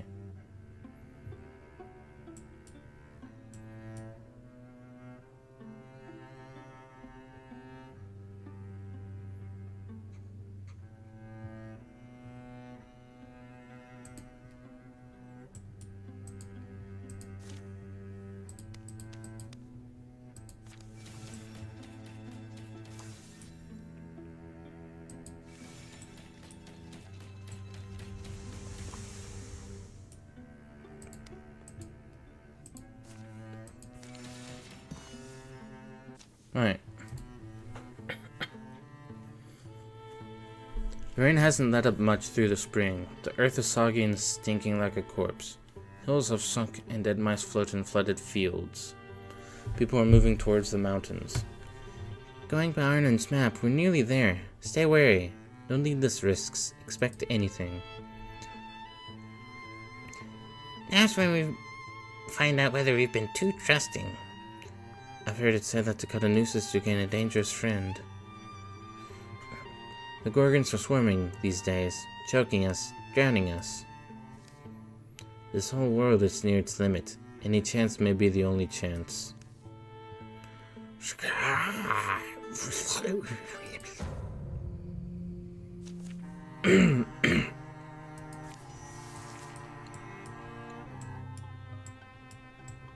Kill all enemies.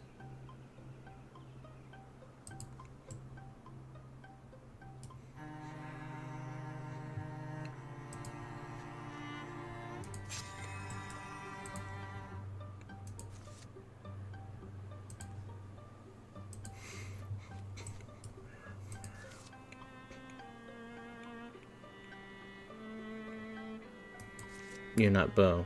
I forgot.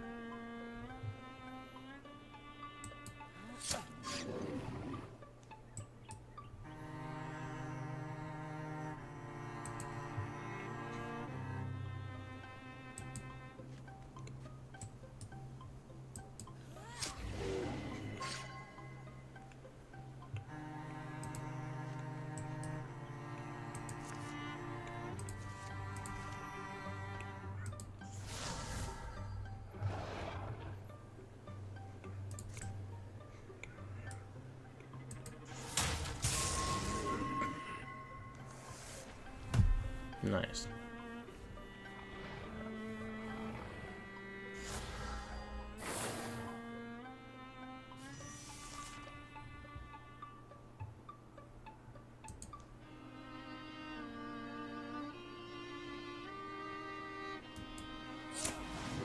Nice.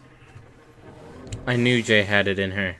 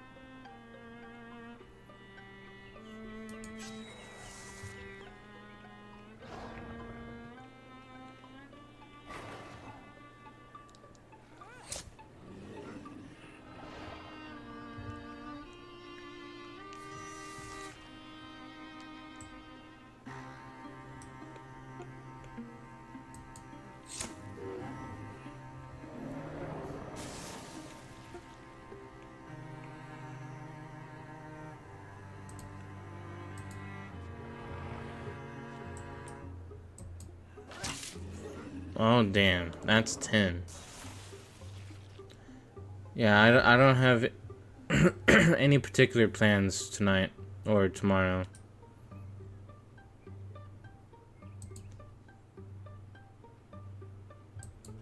Which is why I'm up so late. What does Swashbuckler even do? 40% stunt chance.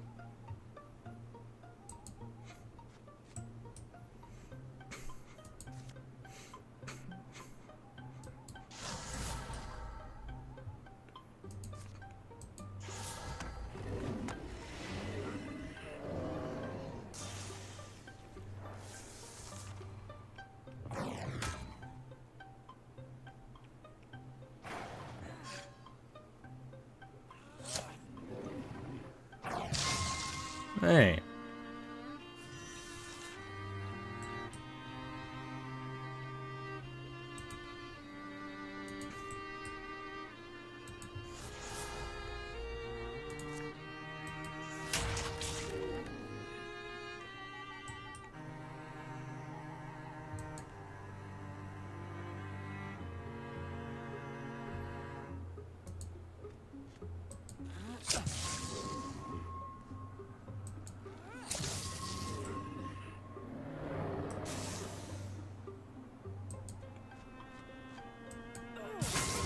Prap.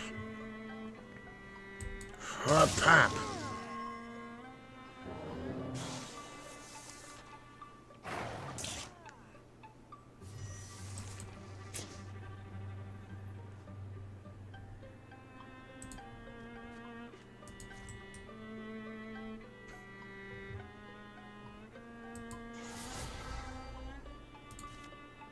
bone lancing your ass.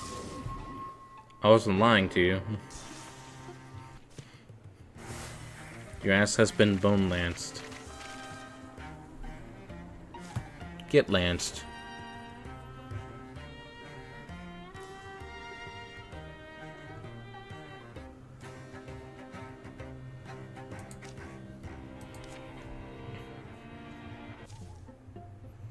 Got my back?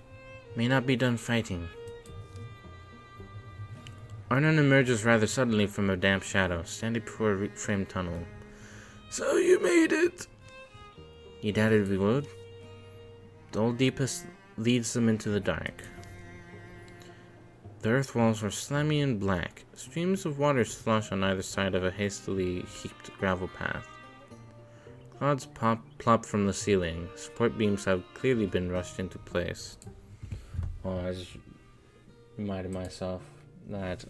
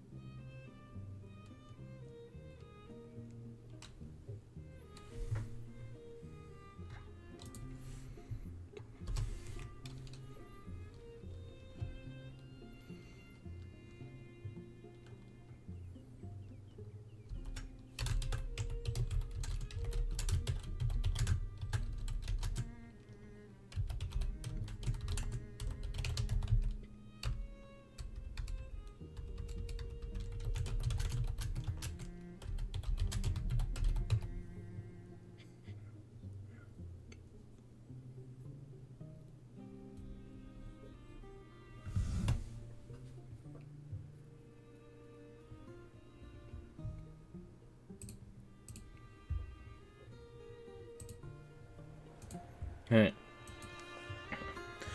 Don't take any offward, Eternal. I've been falling in.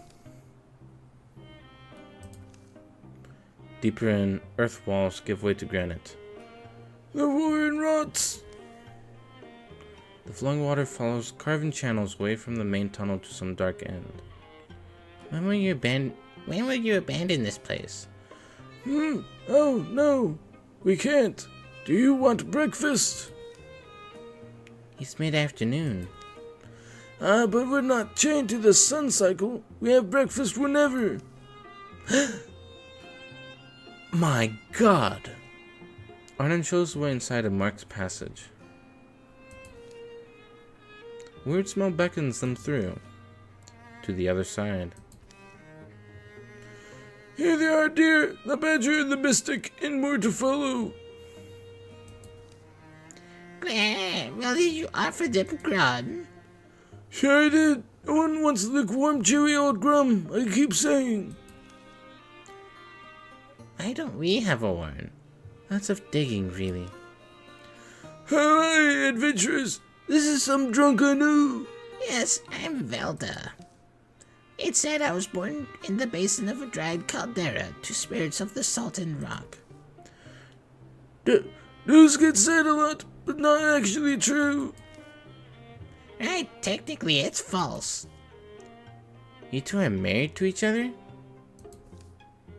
We're mostly married. In times of strife, it's nice.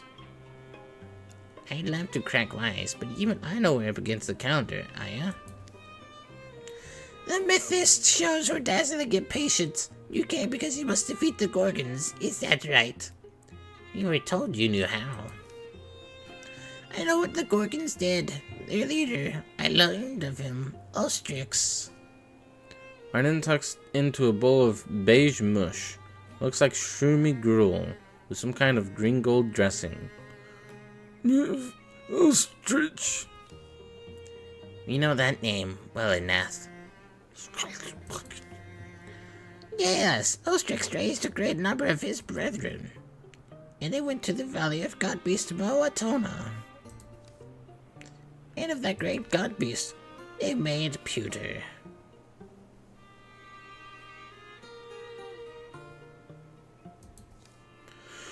Velda gazes on all attending from beneath the massive horns adorning her face.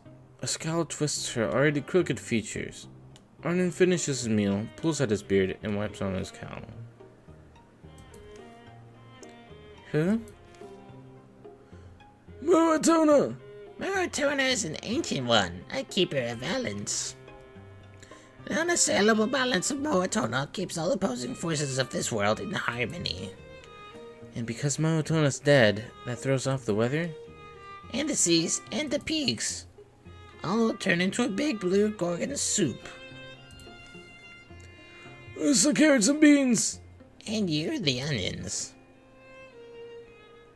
So that's why Ulstryx needed his army, to slay a god. Well, what was the point of that spear we bled over?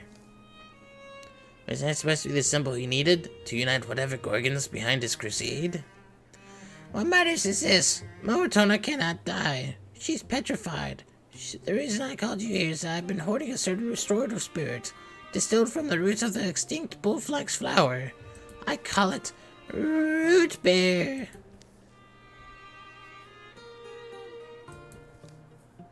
A medicine? My root beer should be able to restore the great Moatona, if you could get it to her.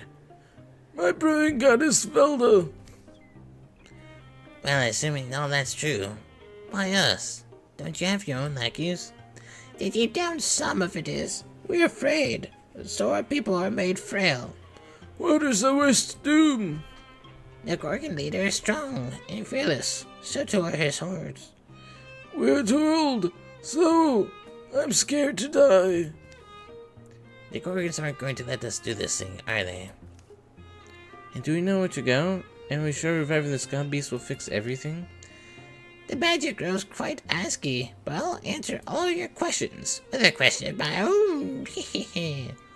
Over breakfast, I'm still hungry. It's salty warm. Velda is true to her word, and as Arnon serves up bowls of grum, she draws the serviceable map upon the wall in pale chalk. The food is surprisingly good. You're starting to see a little bit of wrinklage in Aya's face. Lastly, Velda hands over her healing ale, a single sealed earthenware bottle. Soon they're on their way again. They carry the hope of all the land and its creatures in one fragile bottle. Oh no, it's a fucking bear.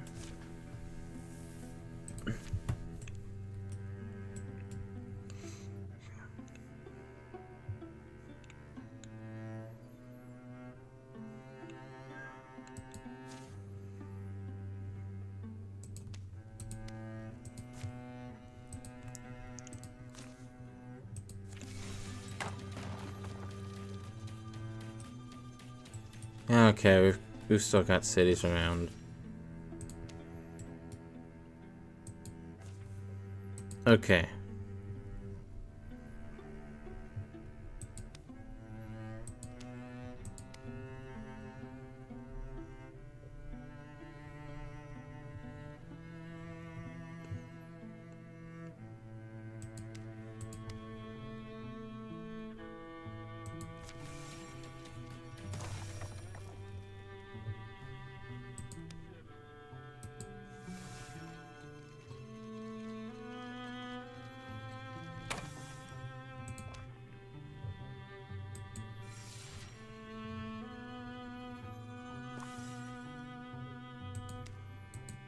Okay, I'm just waiting. Okay, it got flooded. But don't worry. This is the final thing of this campaign. Gorgon Slayers. A hillside cave serves as their final campsite. Tomorrow we prove ourselves Gorgon Slayers. As some of the journeys, the battles I've seen us come through, I've never been this confident. Be sure of your gear. This is the last sleep. You'll be prepared.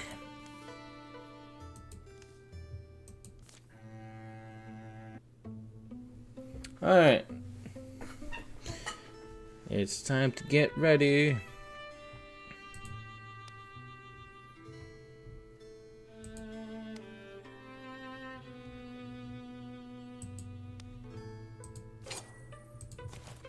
Grimblade.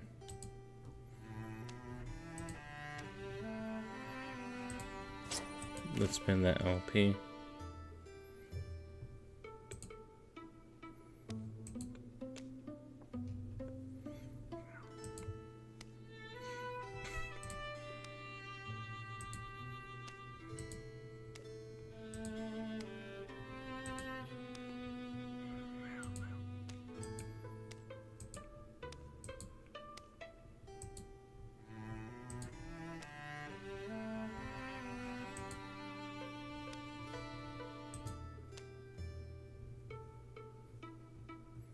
I think we're ready.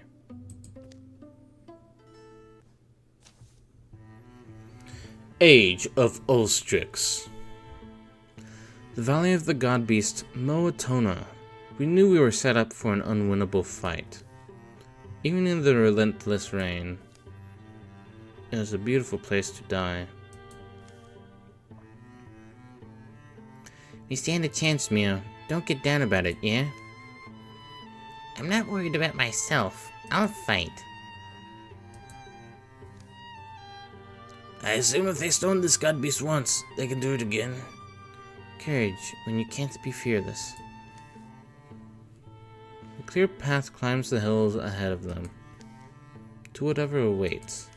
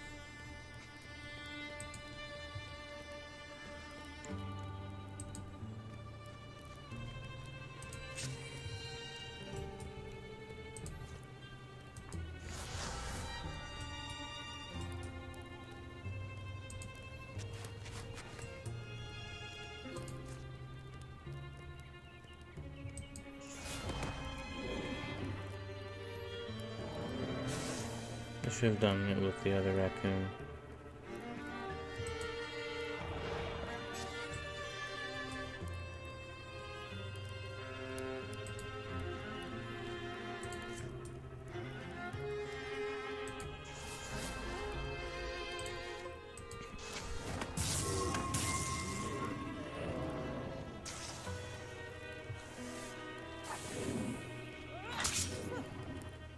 Nice. Activated before his guard. And there's his guard. Oh yeah, okay, so as we've gone over in the first two streams, when you have characters that love each other, let's use Bo for example. When you have characters that love each other, speaking of which, let's lock that relationship.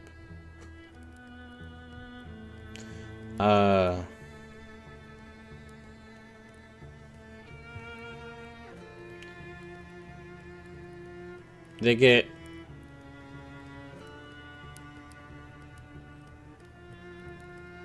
hold on, brain.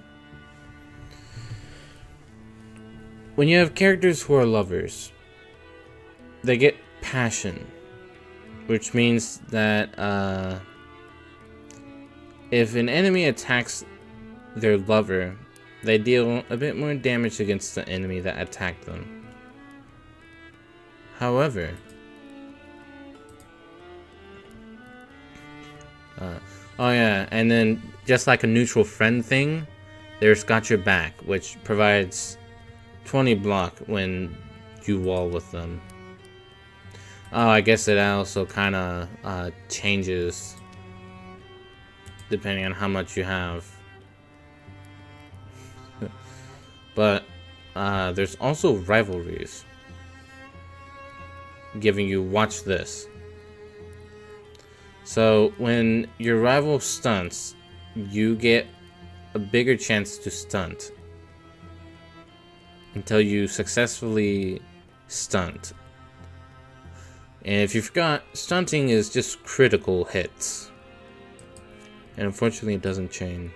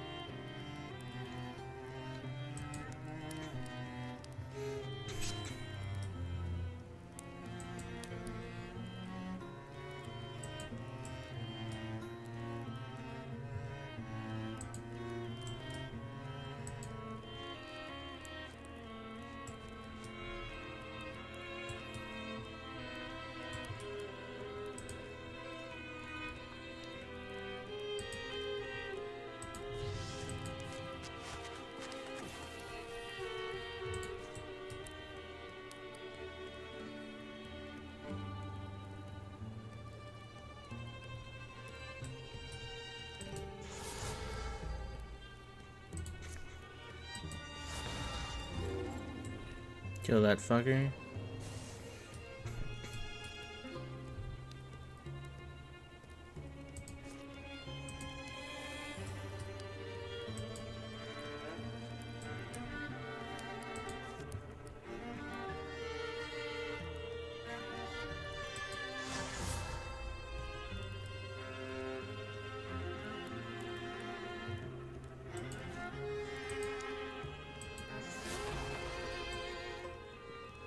I'm gonna give you some health because I have a feeling that they're gonna do some bullshit. Okay.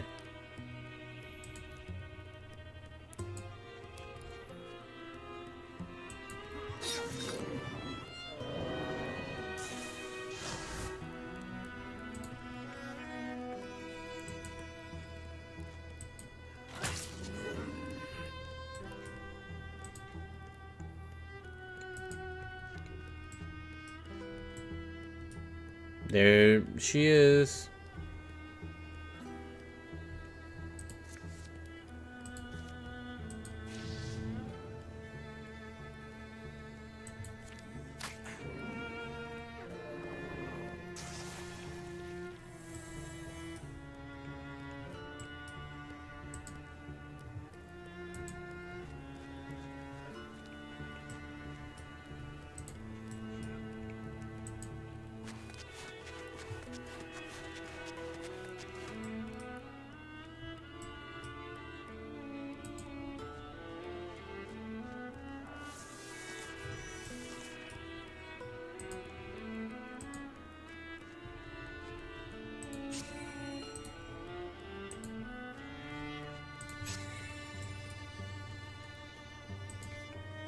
Okay.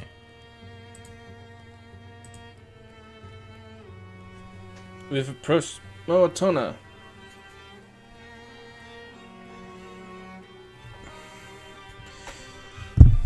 Aya, now's the time. What made that noise? Anyway. Aya, now's the time. Look at this thing. Were you really around all this time? Climbing up its slick neck. Aya unseals Vela's earthenware bottle. Just going to pour it on the thing? Don't see a porthole.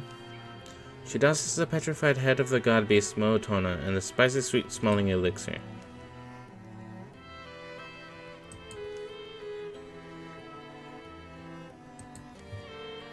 It's not working, is it? Ah, well, we're out of time. Ulstryx, he's here. That's the angriest I've seen Bo. I never lost the laughter. I lived for it. I could have grinned at him, old Uncle Ulstryx. Pride is a snare we set for ourselves, and he was caught, sure as any I've seen. When the first land was raised from the folds of the sea, 2 worlds were born out of one. To Ulstryx, a mighty and arrogant Gorgon hero, this was creation's mistake, and he dreamed he'd mend it. Very little has ever been known of the things that scrum and scoil beneath the black waves. We know the Gorgons are old, so maybe they aren't easily moved. My vanity hopes we threw him some surprises, but it's possible we were his fools from the very beginning. We unpuzzled the stone and chased that spear of petroglass. We struck a blow, I think, in taking it. But our grubbing plunder of a Gorgon heirloom gave him a story to tell. Our species cast us the scrabbling villains. Incited, his Gorgon brethren together rose behind him to imputer this gentle god. And the ocean rose while the rain fell, and the ice of the world turned to melt. For a while, I'm sure, he believed his dream would replace reality. The rain stops. But it won't.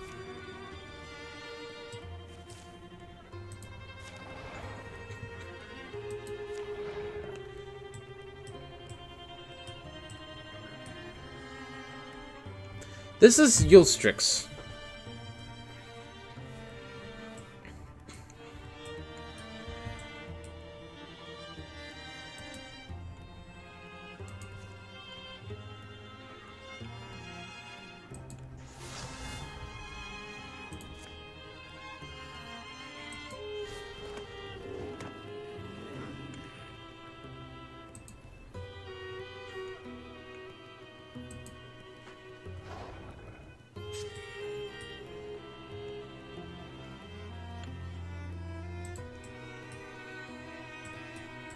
Yes, it is.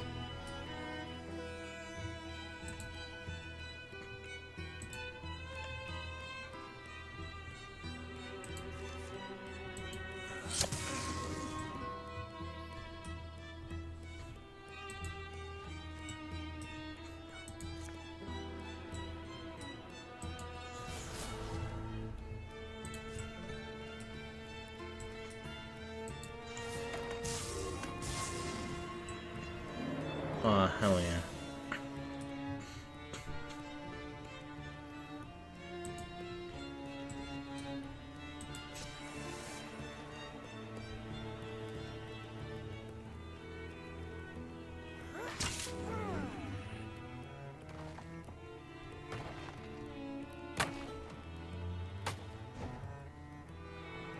He threw a row over here.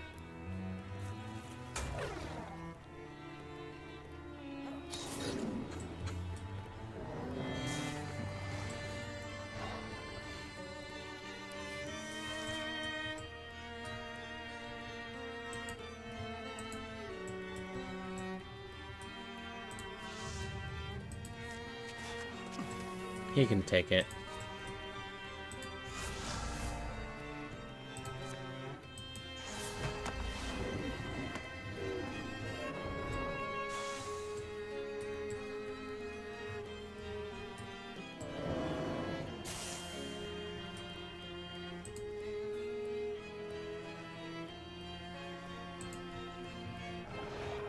All right.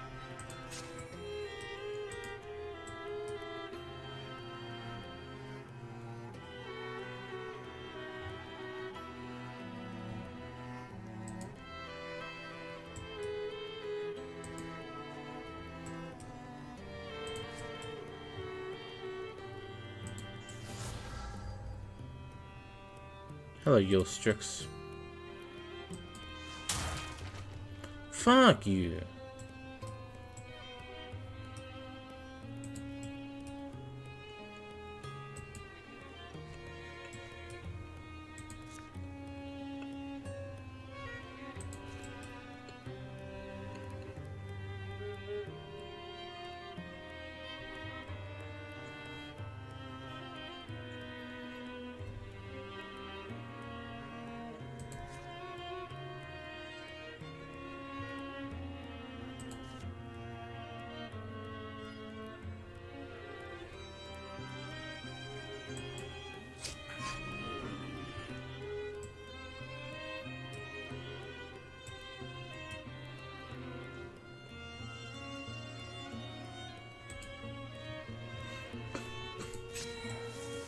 Okay.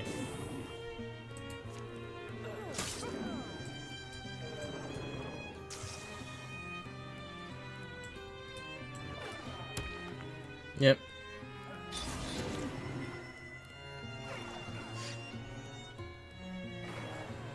It's not like I'm moving from this spot. Oh shit. Uh-oh.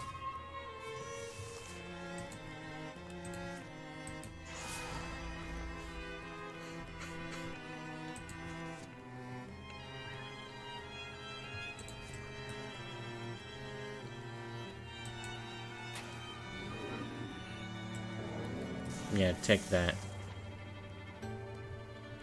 Ooh, kill 10 enemies with an attack that uses Lover's Vengeance. Nice.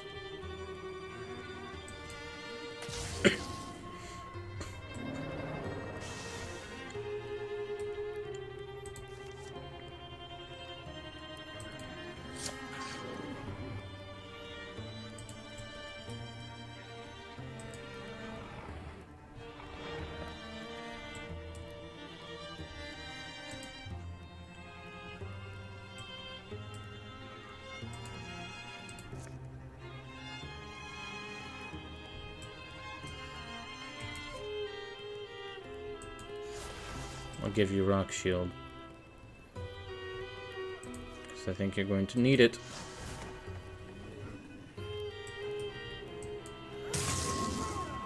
Yeah!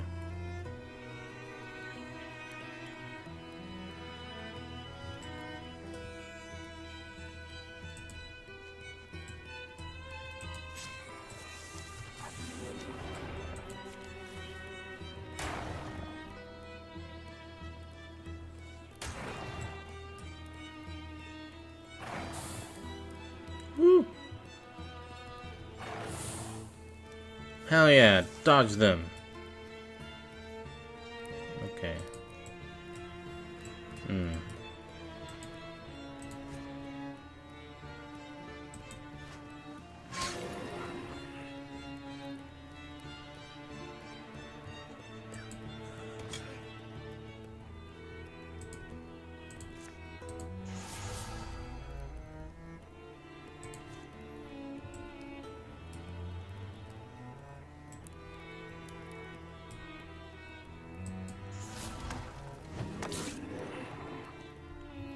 Finally shredded some fucking armor.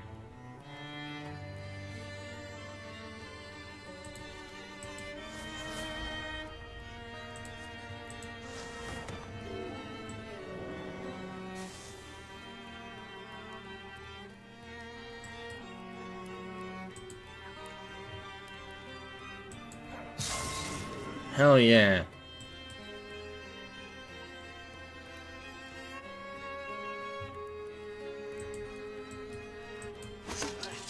Fuck. Okay, at least took out the boar.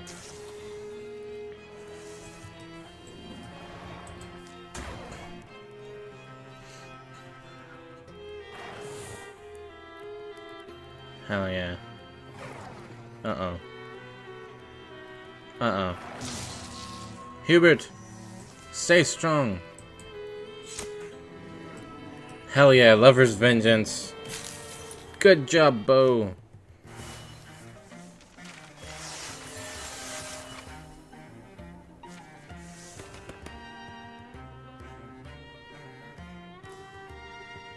He bears grown stronger. Of course, now we get the option to upgrade Blood Rage. Let's do that. Graham.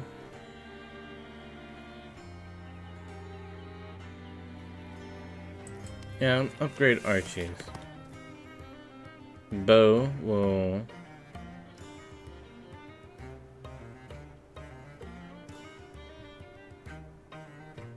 get Rogue.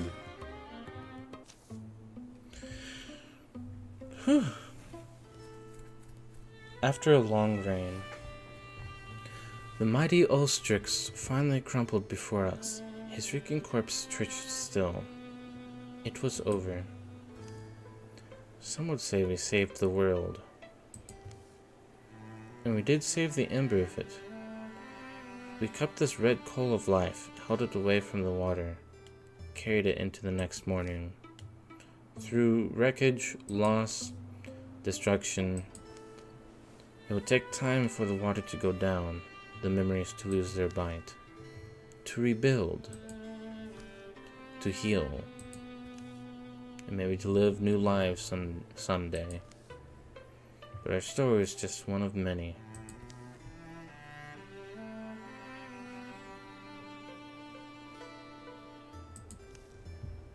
The end.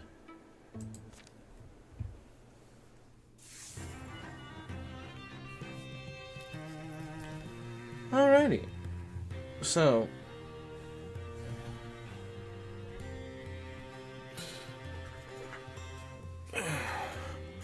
number of towns 3. If we ran out of towns, it was game over. Save towns at the end of game 23. Previous years of peace, founding years of peace, total 134.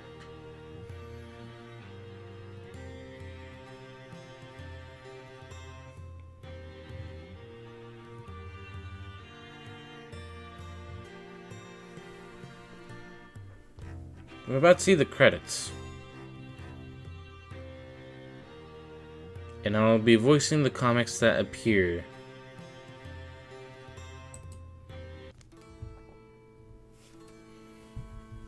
So this is how the game does the credits. Yeah, 3 chapters instead of 5. Hubert and Jay opened a tavern together in Wailing Oak. Hubert crafted the menu and atmosphere to fit his lofty vision, and Jay sang for the crowds on the nights she felt up to it. Aya gathered as many of the company's stories as she could, and enlisted Graham to illustrate them. You told me you painted, but you didn't tell me you were good. I had some spare time. So they also show us some panels in sepia tone to show that it's like a comic in the distant past instead of like a future thing. Leland got up to see the sunrise every morning. Often he insisted on company. Why me, though? Come on, Dad, just watch it with me. We can't take a single dawn for granted. Not anymore.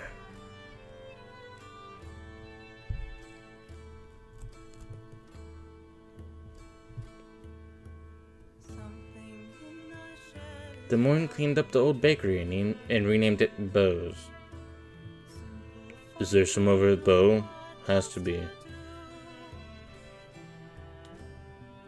Graham's dream of his own personal research tower has finally been fulfilled. He kept it well stocked with monster parts floating in jars of colored liquid, to impress any other visiting mystics, of course.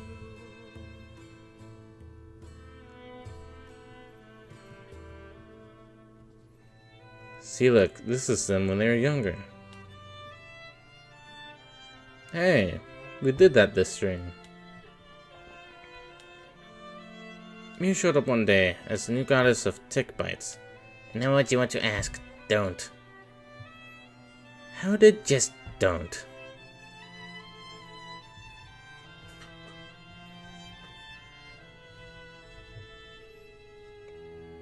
There were days Bo and Aya felt far apart, during small errands, and when they got to dwelling in distances remembered. Graves are getting overgrown, but I let them be. Should I have? But they never stopped returning to each other, down roads and across fields of memory. Hey, it's the two beings that make up Mia's shadow cat. Mio. Inspired by what she had seen of the Morthagi, Jay set up a tinkering workshop and built impressive clockwork sculptures. No souls were harmed in their making, and the sculptures never tried to kill anyone. Good.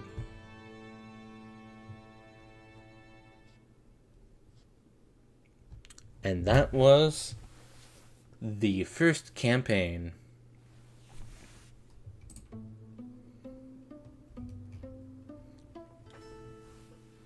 These heroes will be added to your legacy. I'd sure hope so.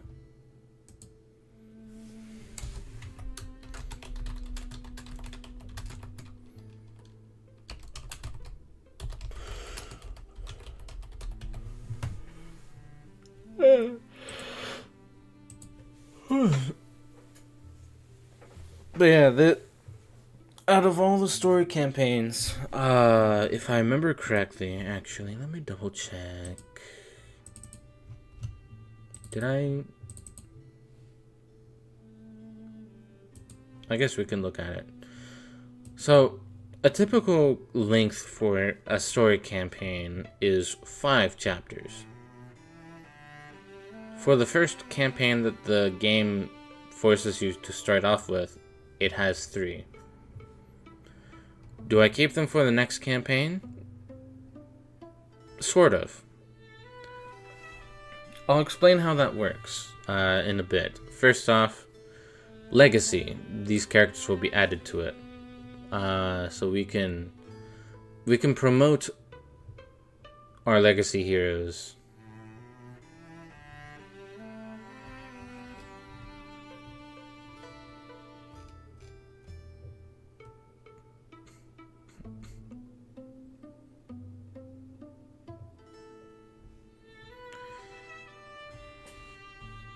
Let's see.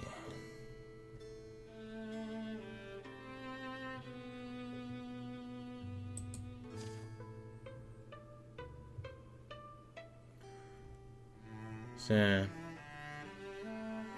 we've created a badass character.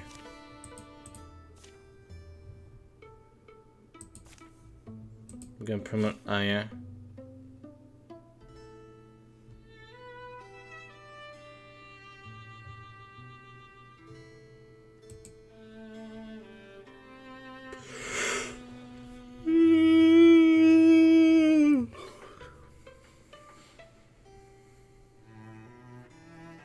Honestly, Bo's the one that did the killing blow. Bo Blue did the killing blow. Elemental weapons you discovered this game have been unlocked in your legacy and will now be available to craft in all future games. Nice. Oh yeah, so now that we've finally completed a campaign on this account, you can see that there are some familiar looking characters on this title screen. So that's cool.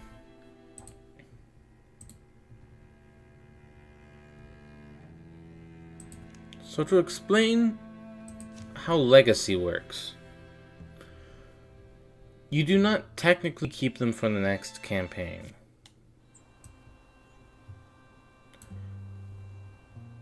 So here's our crew.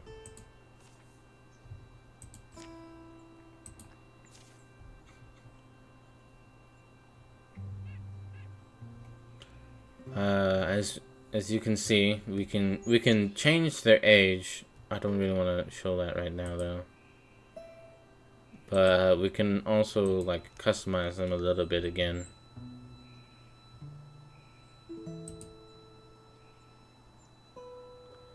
And Jay didn't really get to do much.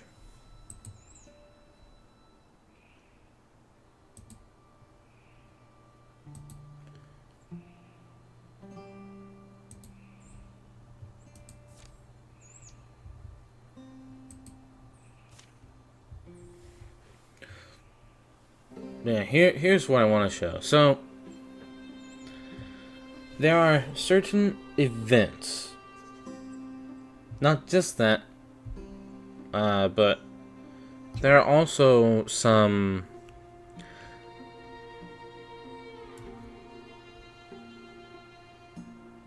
campaigns that let you start off with legacy characters. So, take Aya Sky here. Look how old she kind of looks. She's got little wrinkles that are kind of hard to see at this moment, but when her face is a bit more zoomed in, I can see the wrinkles. You probably might not be able to. However, when you recruit her in a new campaign, she's fresh. Any transformations stay, and they will usually keep their artifact weapons, if I recall. Although, as you can see, this one's downgraded to tier 1.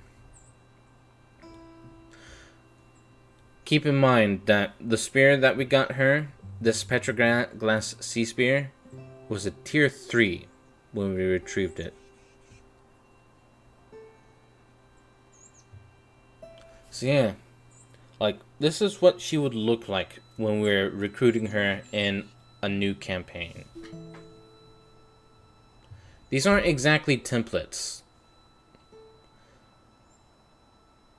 It's not like you always get to choose whether or not you can get a legacy character into a campaign. It's either the campaign allows you to choose to choose 1 or 2 legacy characters at the beginning, or you just find, like, your legacy character in the campaign you're doing and you get a chance to recruit them.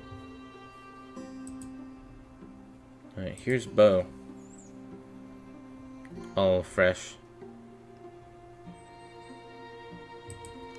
I guess in general they kind of keep, like, a lower tier of the kind of weapon they had. Yeah, I can show it off. Hold on. So if we do new story, okay. So, like, this one.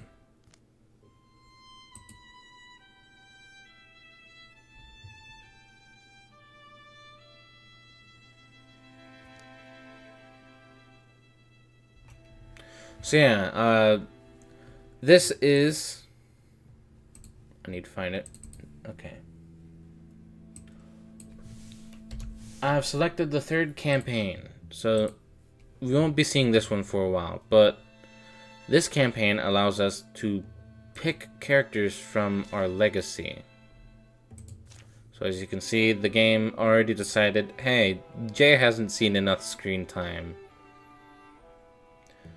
So yeah, you start off, because, like, it's sort of story based, so you've got these 2 already hardened adventurers that are kind of folk heroes, and then here is this character who needs rescuing.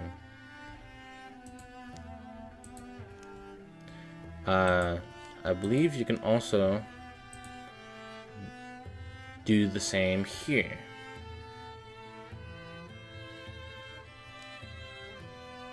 Yeah. So you get to have you get to choose legacy for these characters here. But not all of these campaigns allow you to do that. So, like, this is the next campaign we'll be doing. The one involving the Morthagi. As you can see, we cannot choose from legacy. We can just randomize. I guess, if we were to put this in, like, terms of Pokemon, legacy characters are like your end-level team, your end-level party teammates that get unevolved, but still at a decent enough level and with some baby moves.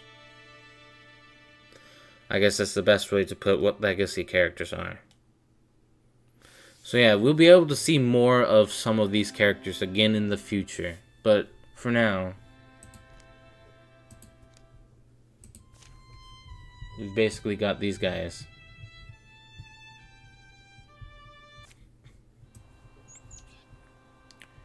And I have to say, we did a pretty good job. In fact, we got one kid out of that entire adventure. Because I am Bo. What was your last name? Hale.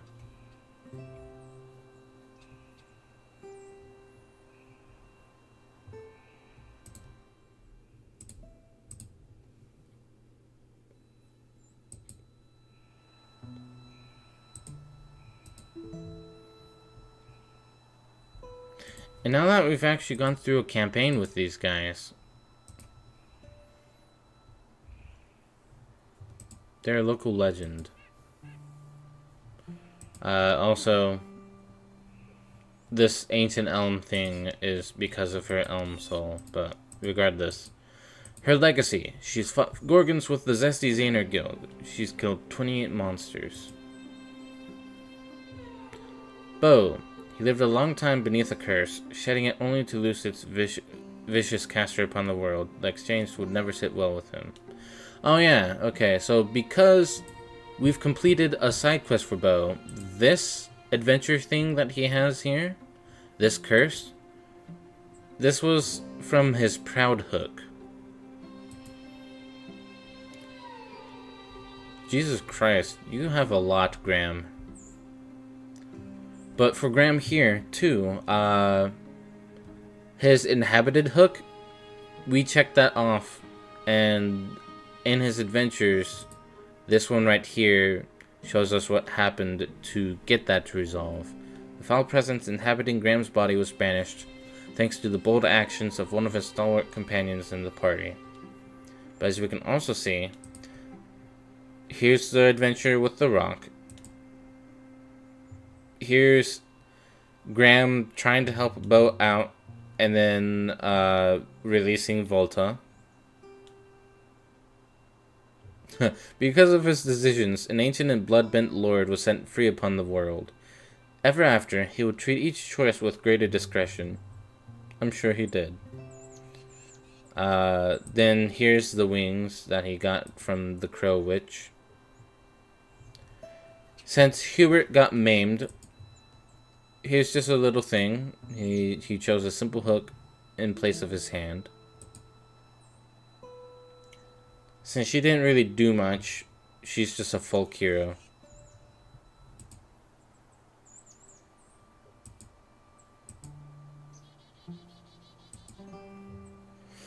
So yeah.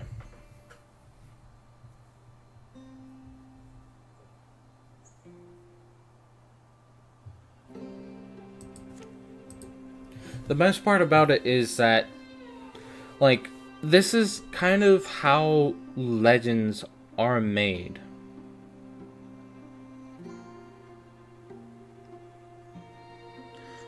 It's like they go out on adventures and do these heroic things, and then that gets incorporated into folklore, and then as they do more and more, they get more incorporated into folklore. So, like, you know, if we were to get any one of these guys in our next campaign, doubt it, but let's just assume. If we manage to get any of these guys in our next campaign, we're probably not going to get the same set of skills and stuff on them. Plus, having them will allow them to experience more stuff and also have a chance to finish more of their side quests, their plot hooks. So basically, the more you're able to use a specific character from your legacy, the more fleshed out they're going to be. And also, I kind of glossed over it while we were actually promoting these guys. But, you know, these 2 stars, that's their promotion. The more stars you have, the more assets like abilities you'd be able to keep and stuff. The higher a promotion they have, the more abilities and such you'll be able to bring over to the one that you're currently doing.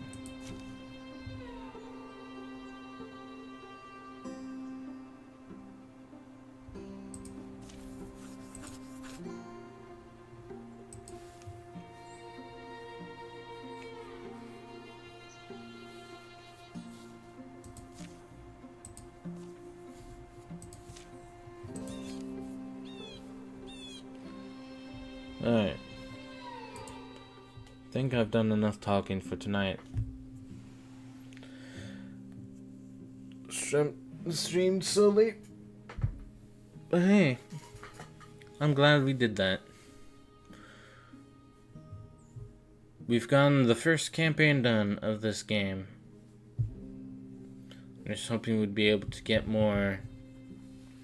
At least Dara and Golden need to see some of the stuff soon.